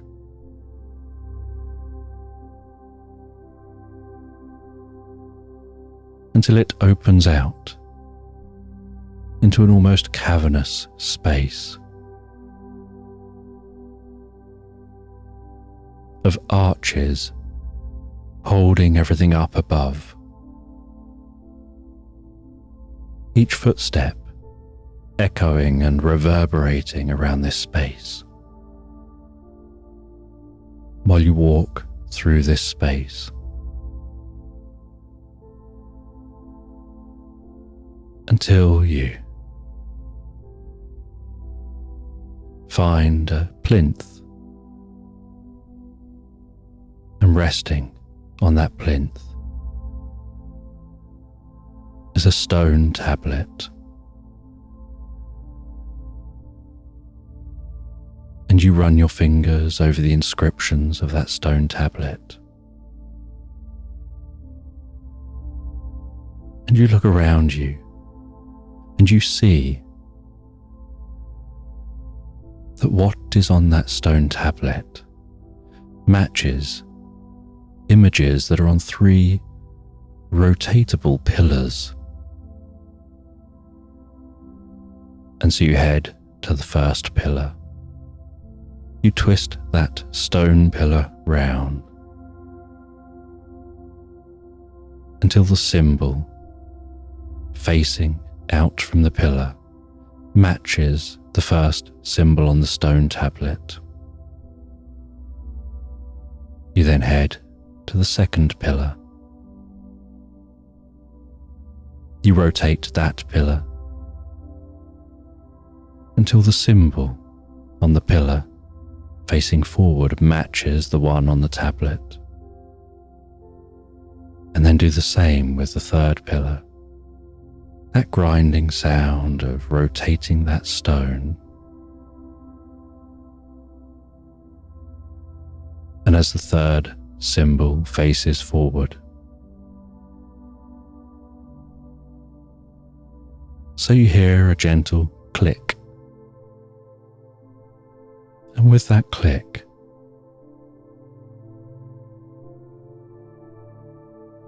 you place the tablet back on the plinth. You walk over to a candle holder.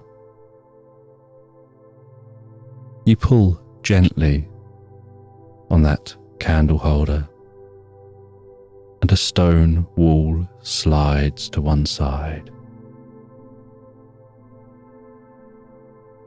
And you walk into this secret room. The air in here, thick, warm and still. The sound, dulled by the most incredible mushrooms carpeting the walls, glowing, pulsating, filled with energy. And in the center of this room is a small little wooden box. And on the top of that box are some squares you have to move around.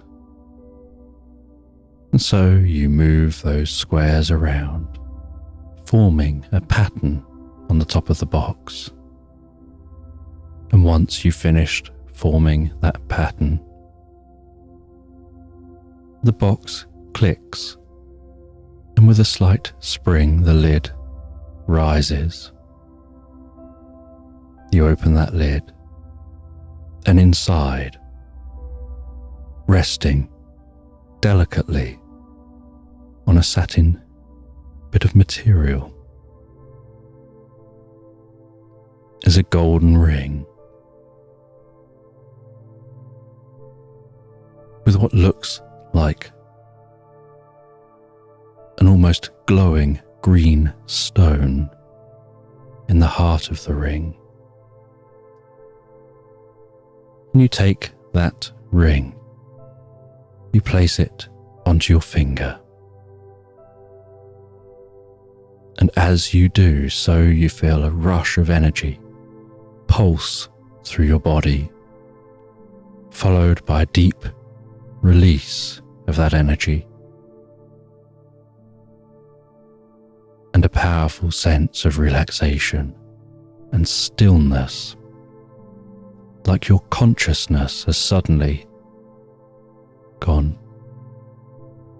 quiet, just listening, just being with just awareness.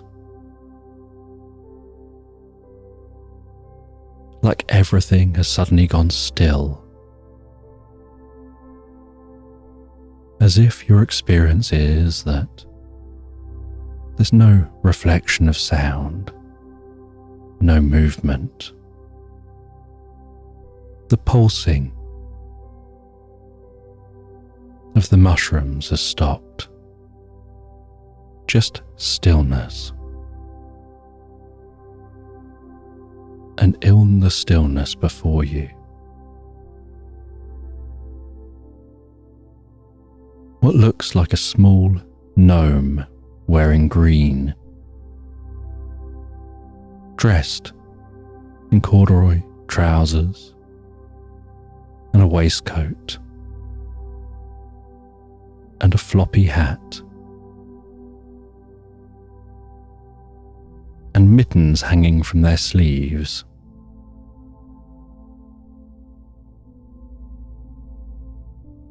And pointy leather shoes, walks over to you,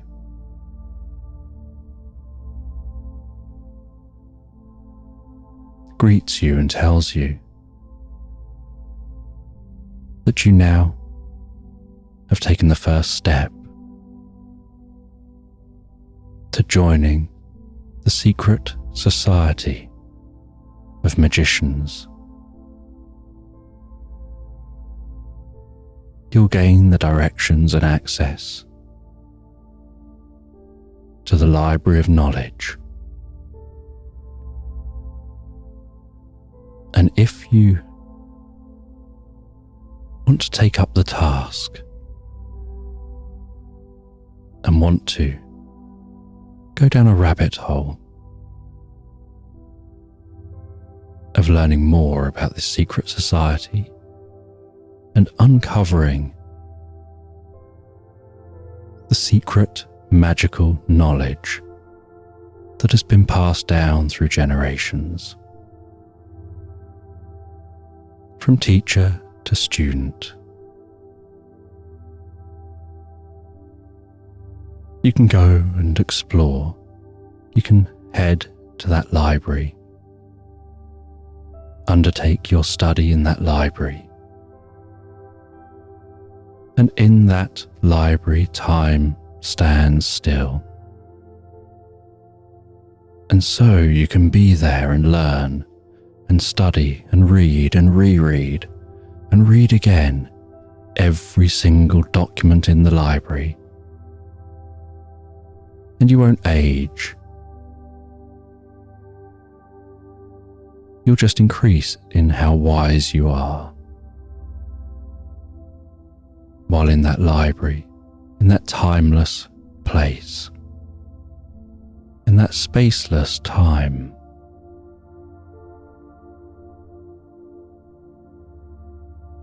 and you can practice and master all that magic.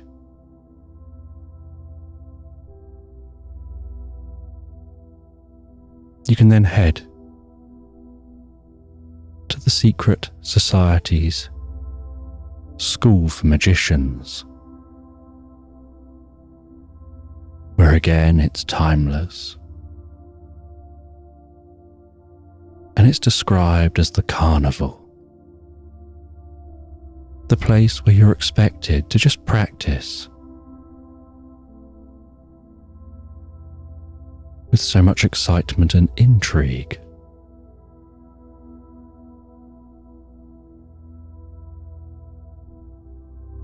Leaving those spaces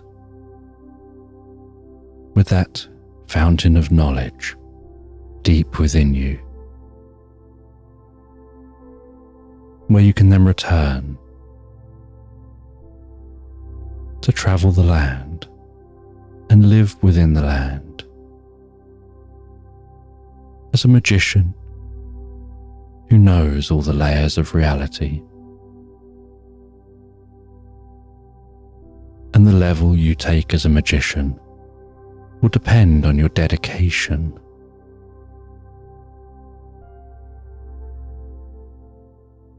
But that's something you can explore if you decide that's something you'd like to do.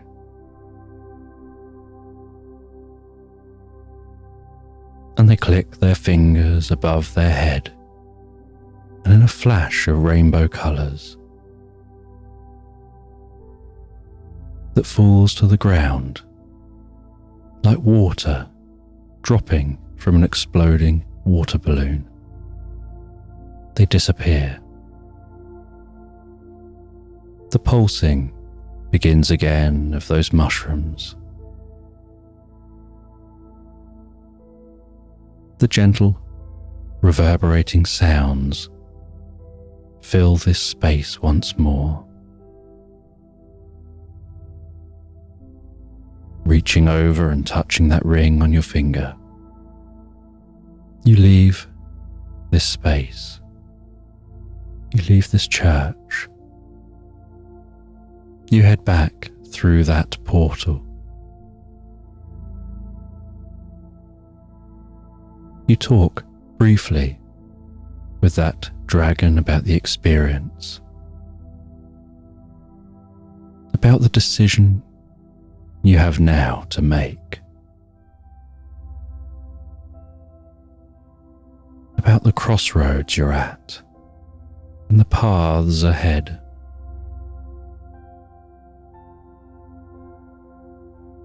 And you make your journey back home,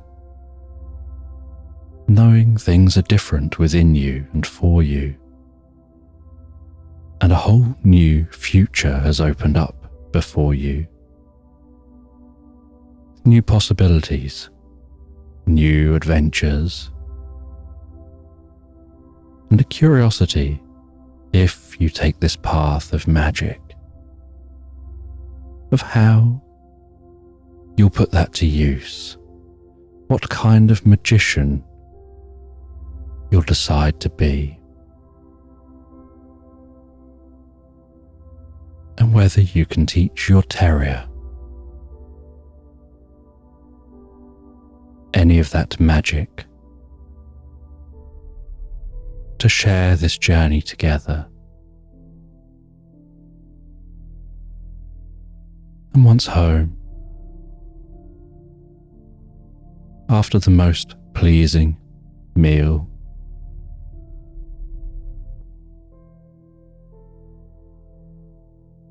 you settle down and drift comfortably asleep. And with your mind full of the most incredible thoughts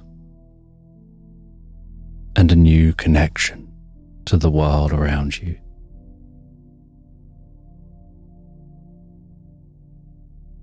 You fall into the most pleasant sleep, drifting and floating, deeply relaxed asleep into Slumberland.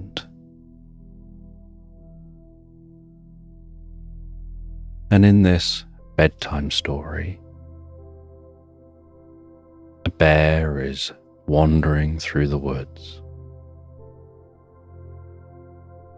And as it wanders through the woods, so it's aware of the sounds of the leaves rustling overhead, the crunching of the leaves underfoot,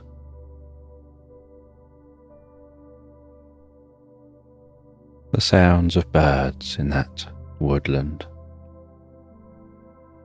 and the way sunlight dances through the canopy,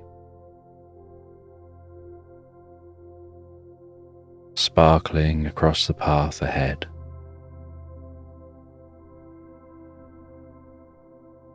Catching the occasional dust particles hanging in the air.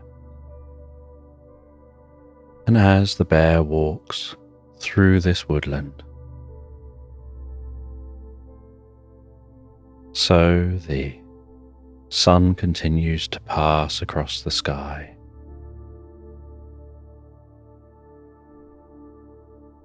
And the bear has been travelling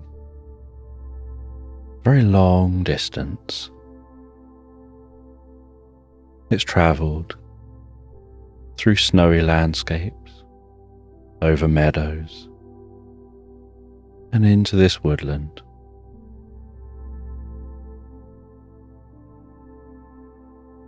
And as it continues to travel, and the sun continues to pass across the sky, the light begins to fade. And as the light begins to fade, so the bear takes out a lantern, lights that lantern, continuing on in the dark, the light only illuminating a small area around the bear.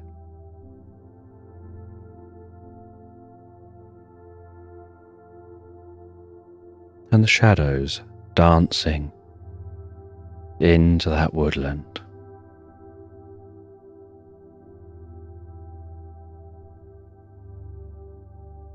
And after the sun has set, so the moon begins to rise.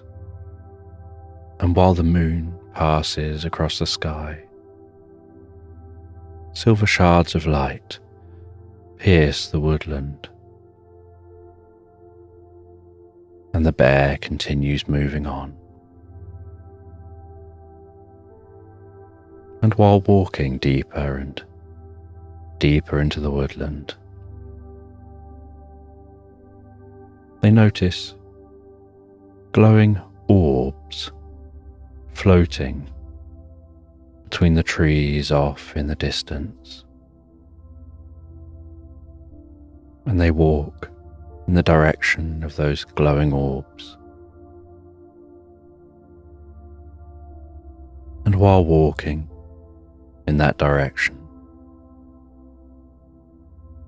they're curious what those orbs are.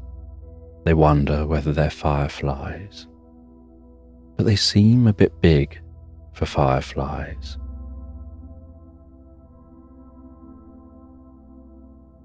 And as they get closer and closer,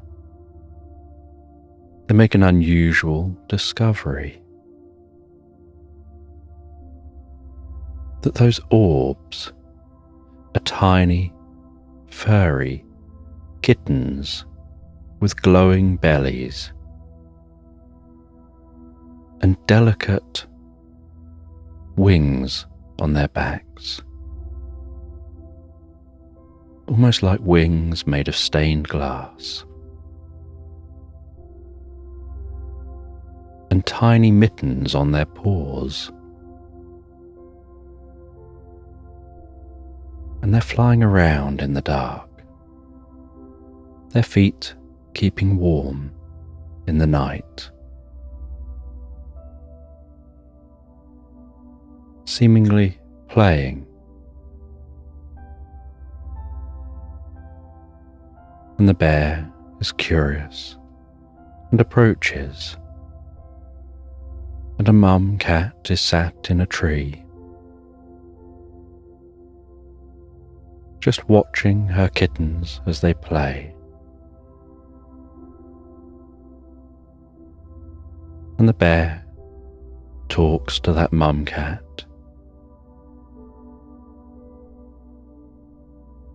who explains that they're not like typical cats. They're flying cats. You get flying squirrels. You get other flying animals. They just happen to be flying cats. And they live here in this woodland.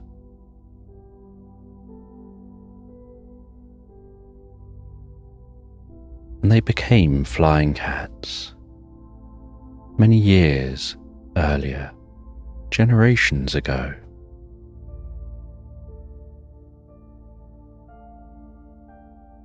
And they start off like normal kittens, but then grow up and reach an age where their wings begin to form, and the mum cat stood up, and her wings were much larger, and the moonlight sparkled through those delicate wings. And she leapt off the tree, her wings large enough that she almost hovered to the ground, landing delicately on the woodland floor.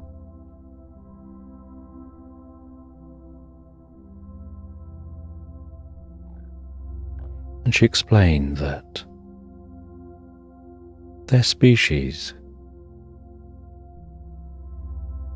evolved from magic,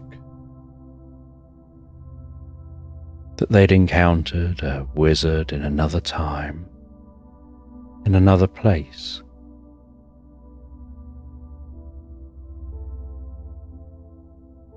and generations earlier, one of them was granted a wish, and their wish was to have wings. And when that wish was granted, it stuck within their gene pool.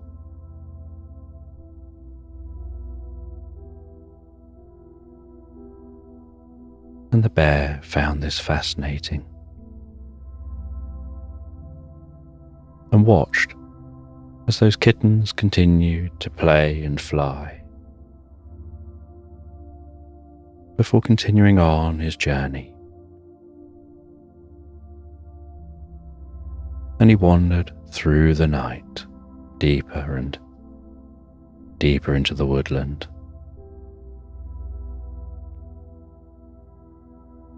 He was heading to see some old friends, and they were staying in a cave deep in this woodland. And he was determined to make it all the way to the cave before stopping, and so he carried on walking. And while walking through this woodland, occasionally getting hungry, picking some berries, and eating those berries on his journey,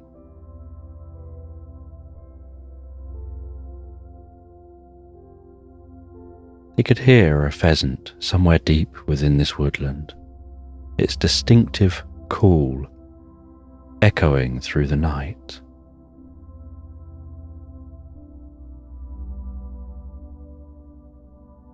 And eventually, he noticed a slight glow in the distance, the glow of firelight, likely a fire in the entrance to the cave.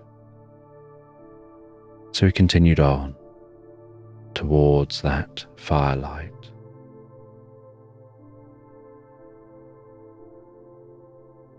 And arrived at that cave, where he met up with his old friends, two other bears who'd also travelled from different locations for many miles.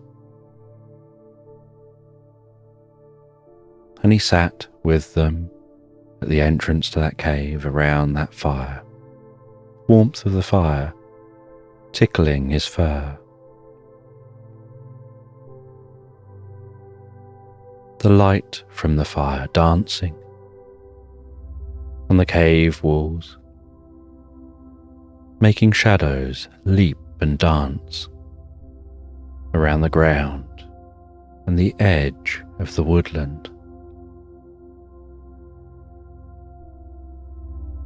And they sat and made some small talk before moving on to discussions about what they'd been up to, how their journey was, and what their plans are next.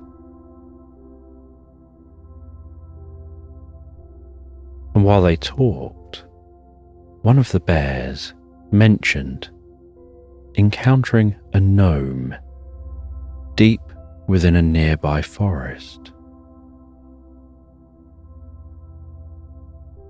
And that this gnome claimed to have a magical hourglass.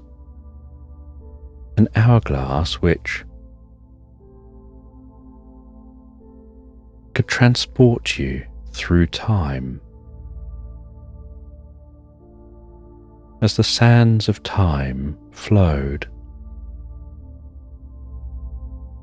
And the bear was deeply curious and skeptical about this, and so asked some further questions.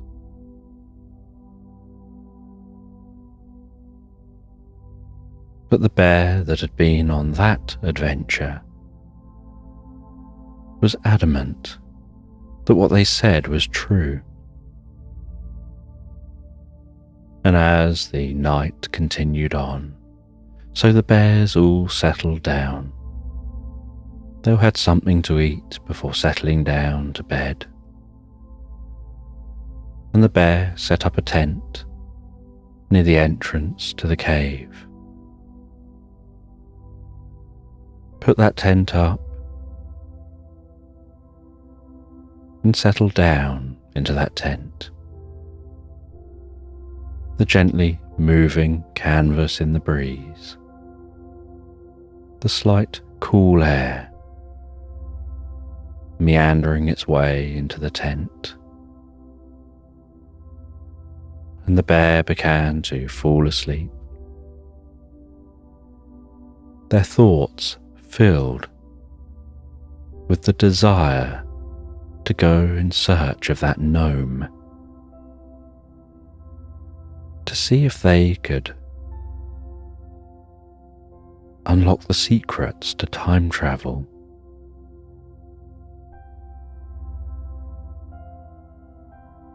And they drifted and floated so peacefully and relaxed asleep after the long walk they'd been on. And the next morning, the idea of tracking down that gnome was still fixed in their mind. And so they spoke to the other bear for directions to that gnome. And the other bear told them where to go. And so after they'd all met and spent the day together and spent another night together, enjoying this time in the company of old friends, before continuing on their journeys, nomadically wandering the land, the bear set off in the direction of the forest, walking from that cave, weaving around the edge of the woodland, heading over undulating meadows, down into a valley, following a gentle river through the valley, which gradually became rougher and faster, bubbling and then thundering.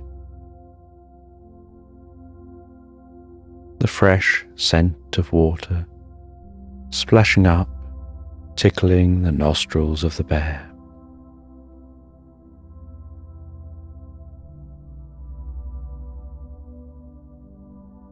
As they approach a waterfall, descending even deeper down into this valley, and they shimmy down the side of the waterfall, climbing down the rocks, leaping at times from one rock to another, finding handholds and footholds, bounding their way down to the floor of this valley, down through the most delicate ethereal rainbow, hovering in the mist above the base of the waterfall. And then following the wider river, which spreads out from a pool at the base of that waterfall. And this wider river is calmer and quieter, and the journey becomes more steady and peaceful. And so they continue, following this wide river towards the forest. They walk past a handmade stone bridge. They continue on to the beginning of that forest and head into that forest, noticing the way the sound shifts. The atmosphere changes.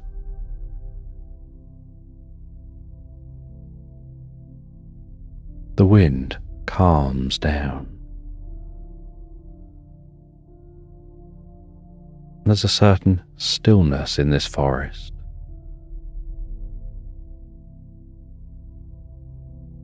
And they walk among the trees, pushing through branches, weaving around the trunks of the trees. And as they walk deeper and deeper into the forest, scrambling over fallen trees, feeling the warmth of the journey, they think about the directions they were given.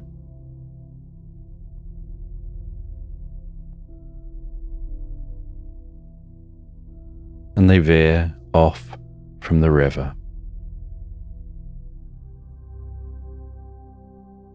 heading directly among the increasingly dense forest.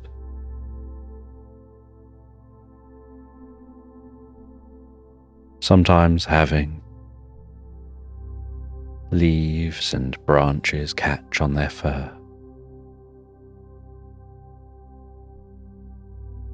and having to rub up and down against some of the larger trees to rub off some of those branches which have caught in their fur and broken off.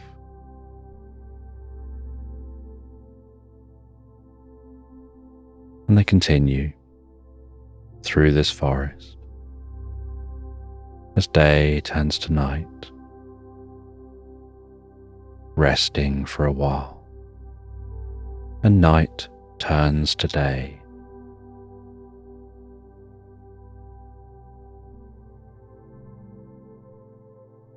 Until eventually they spy a slight clearing here in this forest.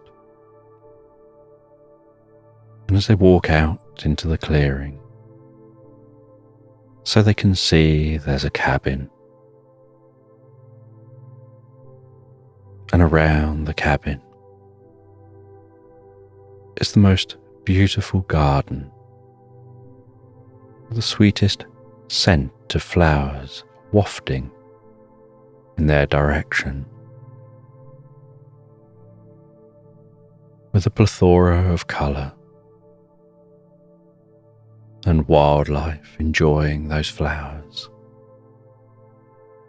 and colourful birds flitting within the garden from trees and bushes, to plants, jumping on the ground in the grass, jumping up onto logs and posts.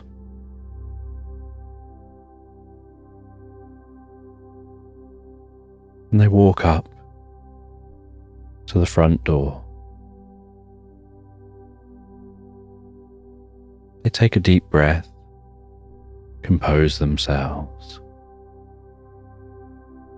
before knocking gently on that door. And after a few moments, a gnome opens the door and greets them with the friendliest smile and the pointiest of hats, and invites them in. And the bear explains their friend told them about this gnome and about that time-travelling hourglass. And the gnome smiles and says it's true, they do have a time-travelling hourglass. But it may not work the way they expect. The sands of time flow through that hourglass. And to use it, you have to know what time you want to go to. And then you turn it over, and time ticks along.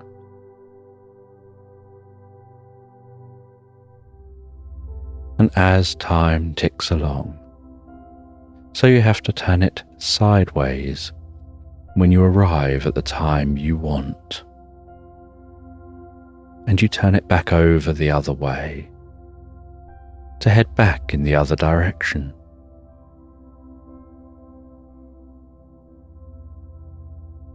And so you have to be observant of the time.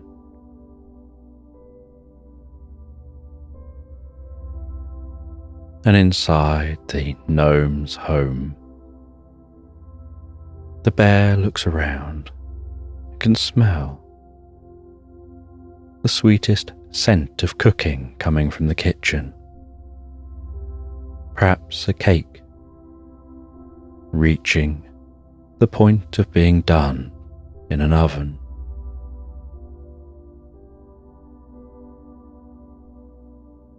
And that gnome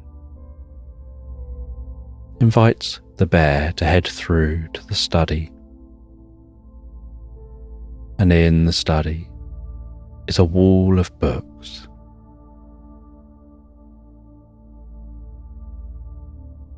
And there are all kinds of books on the shelves, old books and newer books, books about various subjects.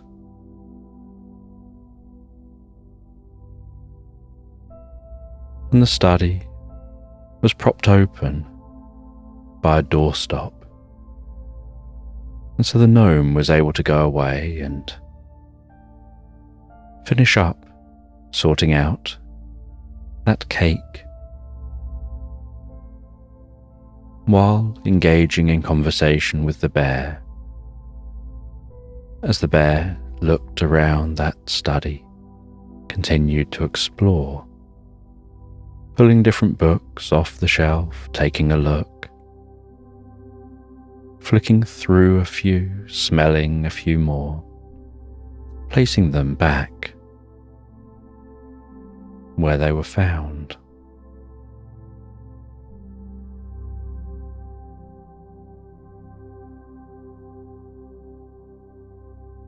And on some bookshelves, books were propped up with bookends that were really creative ideas. Like the front of a sausage dog in front of some books, and the rear of one behind others.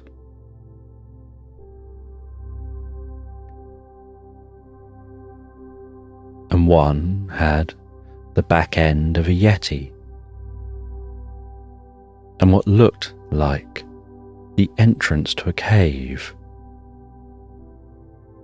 And on the other side of the books was the front end of the yeti, making it look like the yeti was peering through those books. And its eyes were positioned in such a way that wherever you were in the study, they seemed to follow you round.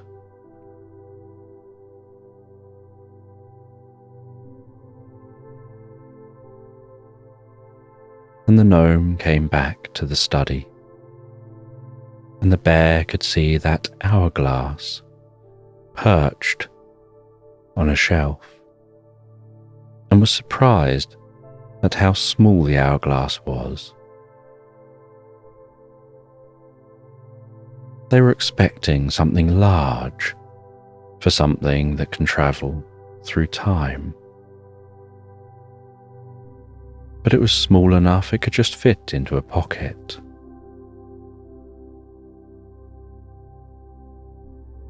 And the gnome took a book from a shelf and sat down and invited the bear to sit opposite them.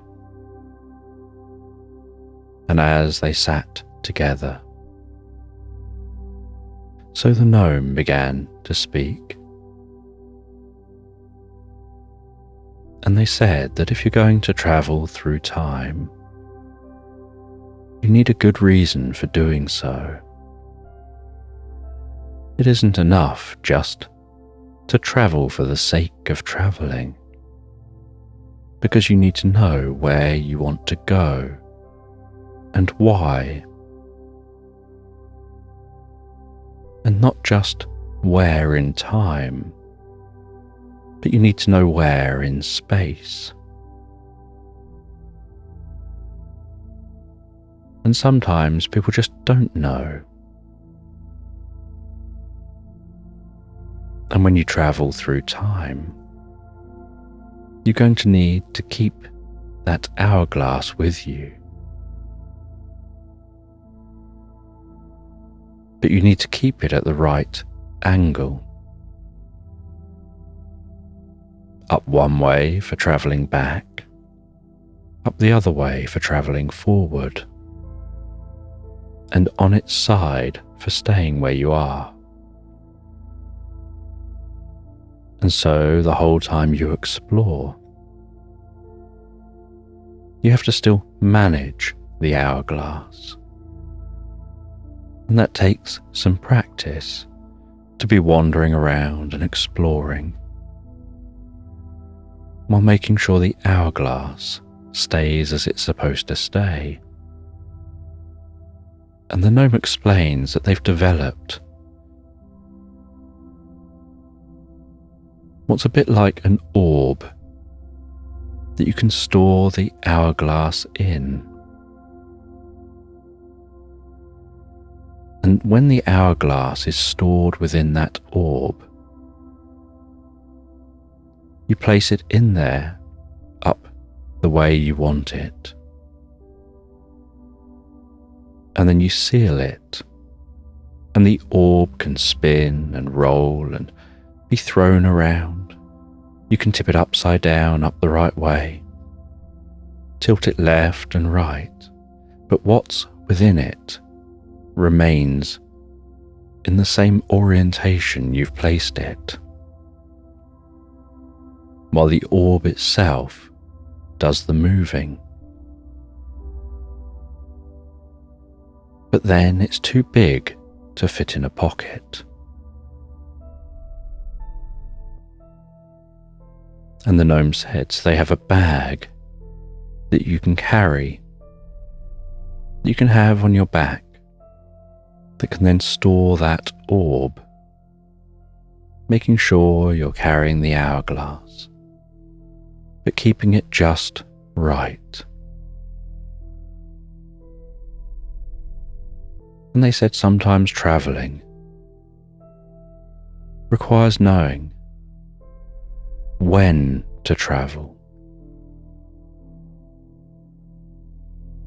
And the gnome starts telling a story from the book that they've got in front of them about two people, both who wanted to travel to the same place. And one of them was competitive, and they both had things for sale. And the competitive one was complaining, saying that they don't want the two of them to leave at the same time, because if they leave at the same time, they're not going to sell so much, because their competitor will be there with them.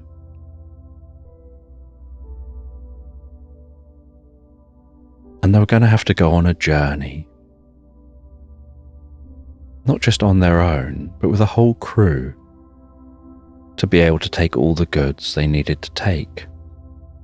And it was going to be a cross-country journey.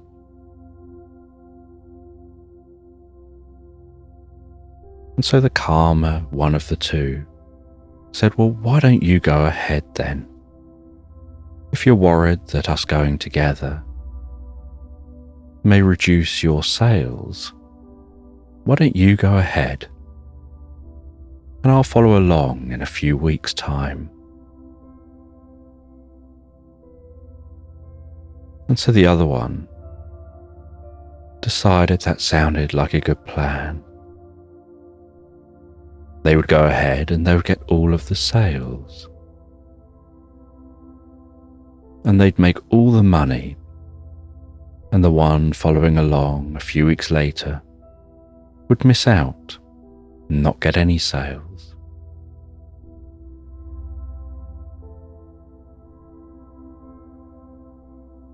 And so they set off, and the other one was asked,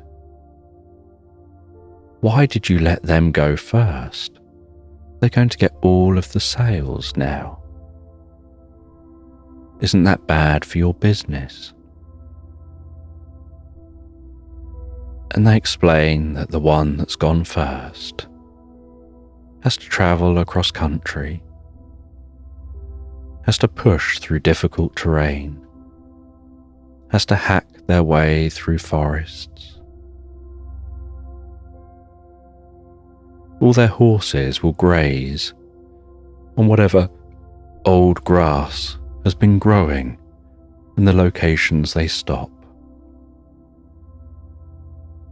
It'll be very hard going for them. Whereas by going second, the path through the forests will already be hacked down. New grass will be growing up fresh and easier for the horses to eat. And those who went first will have to haggle and try and negotiate on prices. And they'll obviously want to push to get as much as they can. But by going second, you'll arrive in locations where they've already done that haggling. They've already established what kind of price things can sell for. And so you can turn up and sell for a good price without having to do any pressuring or haggling. And people will be happier to buy. And so sometimes it's better to not be the first to tread a path, but to learn and take advantage of those who came before.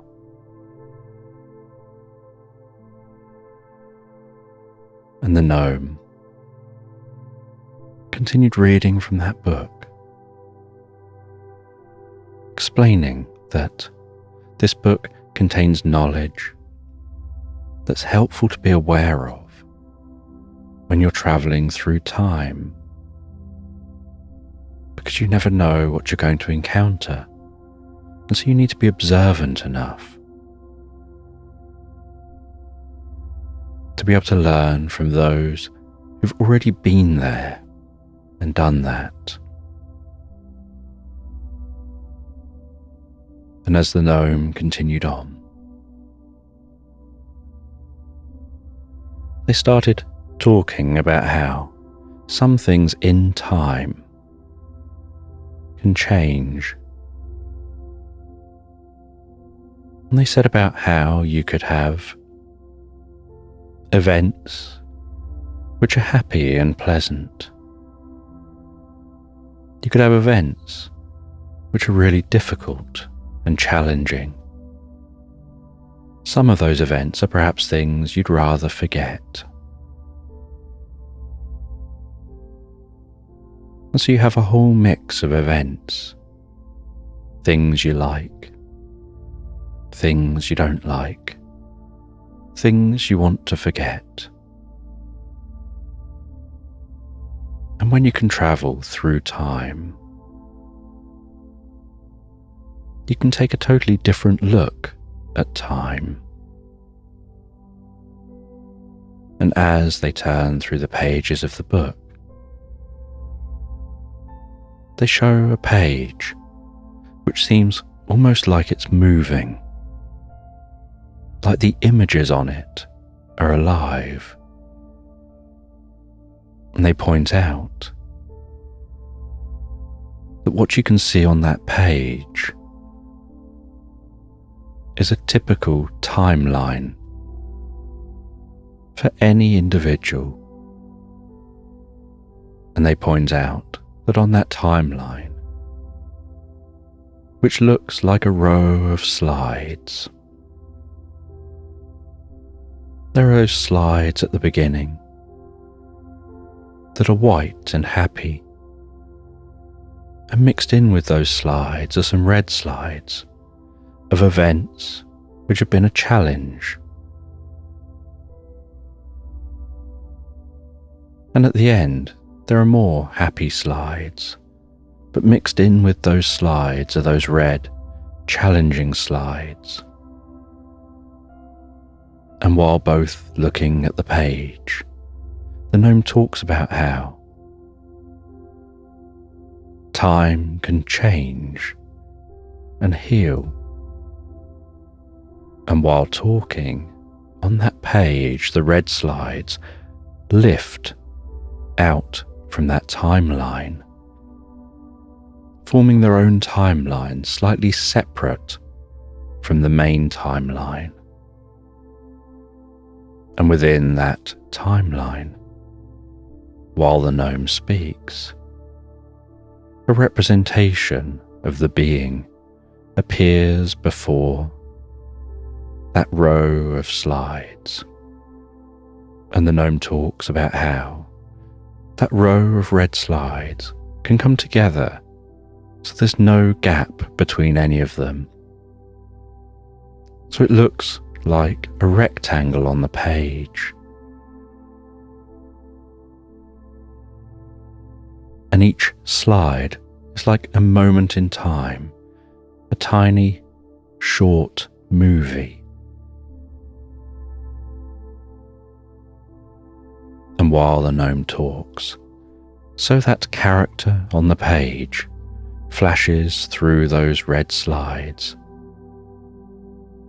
And the bear and the gnome watch as that tiny character whizzes rapidly through the slides, pops out the other side, looks back at the slides, whizzes back through them all, with them all going in reverse, and pops back out again. And a bit like Newton's cradle, just keeps popping through those slides, faster and faster and faster, until all those red slides begin to bleed together. And as they get faster and faster, passing through those red slides,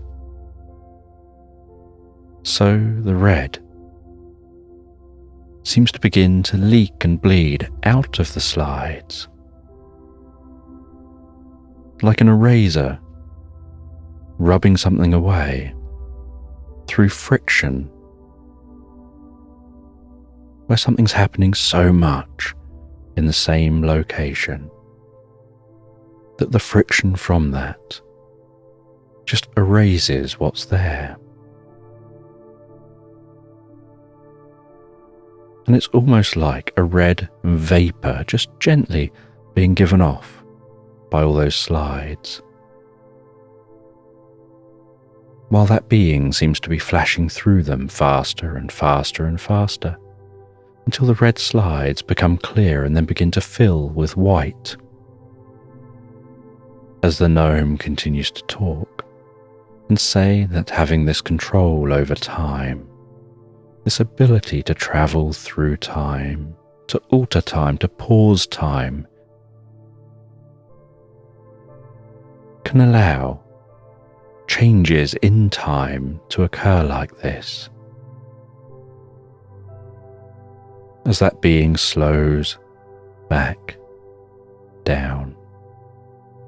And while they slow down, so those slides spread back apart, the last of the red from the slides dissipating, as those slides lower back down into the main timeline. And the gnome says that the being is now free from the pain of those memories, of all those red slides in their timeline. He says, this book allows me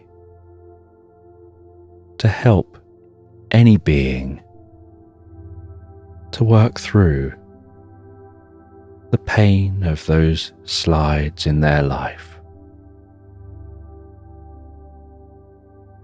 I just turn to the page for the being,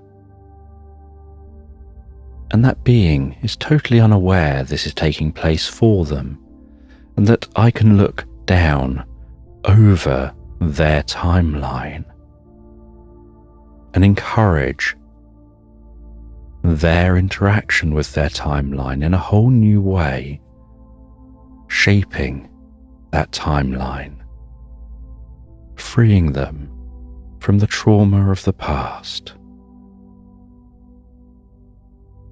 to create a brighter and new future with many possibilities for them to take. And the bear looks on with intrigue as the gnome demonstrates again.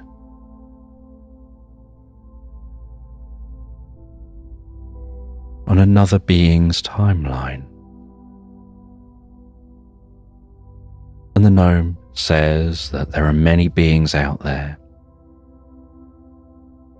that have timelines that they just wish they could somehow fix. And one responsibility of this gnome is to help to fix those timelines. But there are so many, and they only do it one timeline at a time.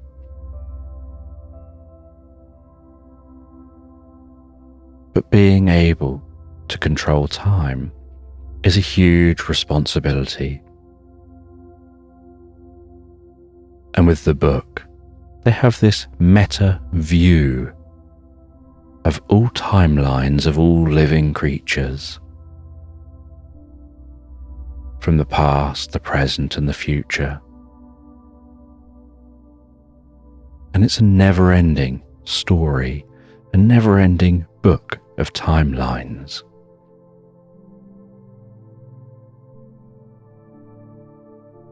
Whereas the hourglass allows you to drop into specific timelines, to work through specific timelines, And so the book helps to get that overview, while the hourglass helps to really dive down and explore one moment in time.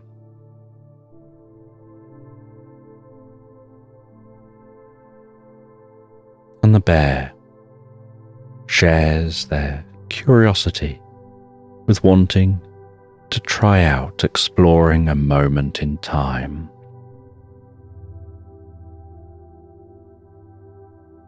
And so the gnome hands them the hourglass and hands them a different book and tells them to go through that book and find a timeline they would like to explore and pick a point in that timeline. And they flick through that book. And within the book, they find a curious character. Someone that's about to experience something interesting that the bear would never experience. And they say they would like to explore that timeline. And they point to the moment in the timeline they want to go to.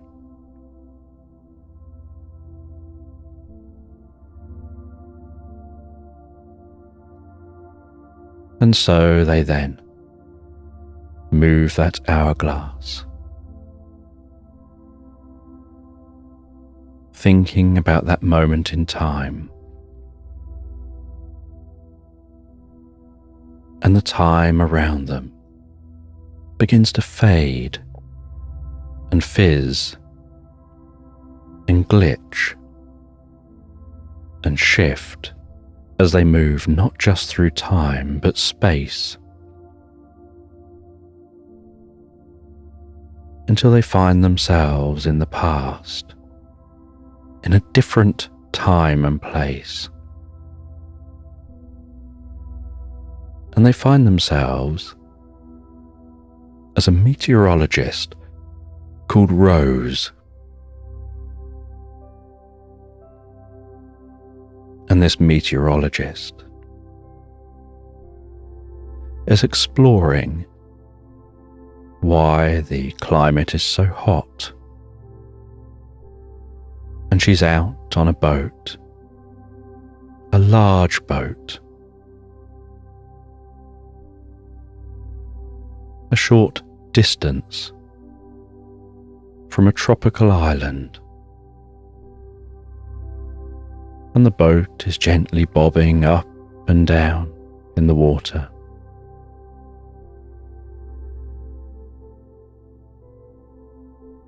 And she changes into some scuba diving gear.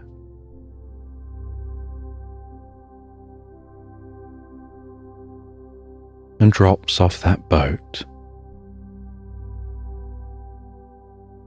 and begins a descent deeper and deeper underwater.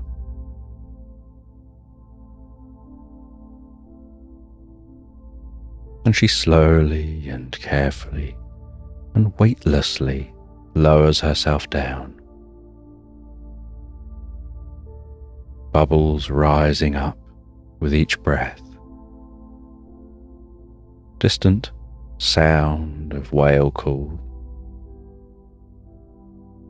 A distant sound of dolphins. A low, distant rumble from a large ship.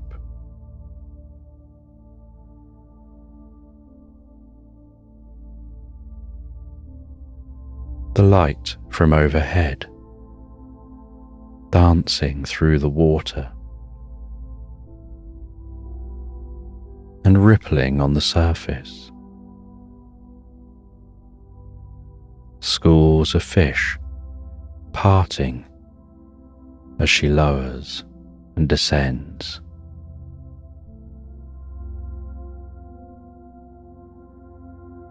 as she sees the pure white sand approaching.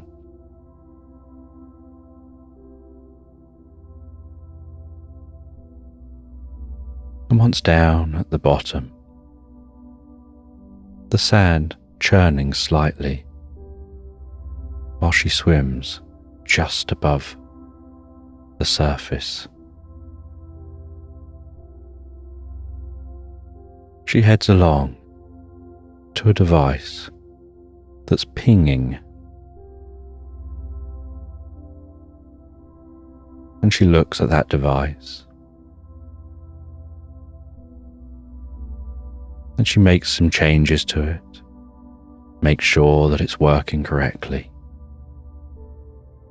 takes some readings from the device. And this device keeps track of the water temperature here, how the water temperature changes, keeps track of the water pressure and how that changes as temperature changes.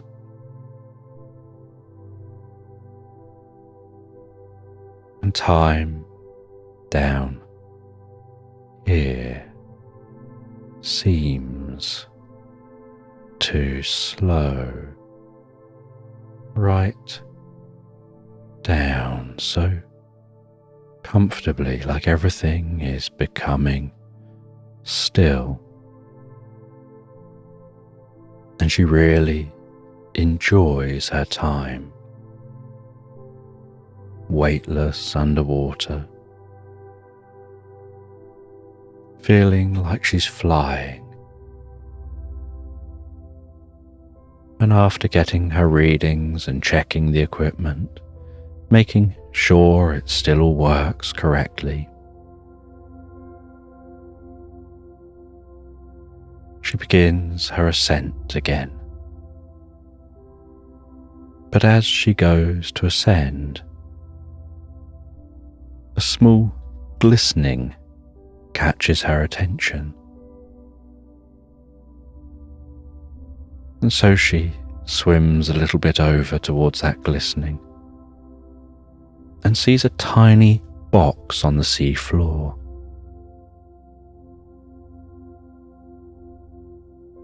She swims carefully to that box, picks it up and sees that it's a small jewellery box.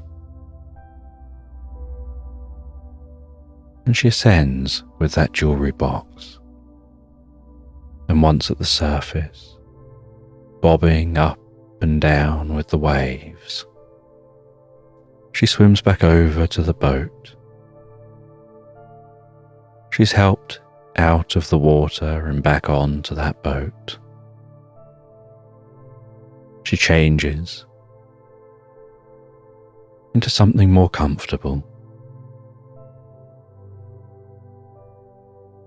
And as the sun is gently setting over the sea, its light tickling the surface, making the surface sparkle in that orangey setting sun.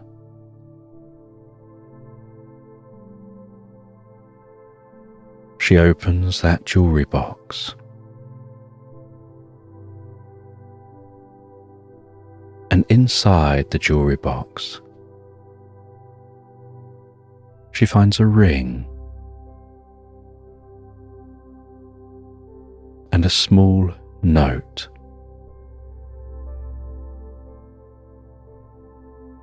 And inscribed on the underside of the ring, it just says, "Forever loved."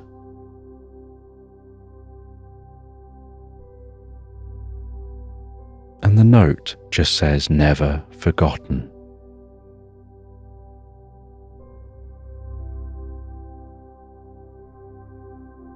She places that back into the box and seals that jewellery box again.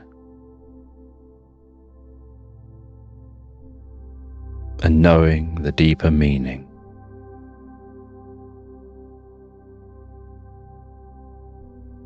with the deepest kindness and respect. She lowers it back into the water and watches as it sinks out of sight, back down towards that white sand.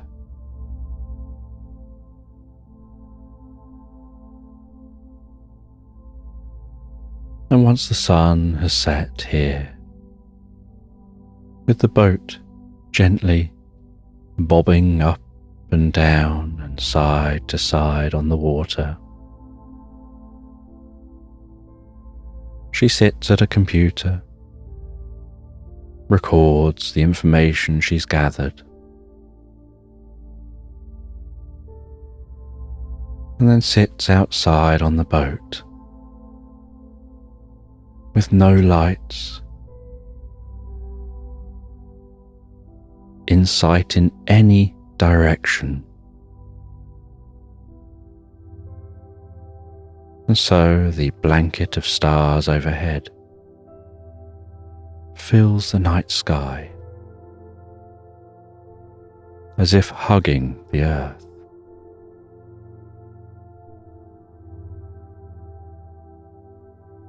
And she watches as the bright light of the International Space Station arcs carefully and smoothly across the night sky, so silently, wondering whether anyone's up there, looking down at her looking up, at that moment in time, and curious what's beyond that space station, whether there could be someone somewhere on another planet, looking into their sky, wondering whether around one of those other stars could be someone on another planet, looking into their sky.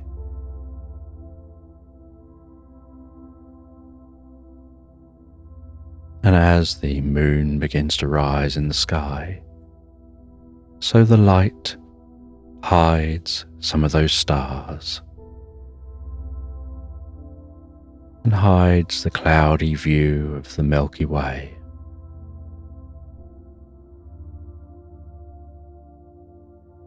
And she sits out on this boat until she begins to feel so tired that she drifts and floats peacefully asleep. And the bear moves the hourglass, and time moves around them, and that time moves back to sitting with that gnome. And to the gnome it's as if the bear had never gone anywhere, had just phased for a moment, and then the phasing stabilized, and they're still here.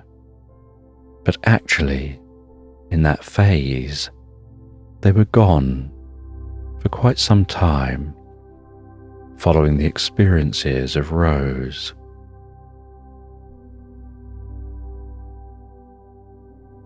And Rose had dreamt about one day, perhaps flying their own ship in space, and whether that would ever happen.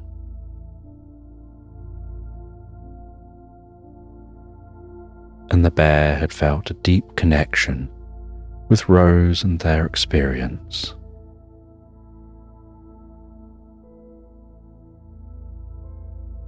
And the gnome, aware that they'd had that experience, and it actually, to them, had a very long day,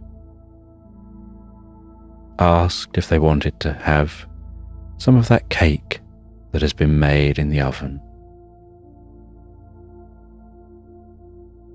And they sat in the living room of the gnome's home, enjoying some cake by a fire, talking time and time again. And the gnome spoke about different times they visited. They'd visited an explorer who found a temple. They'd visited ancient Rome and ancient Greece. They visited a time when cats came from Mars and space rats flew through the solar system.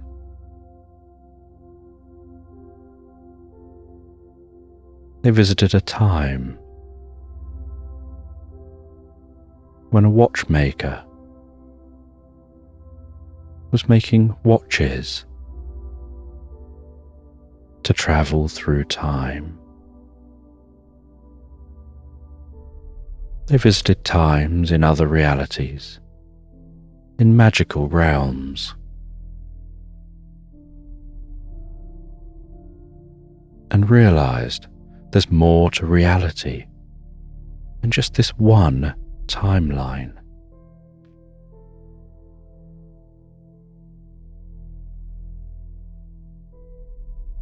And that you can spend a lifetime exploring time. And after talking time for a long time, even talking about an encounter with Father Time, the controller of all time, who didn't require devices to access time, but was like time itself.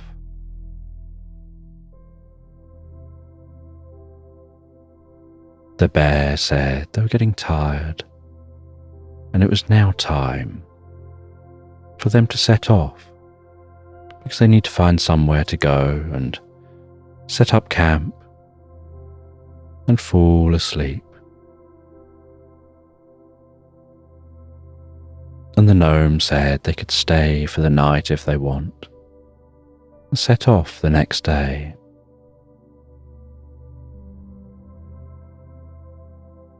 And so they stayed and fell asleep in the most comfortable of beds.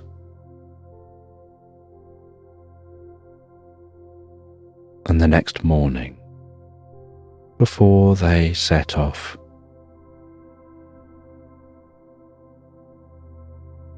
the gnome gave them a small little prism and said that this prism, if you shine torchlight on it, will split time and show you a timeline spread out, a bit like a light spectrum across a wall.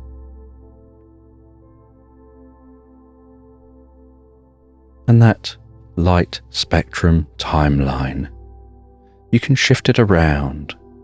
You can see different times, different timelines, and it won't allow you to go to them,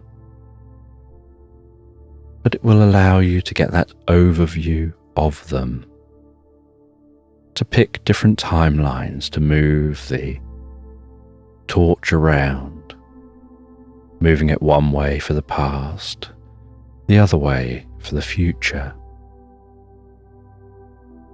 moving it back from the prism and forward to the prism to alter which timeline shows.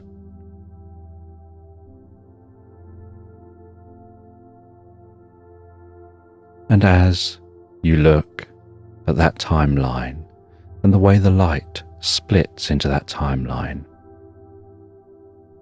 So the type of timeline you're thinking of, it will find the best fit to show you. And hopefully you can use that to explore your curiosity for time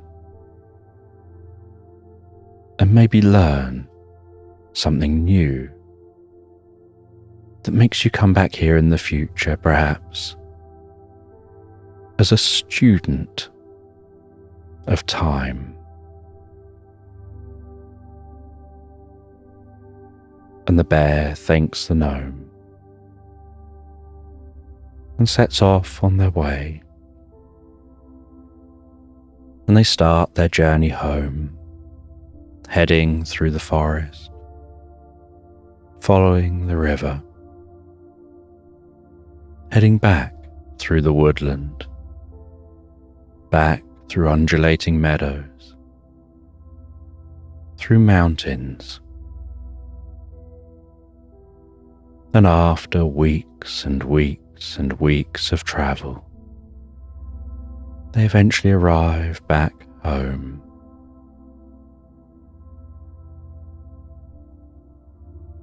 And they settle down for the first time in a very long time in their own bed, enjoying the pleasant experience of their head resting on their pillow, their eyes getting heavier and heavier, and their body drifting and floating asleep as their mind drifts peacefully and deeply into Slumberland.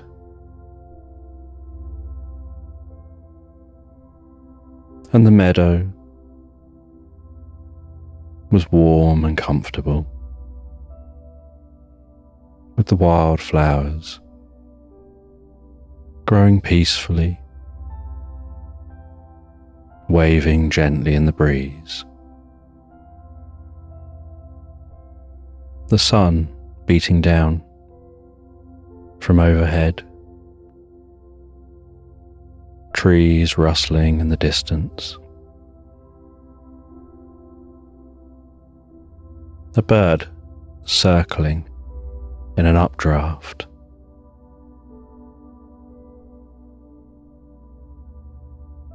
And a pig building a house.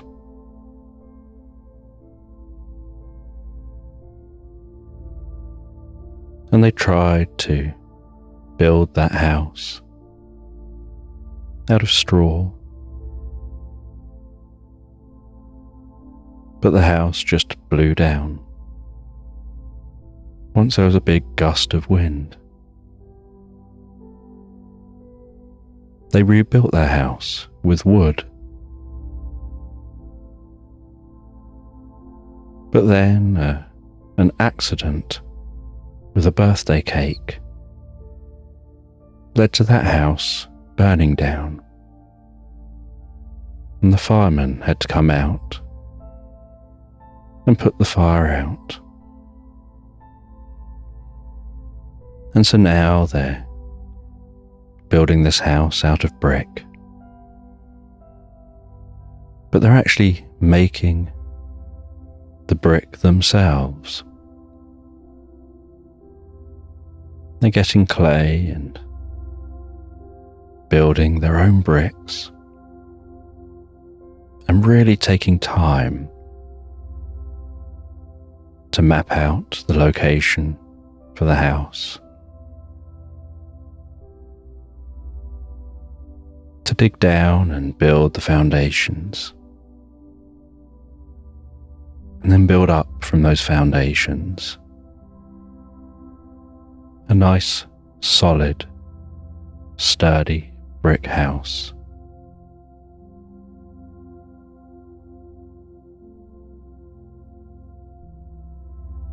And they start building the house in the spring on the edge of this meadow. the butterflies flitting from plant to plant, bees buzzing around, birds flying high. They know how it feels to relax while building, feeling so comfortable with the nature around them. The distant sound of the stream,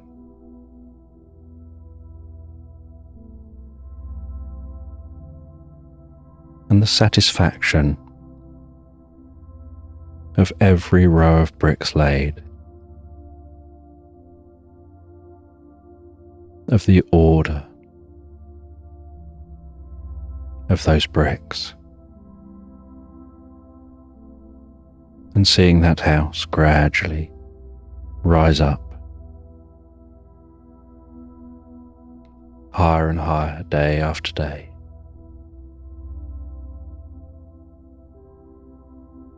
Smelling the sweet scent of the wildflowers in spring, occasionally stopping for a break, going and sitting down by the stream,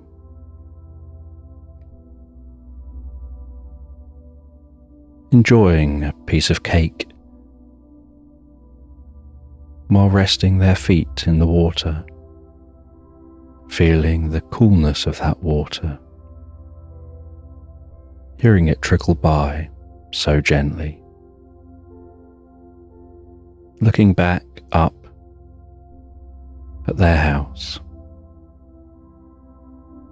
finishing their break, heading back up and continuing to build that house. And while they're building, so they're staying in a tent. And it's a tent that's made to look really nice and comfortable, like a large yurt.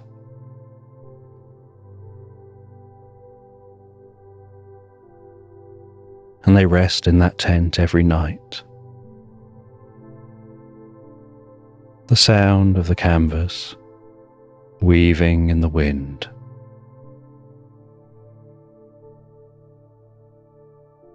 the occasional evening cool air creeping through the gaps in the base of the tent and through the door.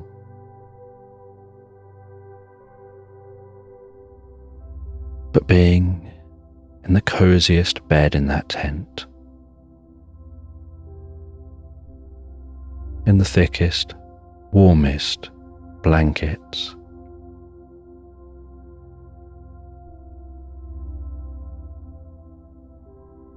like hugging a large teddy bear while falling asleep, and falling asleep with thoughts of the tasks to do the next day.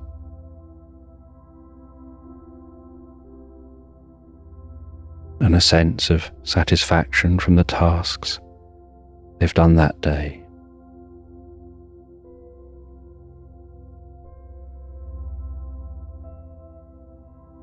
And awakening to the gentle glow within the tent of the sun rising and shining on the canvas, and that diffuse glow within the tent makes the whole tent almost radiate with light.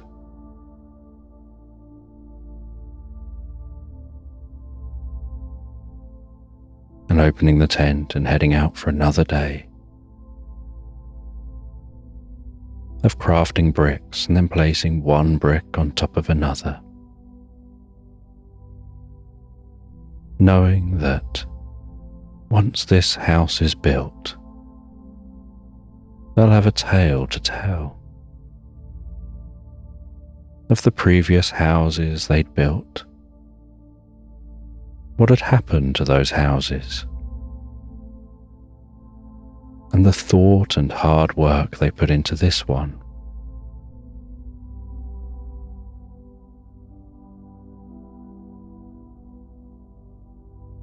And as spring moved on gently into summer, so they continued with their building.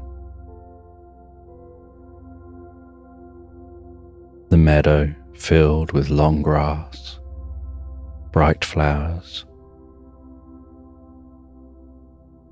Deer would visit the meadow and graze in the meadow, and rabbits leaping through the tall grass as if trying not to tickle their bellies with that grass, their tails flashing with white as they leapt.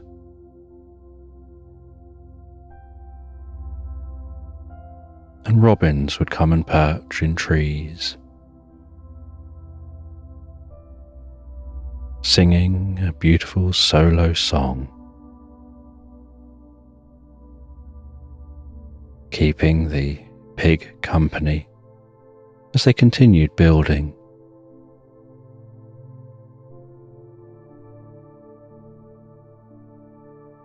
And the summer days were long and hot. They'd have to take multiple breaks going into their tent, often spending most of the lunchtime in their tent out of the sun. But they would start really early in the morning. And sunset wouldn't be until really late at night. And even after the sun sets, so the sky is still light.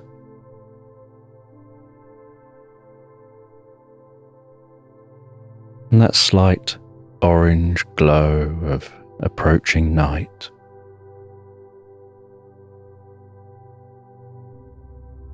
the pig would work under the gentle light of a torch, just perched slightly away from the house,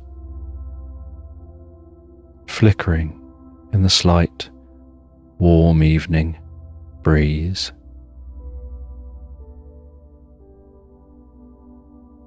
Working until the stars were arching overhead.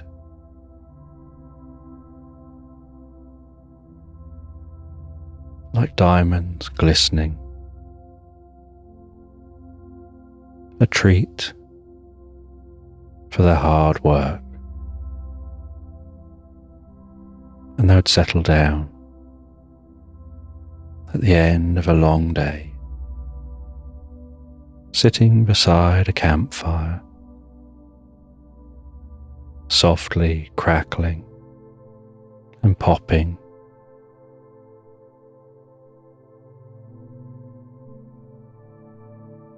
Shadows dancing, the occasional sight and sound of bats flying overhead, the sound of a distant owl hooting in the woodland.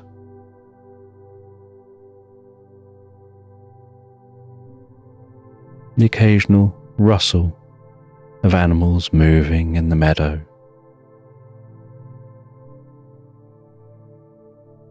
And prancing around in the wood.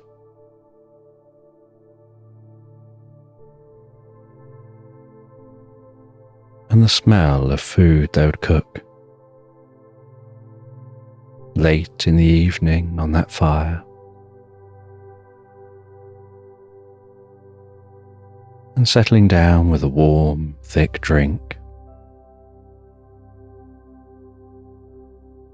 that brings a deep sense of peace and comfort as that warm liquid flows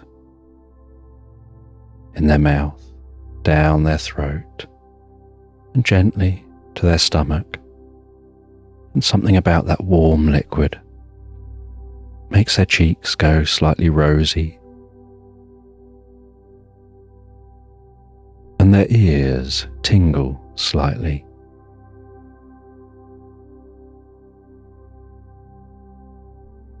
And their breathing slows down as they feel a sense of drifting deeper and deeper inside.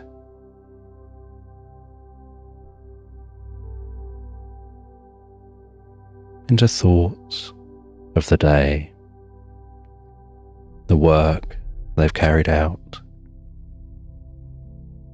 and the work they've still got to do.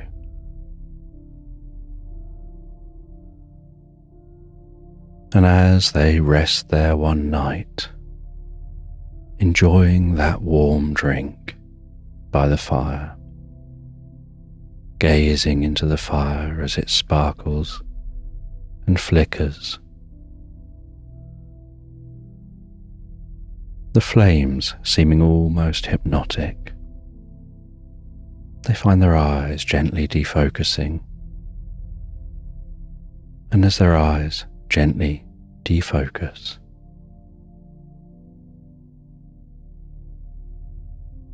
they remember how sad they were when their second house burnt down. They remember the fun they were having before it, the excitement of playing hide and seek, of playing different games, and flash forward. They remember that feeling of excitement when they decided to build a new house and they started working on the plans for this new house, drawing up what it was going to look like, what the foundations were going to be like, what each level of the house was going to be like, where it's going to be situated. And recalling back to that time,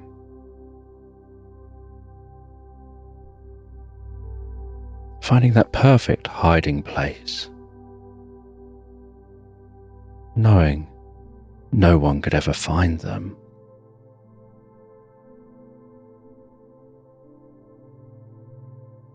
Recalling playing a game where they had to make their way secretly and very stealthily from a starting point to a flag, and their friends had to try and catch them, and crawling through the grass on their belly, feeling the slight tickle touch of that grass on their belly and around their snout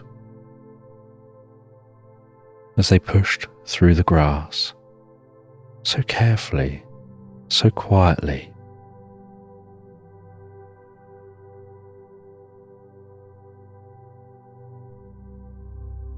And remembering when they first learned that they could make their own bricks in the new house they were building. And they were being taught how to make those bricks, and how to make the bricks out of just what they can find around where they live, in the meadow, by the stream,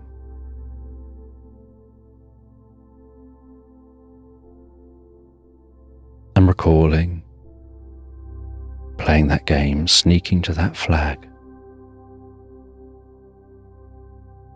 and the excitement of getting closer and closer and not being caught.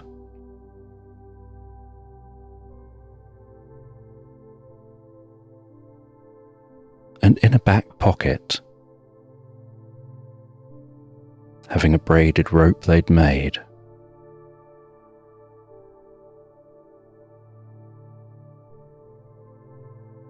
with a grappling hook tied to the end,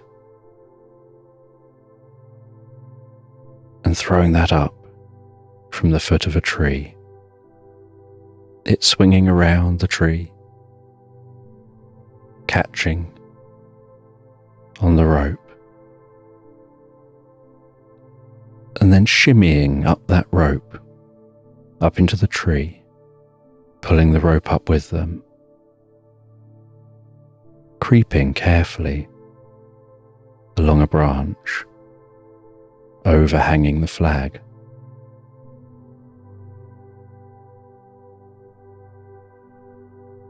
Reaching down with the grappling hook.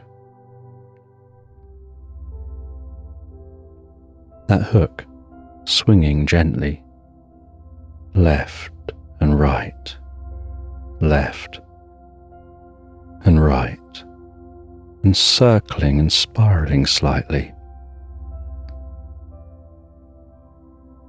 and managing to catch it just underneath the flag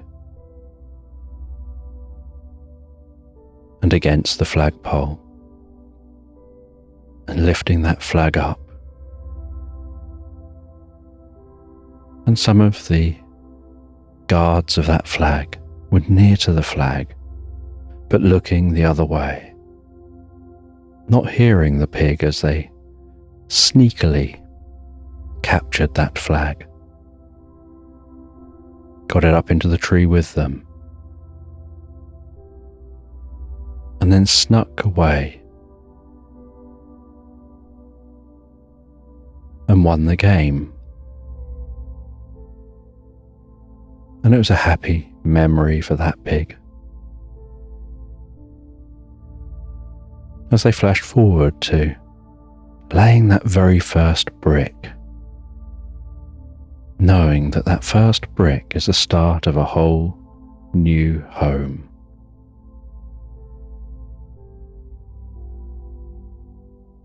Almost like everything that had happened in the middle just fizzed and flickered in the flames of the fire, sizzling, fading, almost like it was glitching in the mind's eye, back and forth, fizzing and glitching, and fizzling out into that fire as it burnt down gently to embers.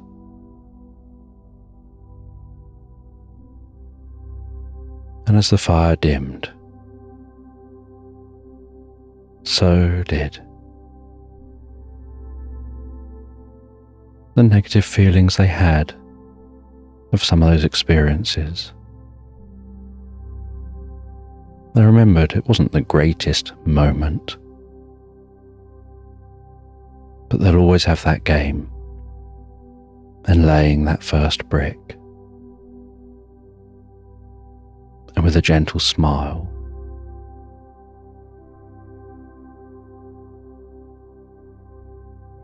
as the fire turned grey and ashen, and the last of the red of the warm logs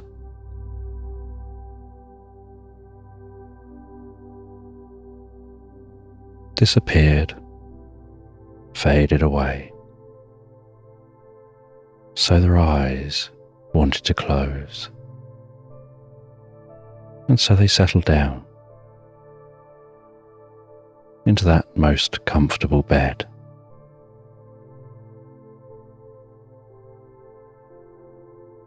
And it was perhaps 1, 2, or 4 breaths before they fall asleep comfortably and deeply, dreaming of the future, what it holds and what it will be,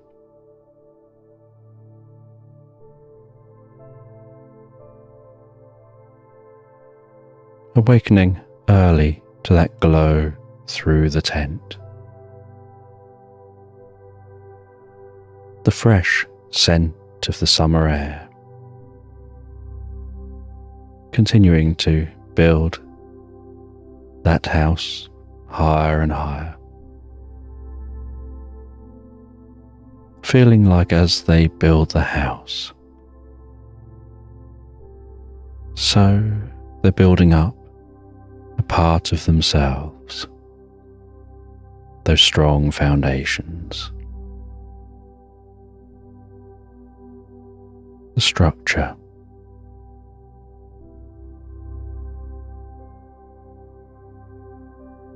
the decision on which room goes where, and through the long summer days, they get a lot of the work done, and they spend a lot of time dangling their feet in the stream,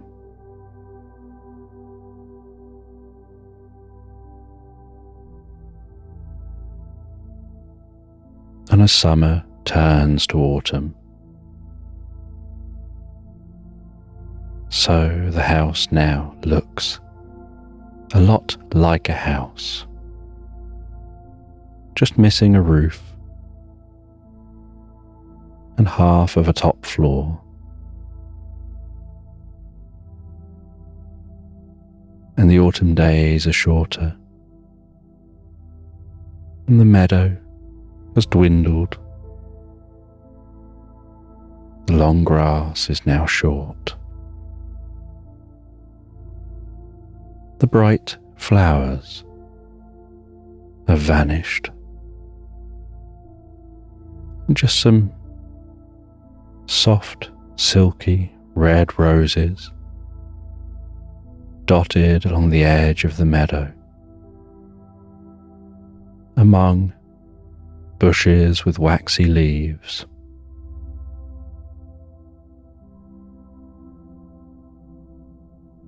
The trees now rustling, as if trying to rub off the last of the leaves, and those brown, golden leaves, and the oranges and the different autumn hues, crunching, crumbling, falling to the ground, blowing around as the wind blows a breeze.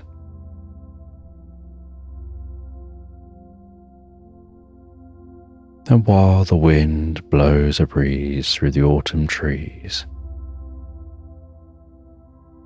so those leaves begin to carpet the floor of the meadow.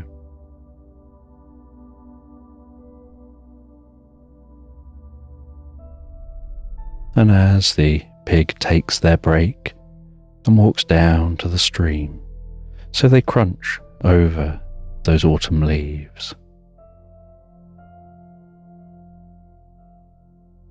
And the water sounds thicker and heavier as it trickles by, and feels cooler to the touch. And the low morning and low evening light dances on the surface of the water, like tiny diamonds jumping from peak to peak as that water flows past.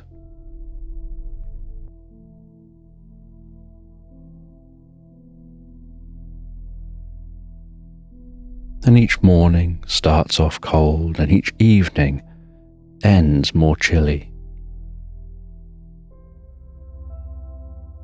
But the middle of each day, there's a certain warmth on the sunny days, and a slight heaviness to the cloudy days. And sometimes it rains so heavily and so windy, they spend much of the day tucked safely away in their tent the wind and rain buffeting that tent, the canvas shaking, pulsing and rippling, the sound of the rain turning the tent into a drum played by a million insects at once, reverberating through the tent as they wrap themselves up so warm and cozy in that bed. The blanket tucked up just underneath their head.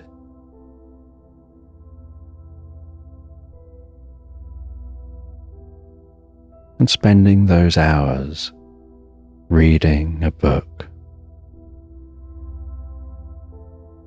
sometimes just thinking about what they can cook, because they can't cook outside when it's pouring with rain.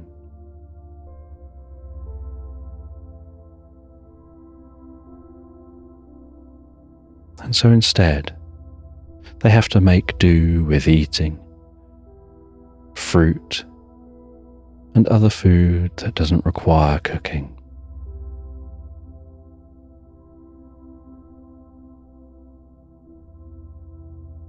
But on the clear days, they get as much of the building work done as they can.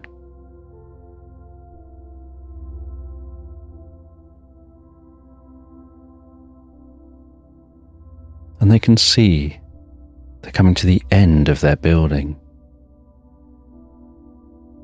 They know it won't take long now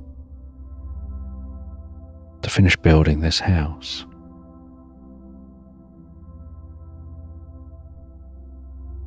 And as autumn slowly transitions to winter, so sometimes rain falls with snow, and the meadow turns to mud, and they slip and slide their way down to the stream, and occasionally have to crack the ice along the side of the stream.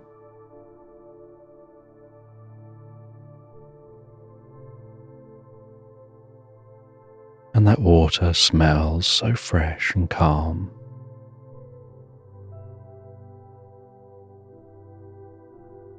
And other times, they wake to it snowing,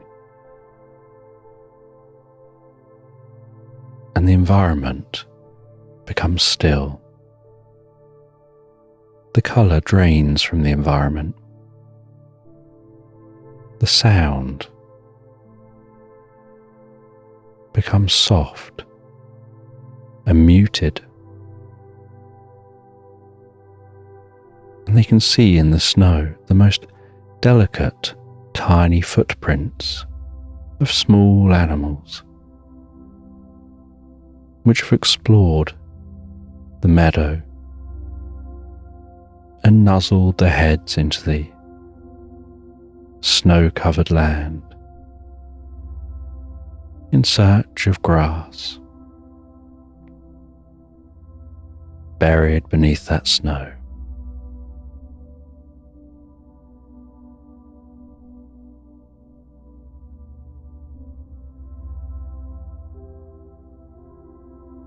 And they watch as tiny rabbits leap through that snow.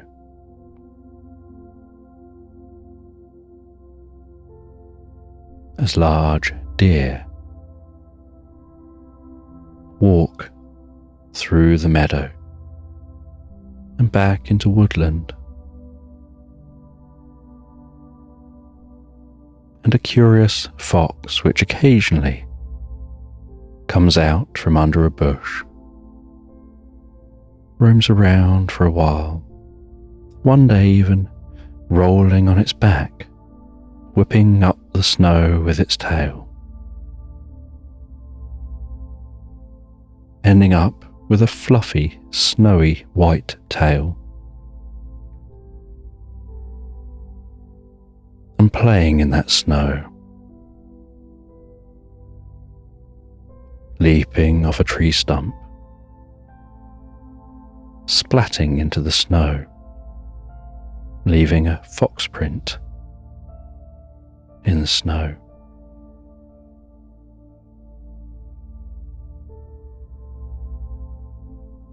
As that pig builds the final part of its house,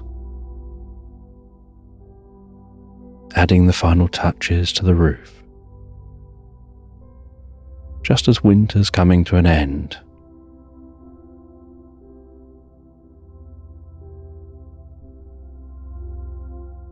and as spring dawns, and the first spring sun shines across the meadow, so the house is complete on the outside, and they now begin to work on the inside. They know that their outside is how they want it, and it all looks right.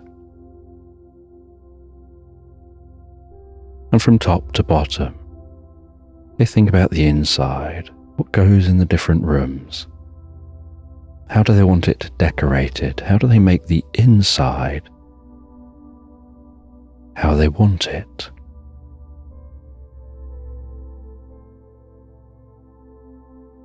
And so, for a few weeks, they spend a lot of time in the beginning of spring, writing down their ideas, drawing images of what they think it should look like, drawing out the different rooms,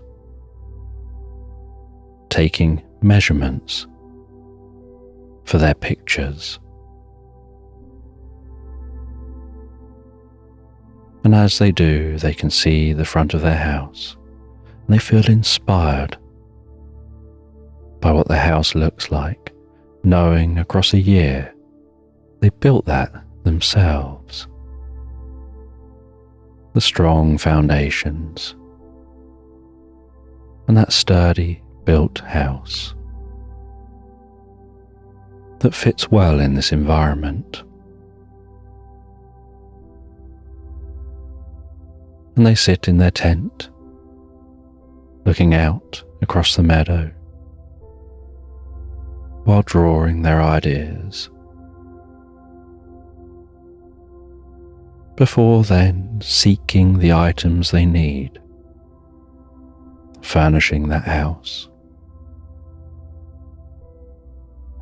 placing smaller items, personal items in the house, giving some character to the inside of their house, making their house a home.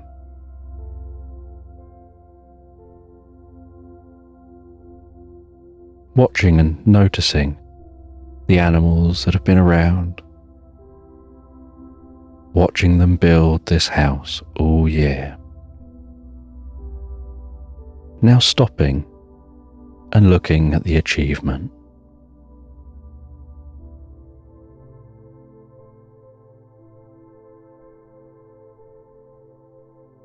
And by the end of spring, the house is as they want it, and they take down the tent.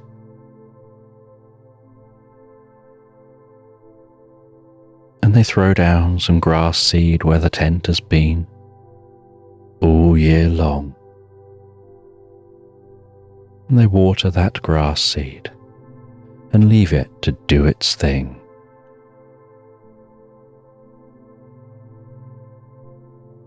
And as a celebration of their new home, they plant a seed of a sunflower by their front door, just to the side of the front door. They give it some water. They gently pat the earth. And then they leave that sunflower to grow up in its own way before heading in to their home.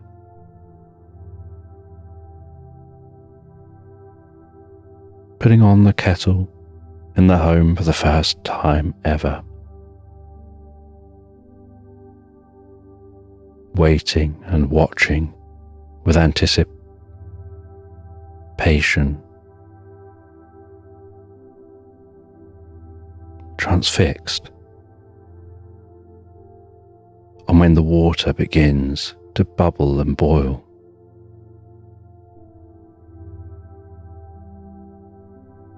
Pouring themselves a warm, comfortable drink.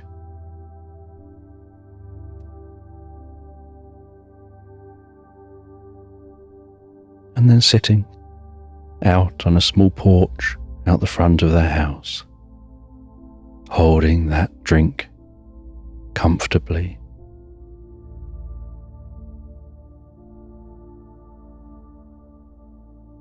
The steam gently rising from the cup.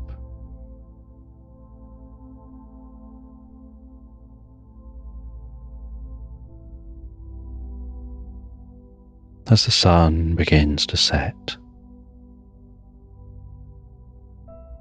And while the sun begins to set, they drift into a reverie, curious about the day, about the future.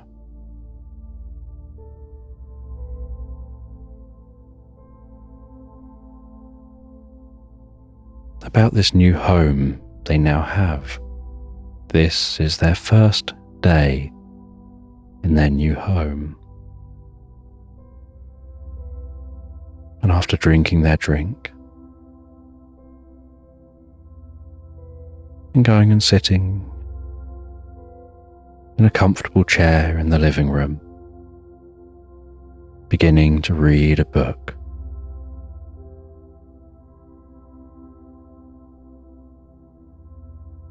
they decide, with this being their first day, they're going to keep a diary or a journal, a record of this new life and this new home.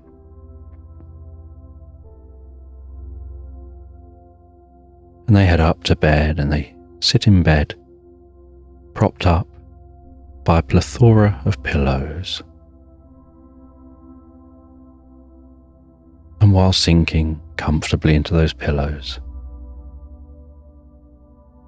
with a purple fountain pen, they begin to write a prologue in their journal, telling the story up to their first day in their home.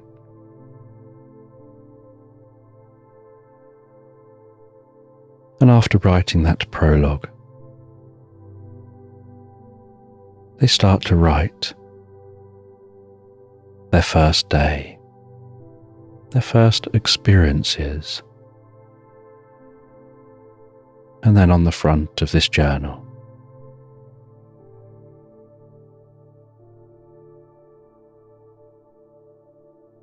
they write a pig's tale.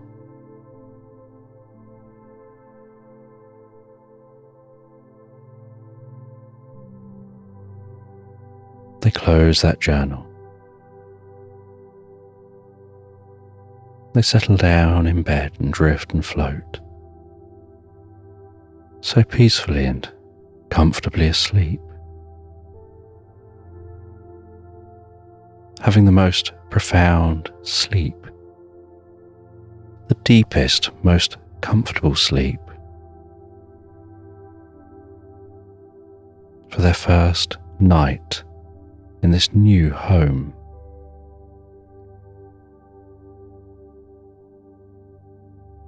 And the next morning they awaken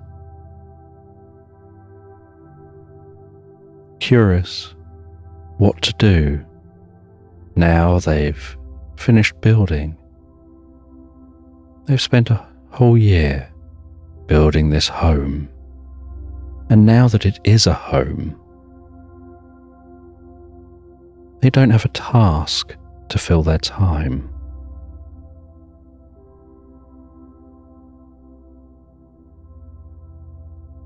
And so, after breakfast, they head outside. They potter around in the meadow.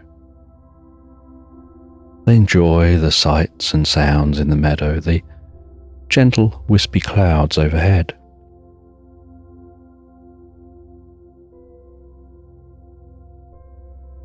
But they feel a bit directionless. They feel like they need some kind of a task. They feel restless, like they've got no outlet for their energy.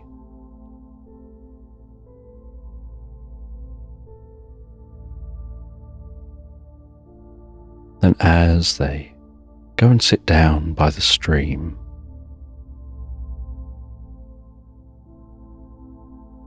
they hear the noise of an animal eating the grass. And they gaze up, and they see the other side of a stream.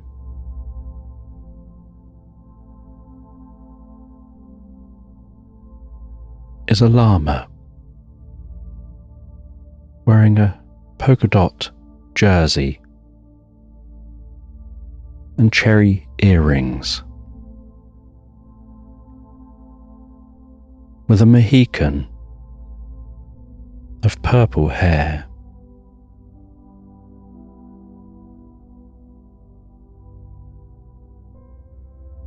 And the llama talks softly, gently to the pig,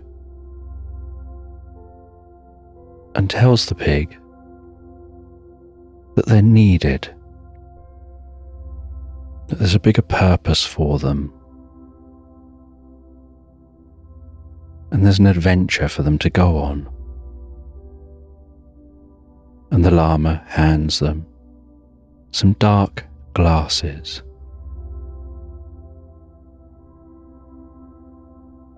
And when the pig puts those dark glasses on, suddenly it's as if the world is overlaid with a hologram.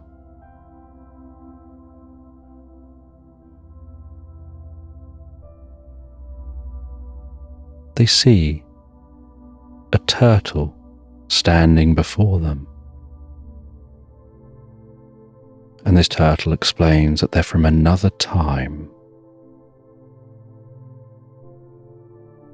And these glasses allow you to communicate and see things almost like augmented reality.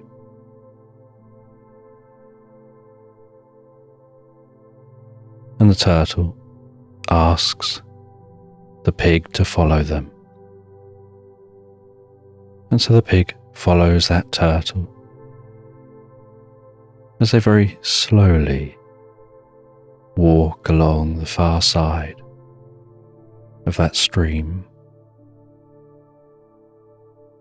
Only it doesn't look like they're actually walking along the stream for the turtle. The pig can't work out where they're walking.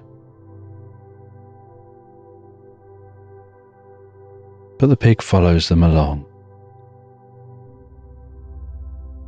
and heads over past the small, gentle waterfall on the stream, all the way over to a stone footbridge, where a small footpath reaches the bridge, crosses the stream, walks past that stone footbridge,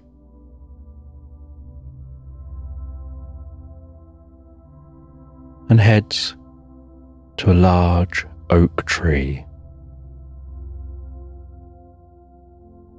the turtle stops in front of that oak tree and tells the pig this is where they need to go, and gestures to the tree. And the pig takes the glasses off, and it just looks like an oak tree. Puts the glasses on, and the turtle is stood there, still gesturing. And so with the glasses on, the pig feels around the side of this tree, pushes on the bark, even tries shaking the tree a little, which just makes the leaves softly rattle and shake. And then while pushing on the tree and walking around the tree, the pig accidentally steps on a root which seems to move and open a passageway into the tree. And the other side of the passageway, as far as it looks on the glasses, is a fizzing blue portal. And the pig removes the glasses, and it just looks like an entrance into the tree. And the pig places those glasses back on again, and the portal is right before them.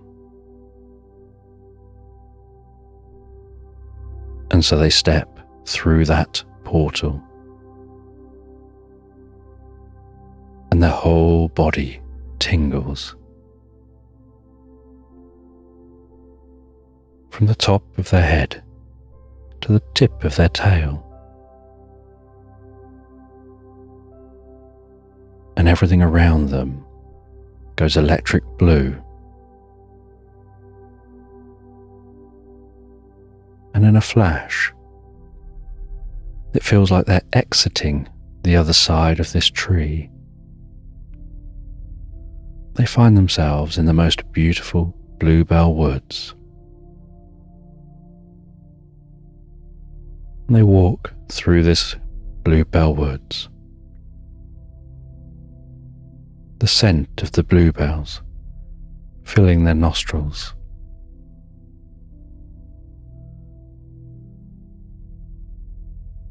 And they do a mix of looking through the glasses and taking the glasses off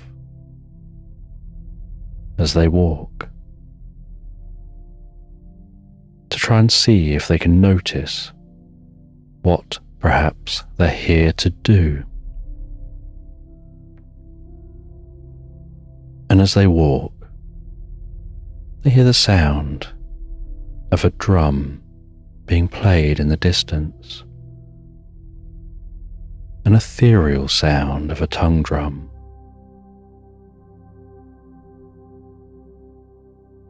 And as they get closer to that sound, they wonder whether there's multiple drums being played. But notice when they're near to it,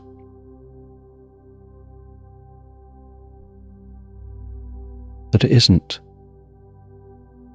multiple drums being played. It's a single drum being played.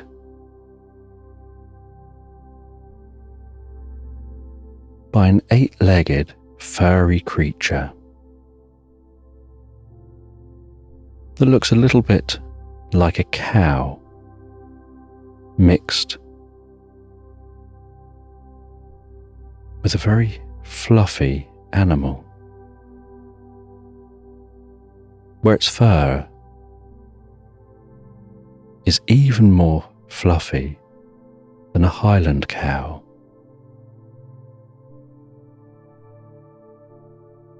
That a Highland cow's hair would even be short and thin compared to this creature.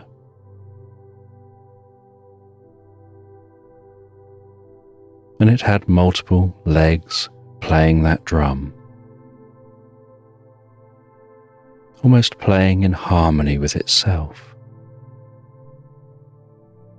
Its eyes seemingly glazed over while it was lost in thought, absorbed in the playing.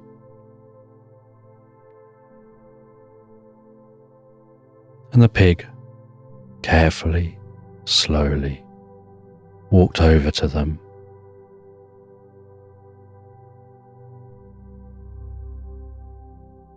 And as they got near, so the creature stopped playing and looked up at them.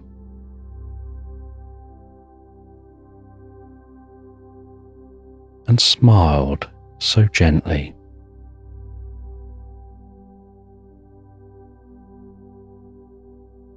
And they called themselves Noodle because they like noodling on musical instruments. Just being lost in the experience of playing music. Whether it's playing this magical drum,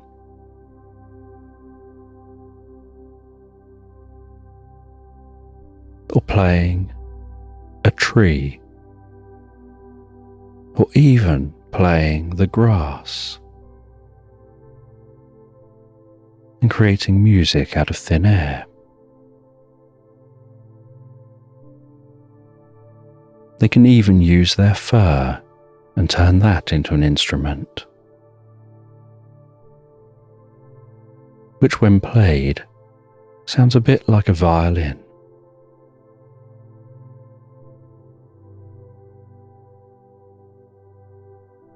And so they enjoy just noodling on instruments.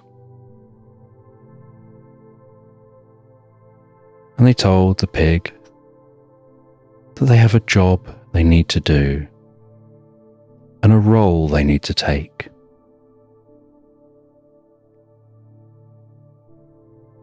They need this pig to be something of a secret agent. They're aware of their past, their skill at sneaking. They were watching because they have a connection with all things. They saw the way that pig captured that flag all those years ago. They've seen the tenacity of that pig building a home from the ground up. The patience the pig has deep down. The planning. All these skills that are necessary for working as a secret agent. And they'll send them on a mission, and then for future missions,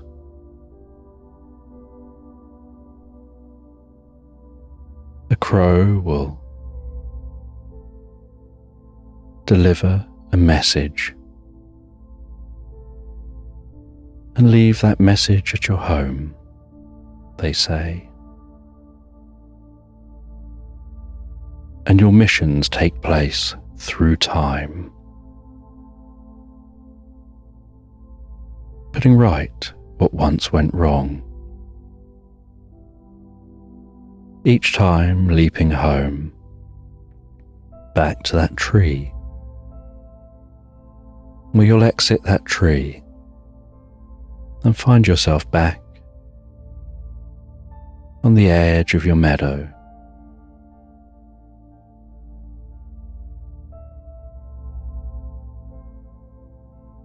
And they said that this first task, this first mission,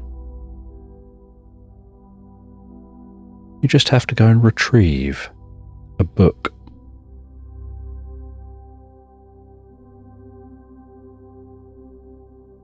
And so to retrieve that book, you'll be given some space and time coordinates. They'll be programmed into the glasses. You'll walk through the tree. You'll find yourself at those coordinates. And every mission will be programmed into the glasses.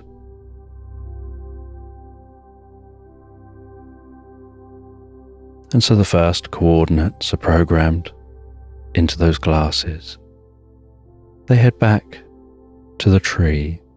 Now excited, they have something to do. Something to keep them busy, to fill their thoughts. As they head through the tree, with those coordinates programmed in, they exit the other side of the tree. And they see before them a vast, snowy, freezing cold landscape with a single igloo in the middle of that landscape. They head through the strong wind that's nipping at the side of their face, at their ears. They knock on the door of the igloo. An Eskimo invites them in, and it's so much warmer inside the igloo than outside.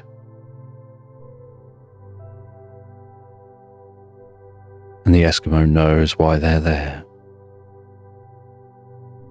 and opens a hatch in the base of the igloo and tells them to head down that hatch. And they lie on their belly on a trolley. They pull a lever and the trolley shoots off down that hatch, rumbling, weaving around an ice path, deep under the landscape.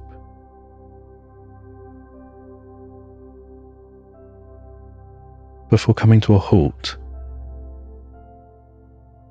at the edge of an ice cliff, looking out under the ocean. And they're surprised by what they see.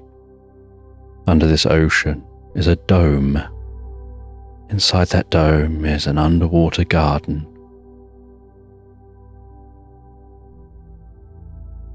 And a small little cabin.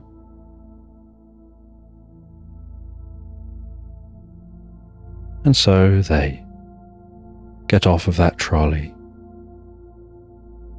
They see next to them is some diving gear. They place on that diving gear. They head through a door, seal that door behind them. They press a button that makes the water slowly fill this space that they're in, until the water inside the space they're in is entirely filled. And then they open the door to the ocean, close that door behind them. The bubbles from their diving gear with each breath, tickling the side of their head as they rise up towards the surface. They swim towards that dome. They find their way to the entrance to the dome. They take the lock-picking kit they have attached to their diving gear. They carefully pick the lock. And as they open the door, so the water floods in with them into the chamber the other side of the door. They seal the door behind them, press a button and the water pumps out of this chamber. They remove the diving gear. They pick the next lock into the dome. And they sneak their way through this garden, getting closer and closer to that cabin.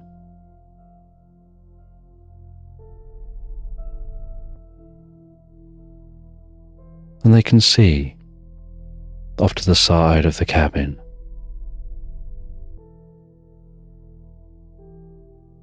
is a creature playing chess against themselves.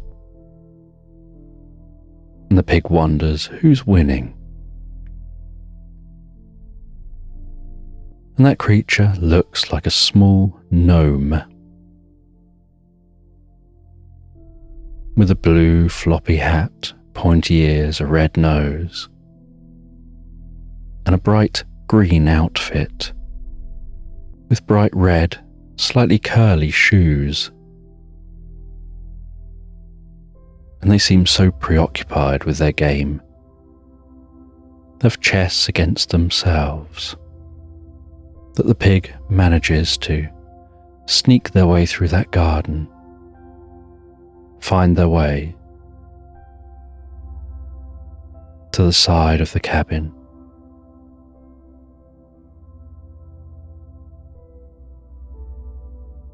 And they shimmy up the side of the cabin, in through an upstairs window, so quietly, so carefully. They tiptoe delicately through the cabin, searching for a bookshelf. And on the ground floor, against a wall, they find a bookshelf. They look for a specific book.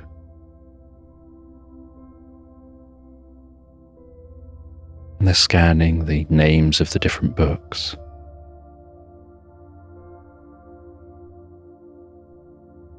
They find the book they're looking for. They carefully pull on that book, and the bookshelf and the bit of floor they're stood on rotates, and they find themselves in a secret area behind the bookcase. They start to descend some steps behind this bookcase, walking deeper and deeper into the bowels of this secret location.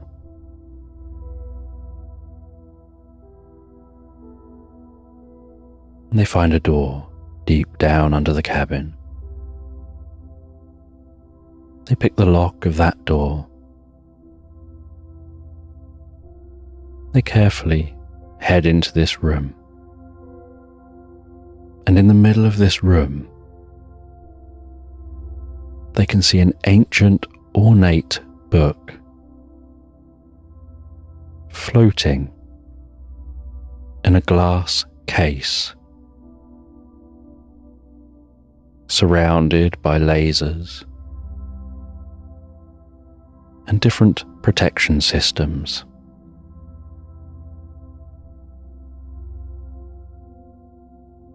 And so the pig carefully weaves and undulates and worms themselves around the lasers, over some, carefully trotting over them, sliding delicately under others, having to almost leap in a Superman pose between other lasers, tucking their tail in as they go, all so delicately and quietly, until they get up to the glass. and they take a look at that glass. And all they've got on them is a pickaxe, and it's only a very small pickaxe, more used for climbing ice.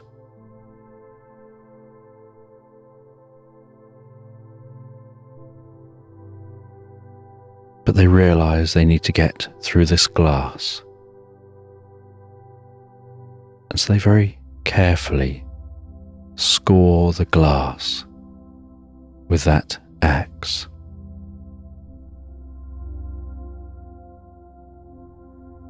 And it makes a slight scratchy sound as they do.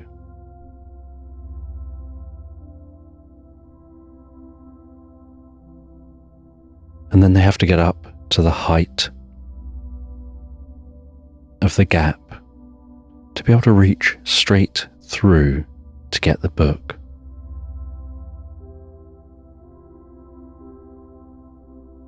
And so they jump up as high as they can, catching the axe in a beam overhead.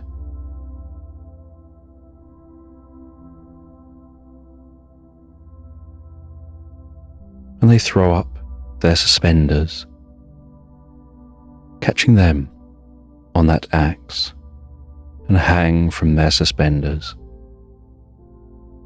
They reach in carefully. They grab that floating magical book, carefully remove the book, drop back down to the floor,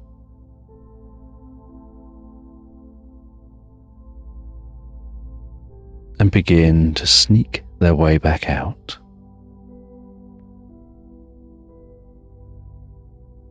Heading back out the way they came.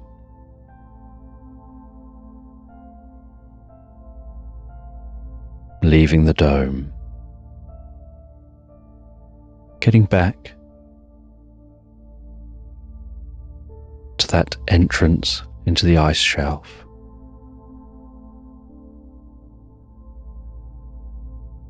And they can't take the trolley back up to the igloo. But they notice there's another doorway. They walk through that doorway, and before them is what looks like a drop. And as they look down, they notice there's a trampoline down that drop. As they jump as high as they can, and as they strike the trampoline and then spring back up, so they add in some additional strength from their legs. And they spring up high enough to knock a hatch at the surface and manage to grab on to the edge and pull themselves up out onto the snow. And they find their way back to that portal. Passing back through the portal, back out to the edge of their meadow. And they're carrying that book.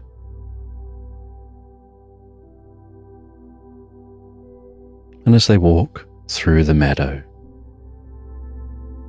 so they encounter that llama again,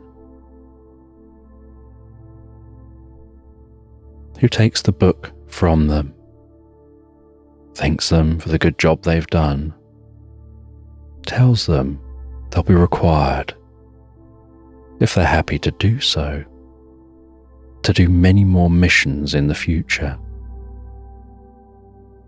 and that these missions are all about saving reality and putting right things that went wrong, and they'll return that magical book to its rightful place. And changes in a different time and place will be fixed because of them, because a wizard will be able to do what they need to do. And you don't have to know what the changes achieve, because if you've made the changes, life will go on as it's supposed to. And so they tell the pig, from your perspective, nothing will ever seem different, but only you'll know that you're the reason why everything is the way it is.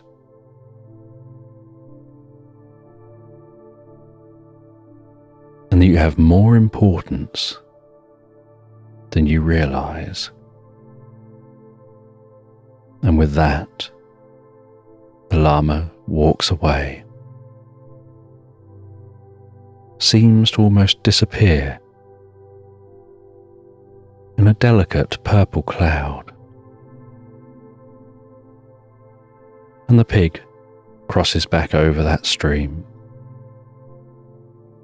heads back to their cabin, the sun gently setting. And once back at their cabin, they write in their journal about this first adventure.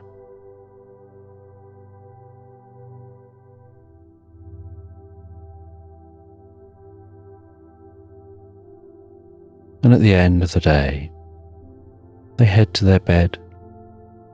They settle down so peacefully, so comfortably, and without any effort at all. They drift and float, so peacefully, so relaxed, into Slumberland. And there's a boat bobbing gently on a lagoon. And on that boat is a small koala wearing dark sunglasses, a wide hat pulled down low over their head. And the boat is bobbing gently up and down on the water of that lagoon. And the lagoon is so calm and quiet. The sounds of the forest off in the distance. And they're on this boat, elbows resting gently on the side of their boat, looking through binoculars.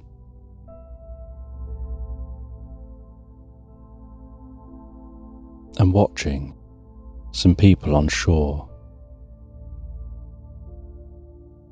And they have a little pad beside them that they're writing down notes on. And they see those people on shore. Bring out a large container. Place that container down before them. Opening the container and taking out clear bottles containing a gold gloopy liquid.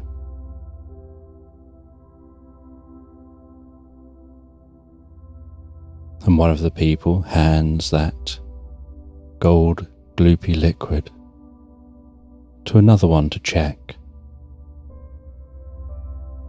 And they take a look at the bottle.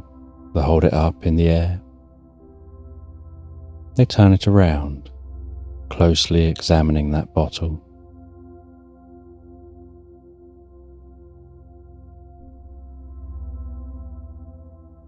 And the koala can see on the label for the bottle that it's the legendary golden coconut bubble bath that's said to be so potent that just a single drop in your bath can fill your bath with calming bubbles that send you into the deepest of sleeps.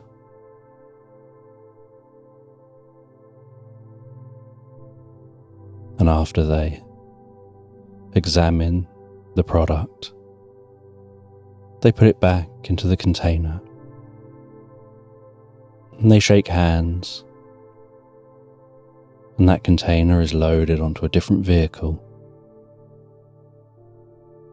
and then that vehicle drives off from the edge of the lagoon and follows a road round and off deeper into the forest. And the first group go back to their vehicles and head off in the opposite direction. And once the coast is clear, so the koala starts the boat and pilots the boat to the shore and lets that boat run aground, skidding up across that purple soil on the edge of this lagoon. As it scrapes up to a halt, then the koala leaps off the boat, its feet sinking and crunching as it runs into the forest.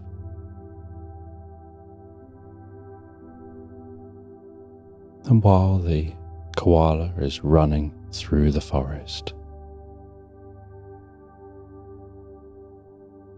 they grab an item out of their backpack, and while still sprinting, they swing it around up over their head. It extends and clicks and clacks into place.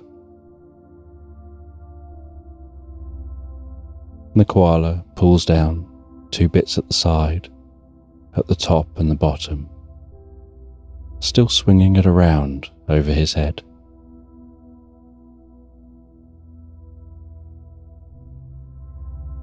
And it lands on the ground. As the koala puts their weight onto the top and lands on top of it and begins pogoing at high speed in chase of the vehicle. Pogoing over roots sticking out from the trees across the path, ducking and weaving under branches overhead, sometimes having to put extra strength into the bounce to leap low branches, other times having to skid under branches, carefully holding that pogo stick balanced in the hands and on one leg to slide under the branch, and then nudging the ground to spring back up to continue giving chase.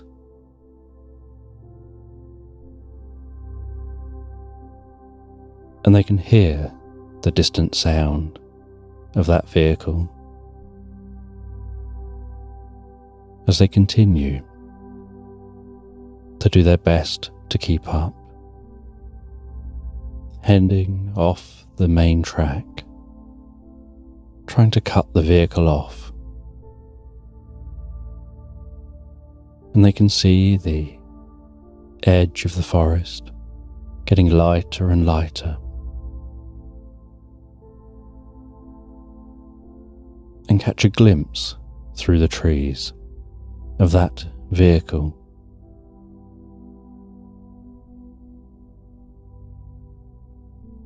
And they exit the forest. You can see the dust rising from the back of the vehicle.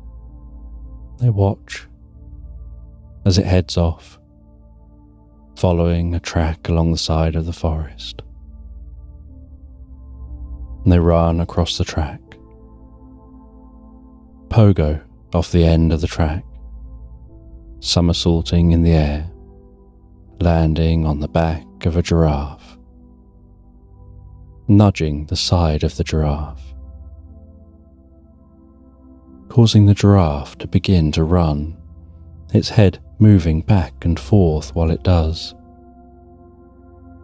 The koala bouncing up and down, giving chase to that dust cloud in the distance. And the koala manages to keep an eye on that vehicle, all the way to the vehicle reaching the crossroads, and seeing that vehicle turn left. And so he lets the giraffe slow down and relax. He gently pats its neck, thanks it for its help, and leaps off, flipping in the air, twisting in the air and landing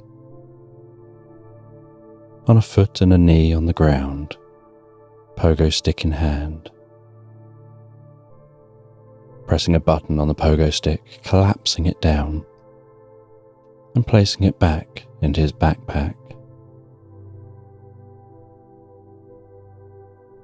As he then walks to the edge of that road, and he knows this is a very long road, but there's only one of that road. The road doesn't split. It goes straight on until it reaches a town.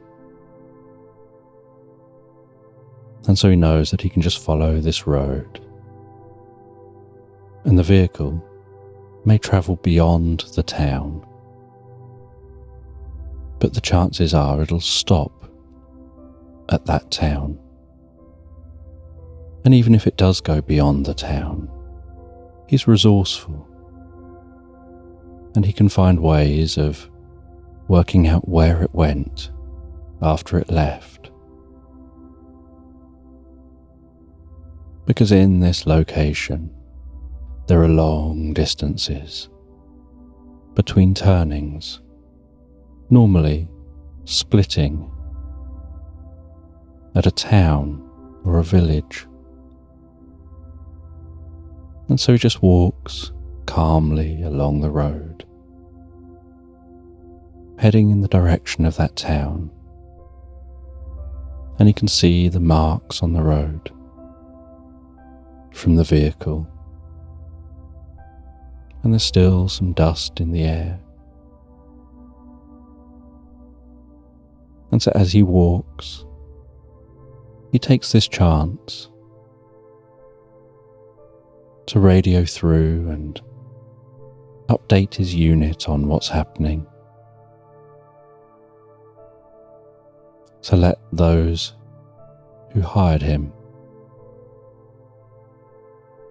know what it is that they're after.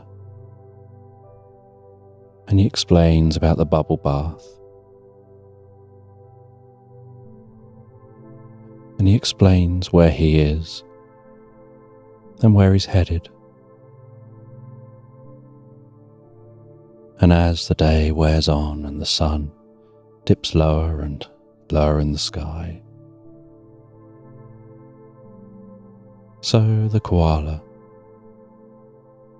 just feels deeply rested, enjoying the walk, but knows it's time to stop for the night, to set up a camp and continue this journey in the morning. And so he heads a little bit away from the road. He sets up his camp in a small campfire.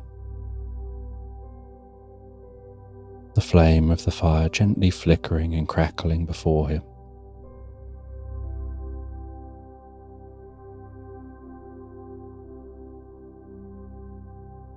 He warms up some tea on that fire,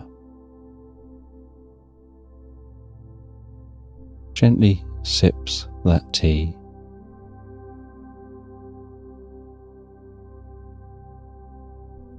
and notices how he's feeling sleepier and sleepier with each sip he takes.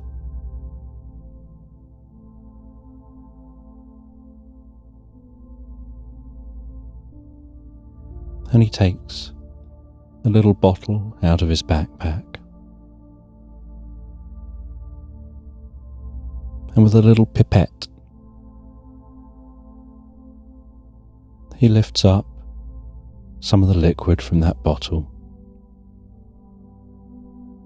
and just applies 1 or 2 drops of that octopus ink from a magical deep-sea octopus to his tea. And as that touches the surface of the tea, so it dissolves in a slight puff of steam. And the tea gently changes colour slightly, turning a little more blue.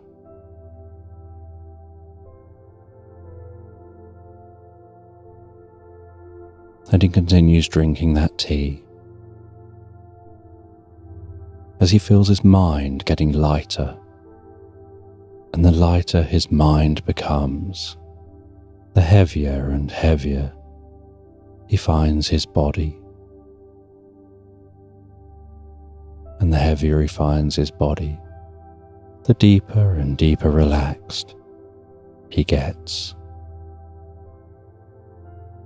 And the fire burns down to embers,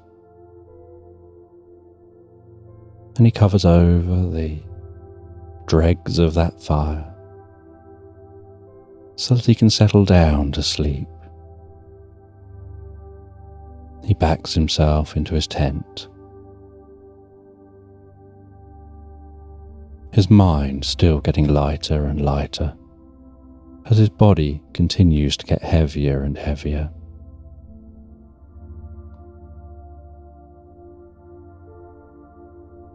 And he feels his consciousness expanding,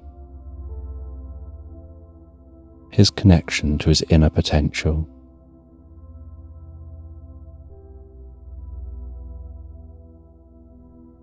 As his eyes close, and a cool, blue, deep relaxation works its way through his head, down his neck, down his arms to the tips of his fingers, gently down his back, his chest, all the way down to the tips of his toes,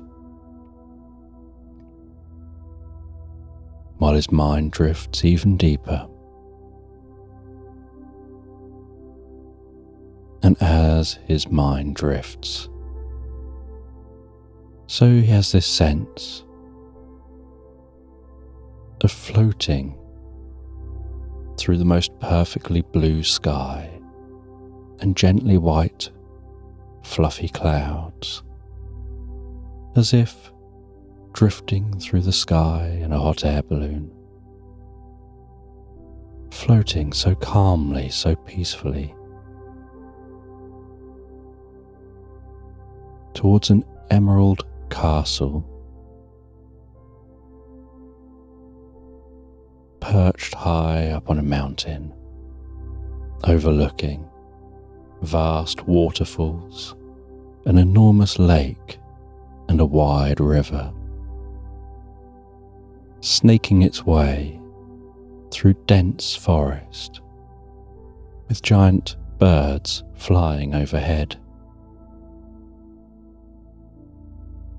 and butterflies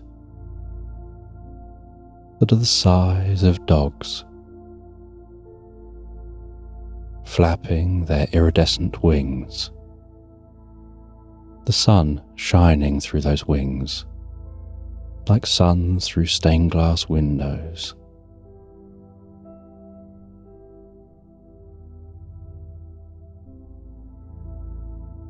And fluffy dragons flying off in the distance,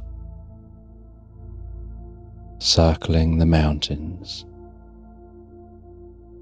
some almost a fluorescent green, others bright pink, others an electric blue. And he finds himself floating through this sky. And as he looks down at his body, he realizes he's just a consciousness, like a ball of energy with the faintest light, travelling through this land. And at the Emerald Castle, he passes straight over the giant waterfall, over the vast stone bridge, through the enormous wooden gates, right up to the front door of the castle.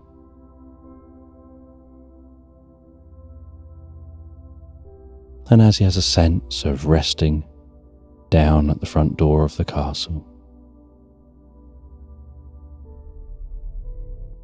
he notices he seems to be in a body.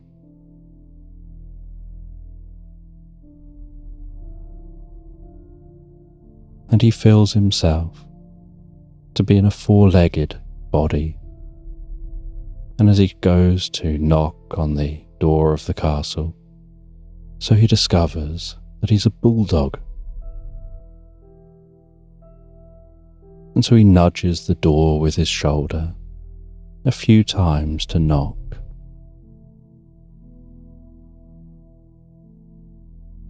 And then he waits and can hear the most delicate walking the other side of the door.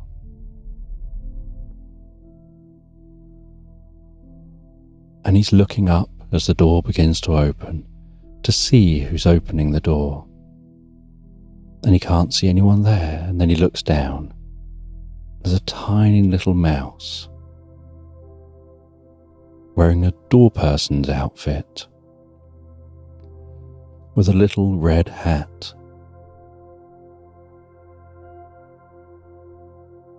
red trousers, well-polished red shoes,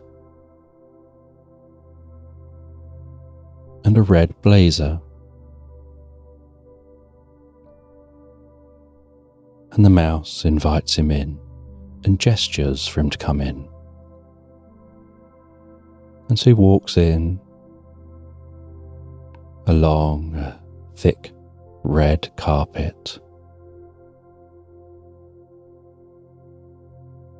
in this emerald green castle, and can see up some steps at the far end of this hall is a really ornate chair. And he walks towards that chair. And as he gets closer and closer, he can see a comfortable cushion resting on the chair.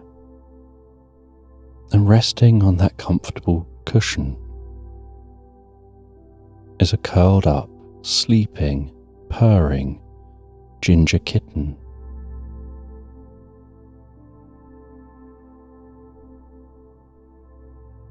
And he walks over towards that chair, towards that kitten, stands at the foot of the steps,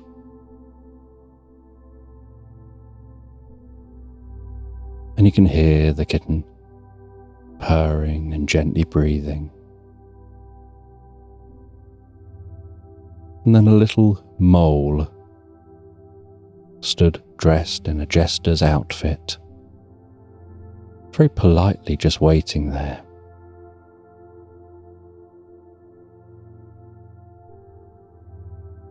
Leans over and whispers to the kitten, waking that kitten up. And the kitten stretches, arches its back and up,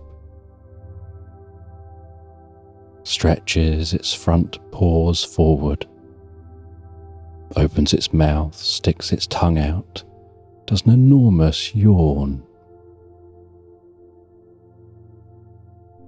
blinks a few times,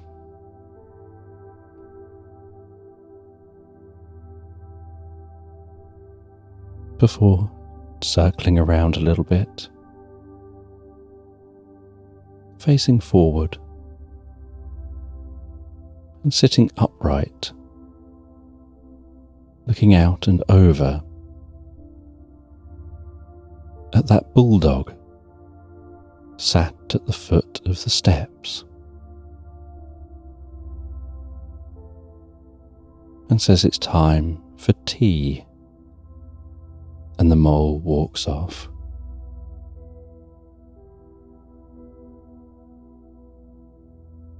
And then asks why this bulldog is here.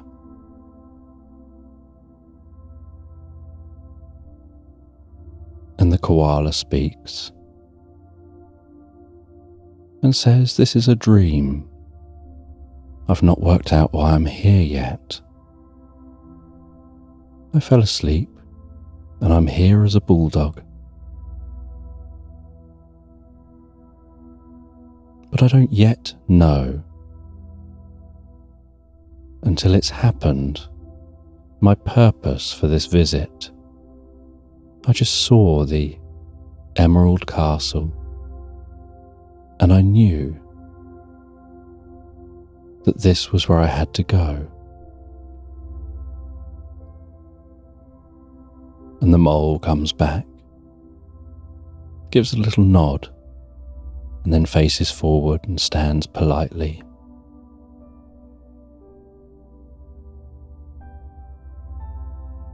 And the kitten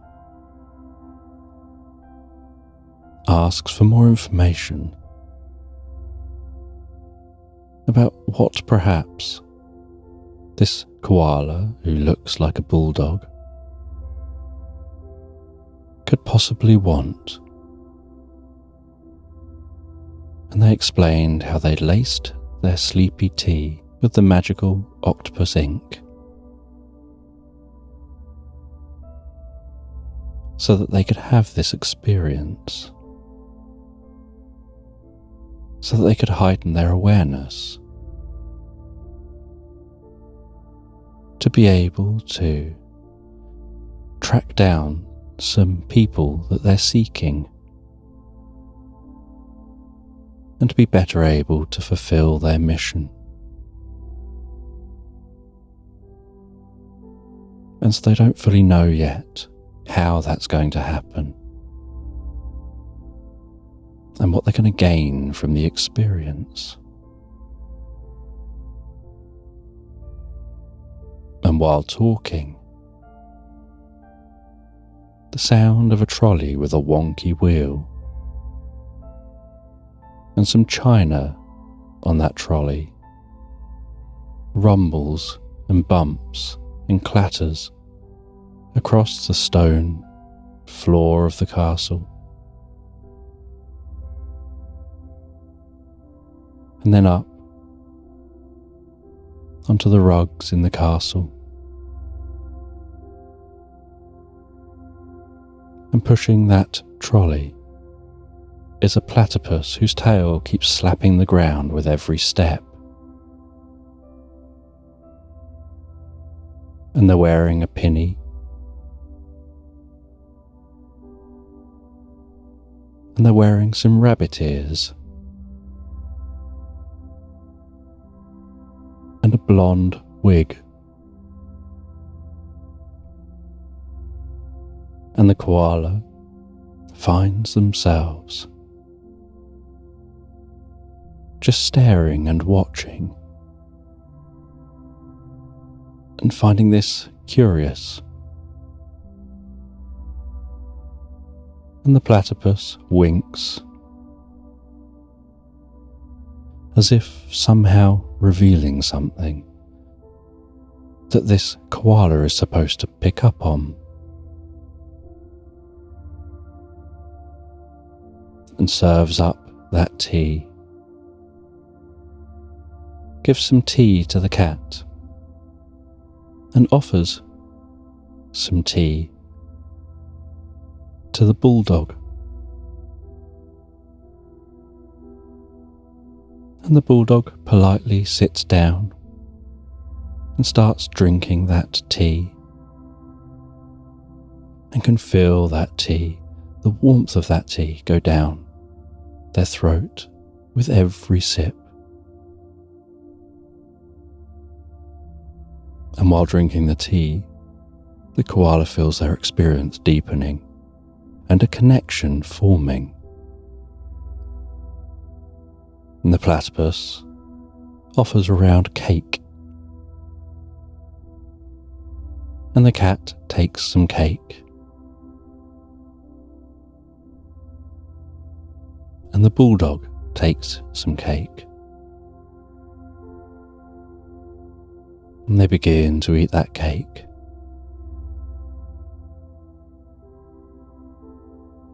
And they feel something shifting inside themselves. They feel their body changing from a bulldog body to something warmer. And their body begins to fizz and tingle, and they feel the warmest, most pleasant sensation through their mind and body, like a full-bodied hug that passes deep into their psyche.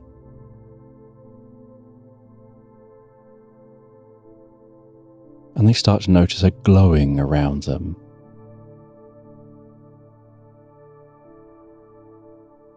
And the cat just watches and smiles. And as that kitten watches and smiles, so they realize they have wings.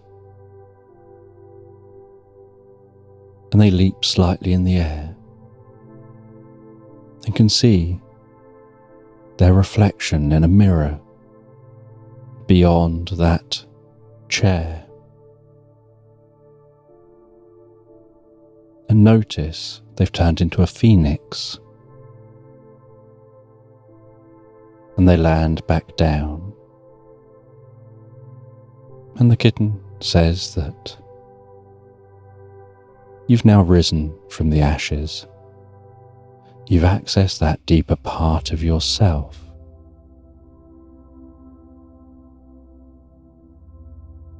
You've drunk this magical tea. You've eaten that cake. And this has helped you to change on a deep level, to have certain abilities that you came here knowing you were going to have, you just didn't know that you knew it yet. You weren't consciously aware those changes were going to be had, but all the clues have been there since the start.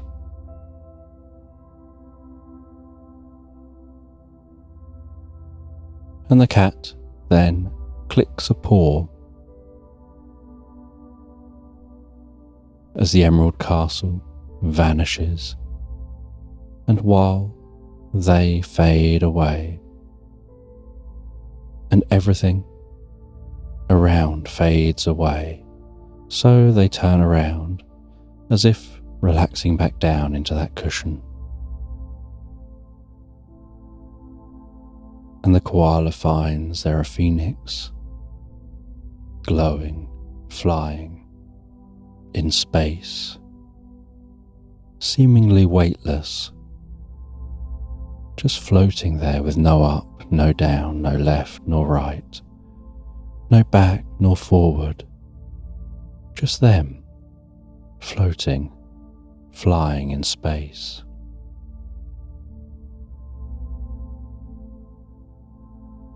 And as they look around, they see the way the stars twinkle and shine around them. And those stars begin to interconnect like silver spider's web, weaving the stars together around them in a cocoon of comfort, with silver threads surrounding them in all directions.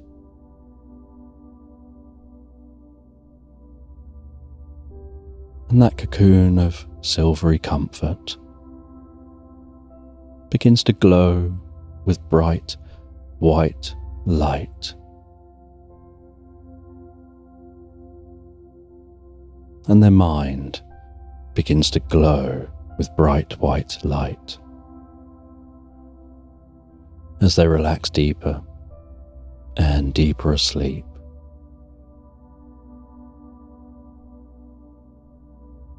And they awaken the next morning to the gentle sounds of birds in the forest. And they leave their tent, and they pack up their tent, and their mind still feels light as they continue their journey along this road, heading towards the town in search of that vehicle.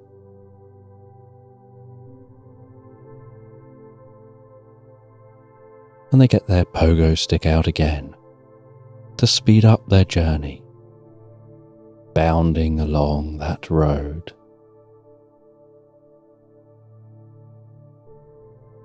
And they can see the town in the distance, and very slowly the town becomes more and more in view as they rapidly approach.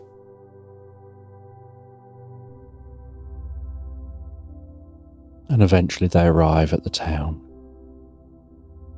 and they don't know if those people will still be here or if they will have already moved on.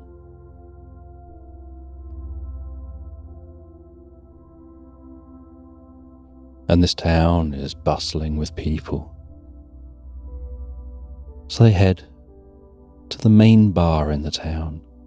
They know that if anyone knows of travellers through a town, it's those who work in a bar. And in that bar, they learn that the people they're seeking stayed for the night, but have continued on their journey. And there are two roads out of this town, one going straight on and one turning right. And they took the road going straight on. And so the koala knows that they're not that far ahead, but as the day goes on they should be able to catch up. But it'd be very hard to catch up if they continue trying to do this on foot.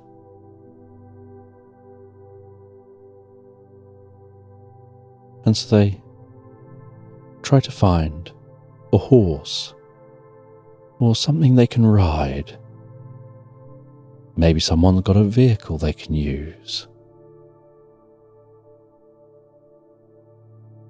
And they get given a horse. And they jump on the back of that horse. And it's the most pure white horse, almost glowing. And it seems to almost hum with each step.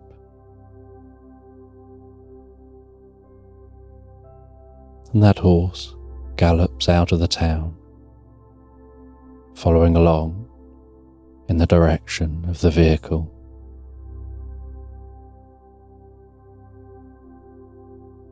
And as the day goes on, so the horse begins to catch up on the vehicle.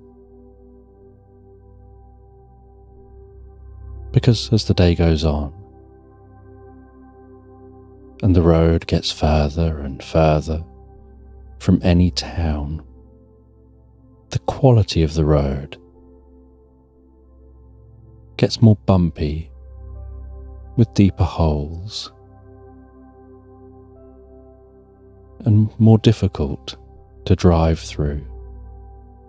And so the vehicle has had to slow down a bit, whereas the horse can just carry on.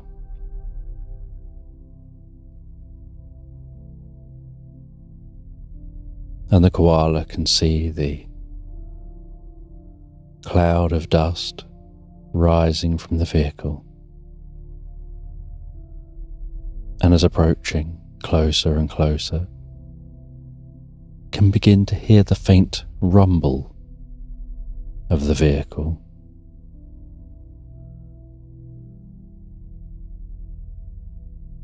And then sees that vehicle pull over at the side of the road,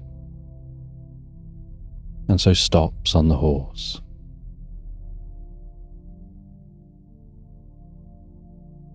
And pulls over himself, and sitting on the horse, looks through his binoculars and can see that they're setting up a camp.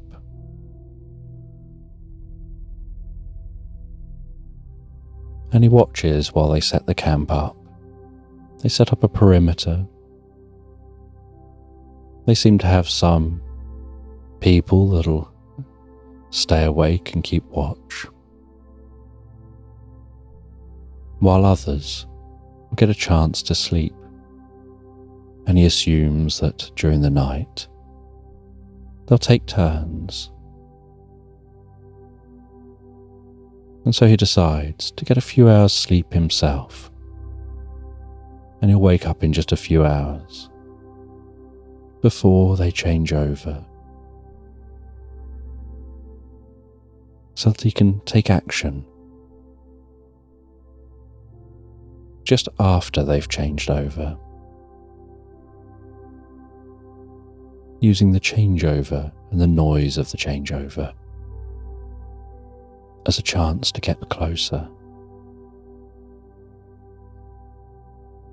And so he rests and sleeps for a little while as the sun sets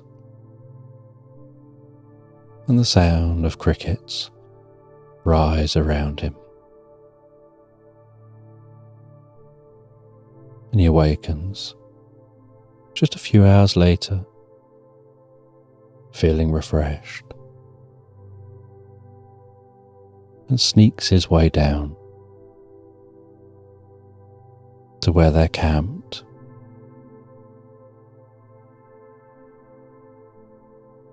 And thinks about blending in. And as he thinks about blending in, so while walking past the trees, he finds himself changing, not just colour to match the trees, but his skin makes subtle changes to soften his outline.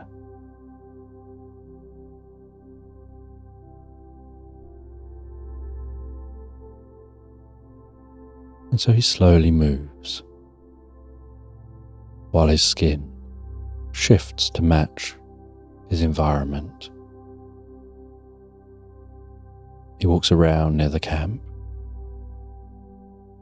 sneaking around, watching the changeover happen, getting closer and closer as those changing over stomp around, not realizing how much noise they're making. He finds his way to the vehicle with that container in it, stands against the vehicle, his body blending in with the vehicle. Carefully worms his way around the side of the vehicle and tries to very quietly open the back of that vehicle.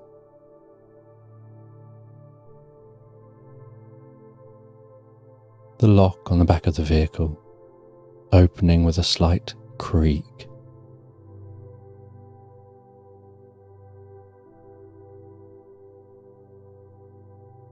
And so as to not make too much noticeable noise,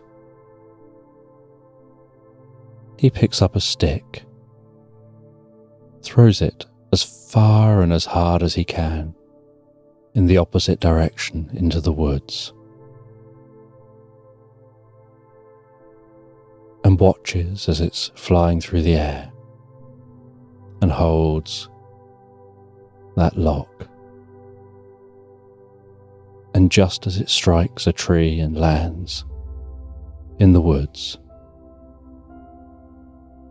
he pulls the latch across, making less noise than the stick clattering against the tree, as he sees those keeping watch turn towards the noise and one go and investigate, assuming it's just an animal in the forest. As the koala carefully pulls the door shut behind him, flicks on a light,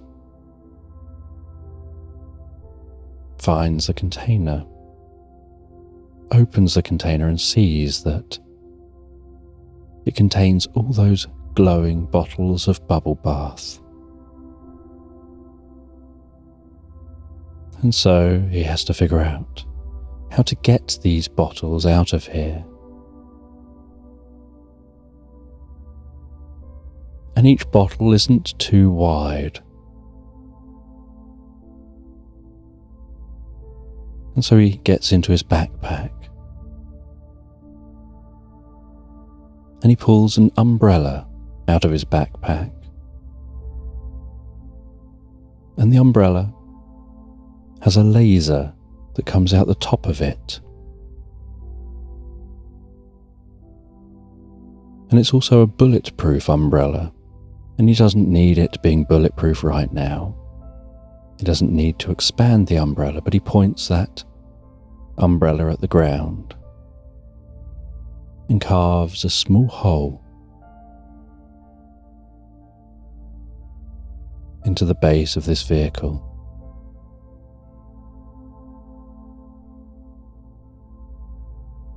And then very carefully places each of those bottles of bubble bath through the hole to now be under the vehicle, and then pulls the container over the hole.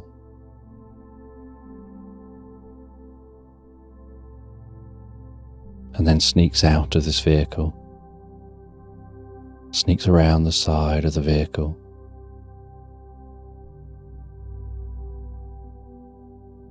takes a coat that's a waterproof coat for if he needs it out of his backpack, but it's also a coat that's a bit like a chameleon itself, that just blends with the surroundings. And he places that under the vehicle, crawls under the vehicle, moves all of those bottles of bubble bath into his coat, zips his coat up, ties the sleeves up, ties the hood to the sleeves, and then ties the base of the coat to the sleeves. And as he drags it along the ground, it's slightly rattling with all those bottles inside. He blends in and can't be seen. And his coat just looks like a rock. That to anyone watching, it would look like a rock is moving slowly along the ground. And whenever it stops, it blends in with its background more fully.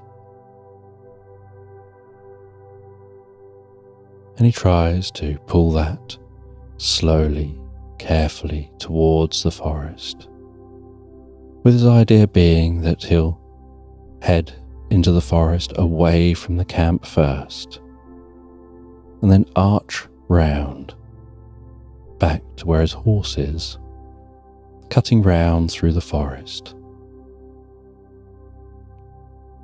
And once he's dragged that deep enough into the forest, he leans down and hoiks it up onto his shoulder, where he can make a bit more noise now, and begins to walk back to the horse. That jacket over his shoulder. He finds his way back to his horse,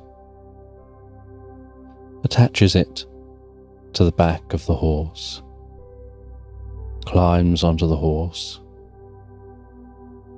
and decides not to hang around, but to get out of there now.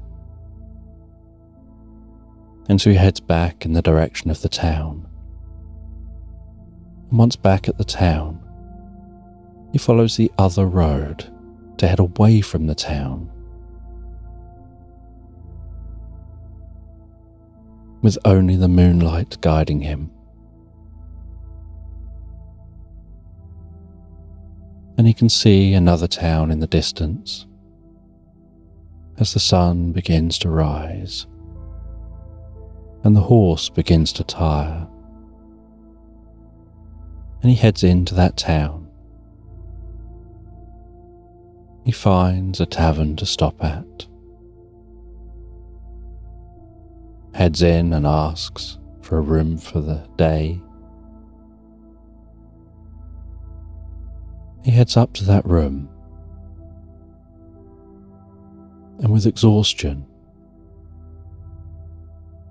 and no thought at all, he just flops onto the bed and drifts and floats, deeply asleep.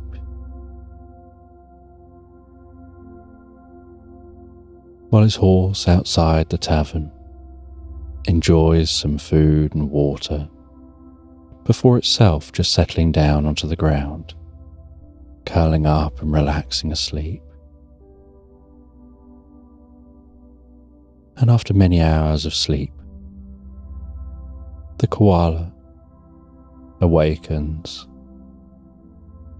and goes over to one of the tables, takes a gramophone out of its bag, puts that gramophone together, takes a record out of its bag, places that onto the gramophone, carefully begins to turn that record and then lower the needle onto the record. With a hiss and a scratch, voices begin to come from that gramophone. And after turning that record for a while, so it continues on its own. And the voices coming from the gramophone start asking if he's completed his mission, And he explains that he has. That he's got hold of that bubble bath. And so there's no need to worry anymore. And he gives the location of that group that he just got the bubble bath from, and says where they're heading, and that they probably won't notice the bubble bath is gone until they reach their destination. And the voice says that they'll send people to go and pick them up.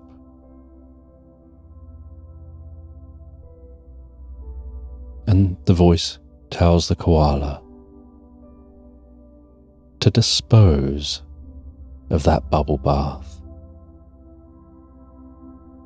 And so the koala goes to the bathroom with all of those bottles, and with a tap running, begins to pour those bottles of bubble bath into the bath, just watching the bubble bath flow down the plug hole, leaving behind a trail of dense, white, sleepy bubbles, and the air filled with the most intoxicating, incredible, sleepy scent. With the koala feeling deeply tired and sleepy, just from that smell, let alone being in a hot bubble bath.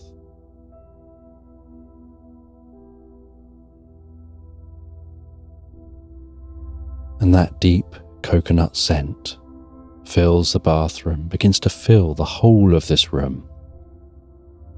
But eventually, the koala manages to pour all of that away, proud to have done their bit again, to avert a crime happening, that those people are no longer going to be able to go and distribute that bubble bath,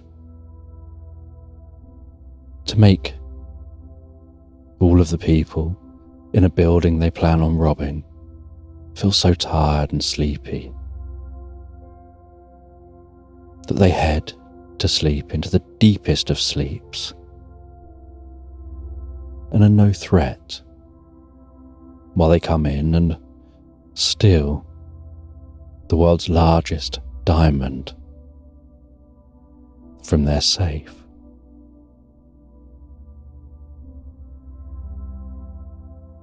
And after the koala has done their job,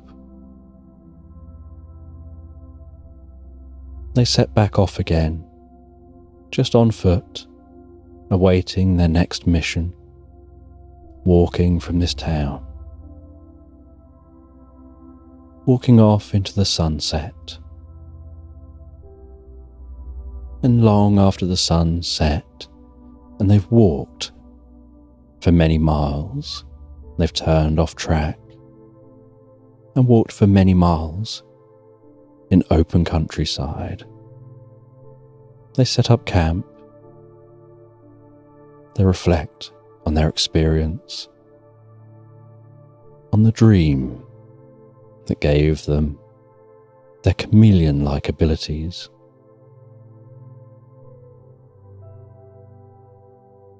And they drift and float, so peacefully, so relaxed asleep, into Slumberland.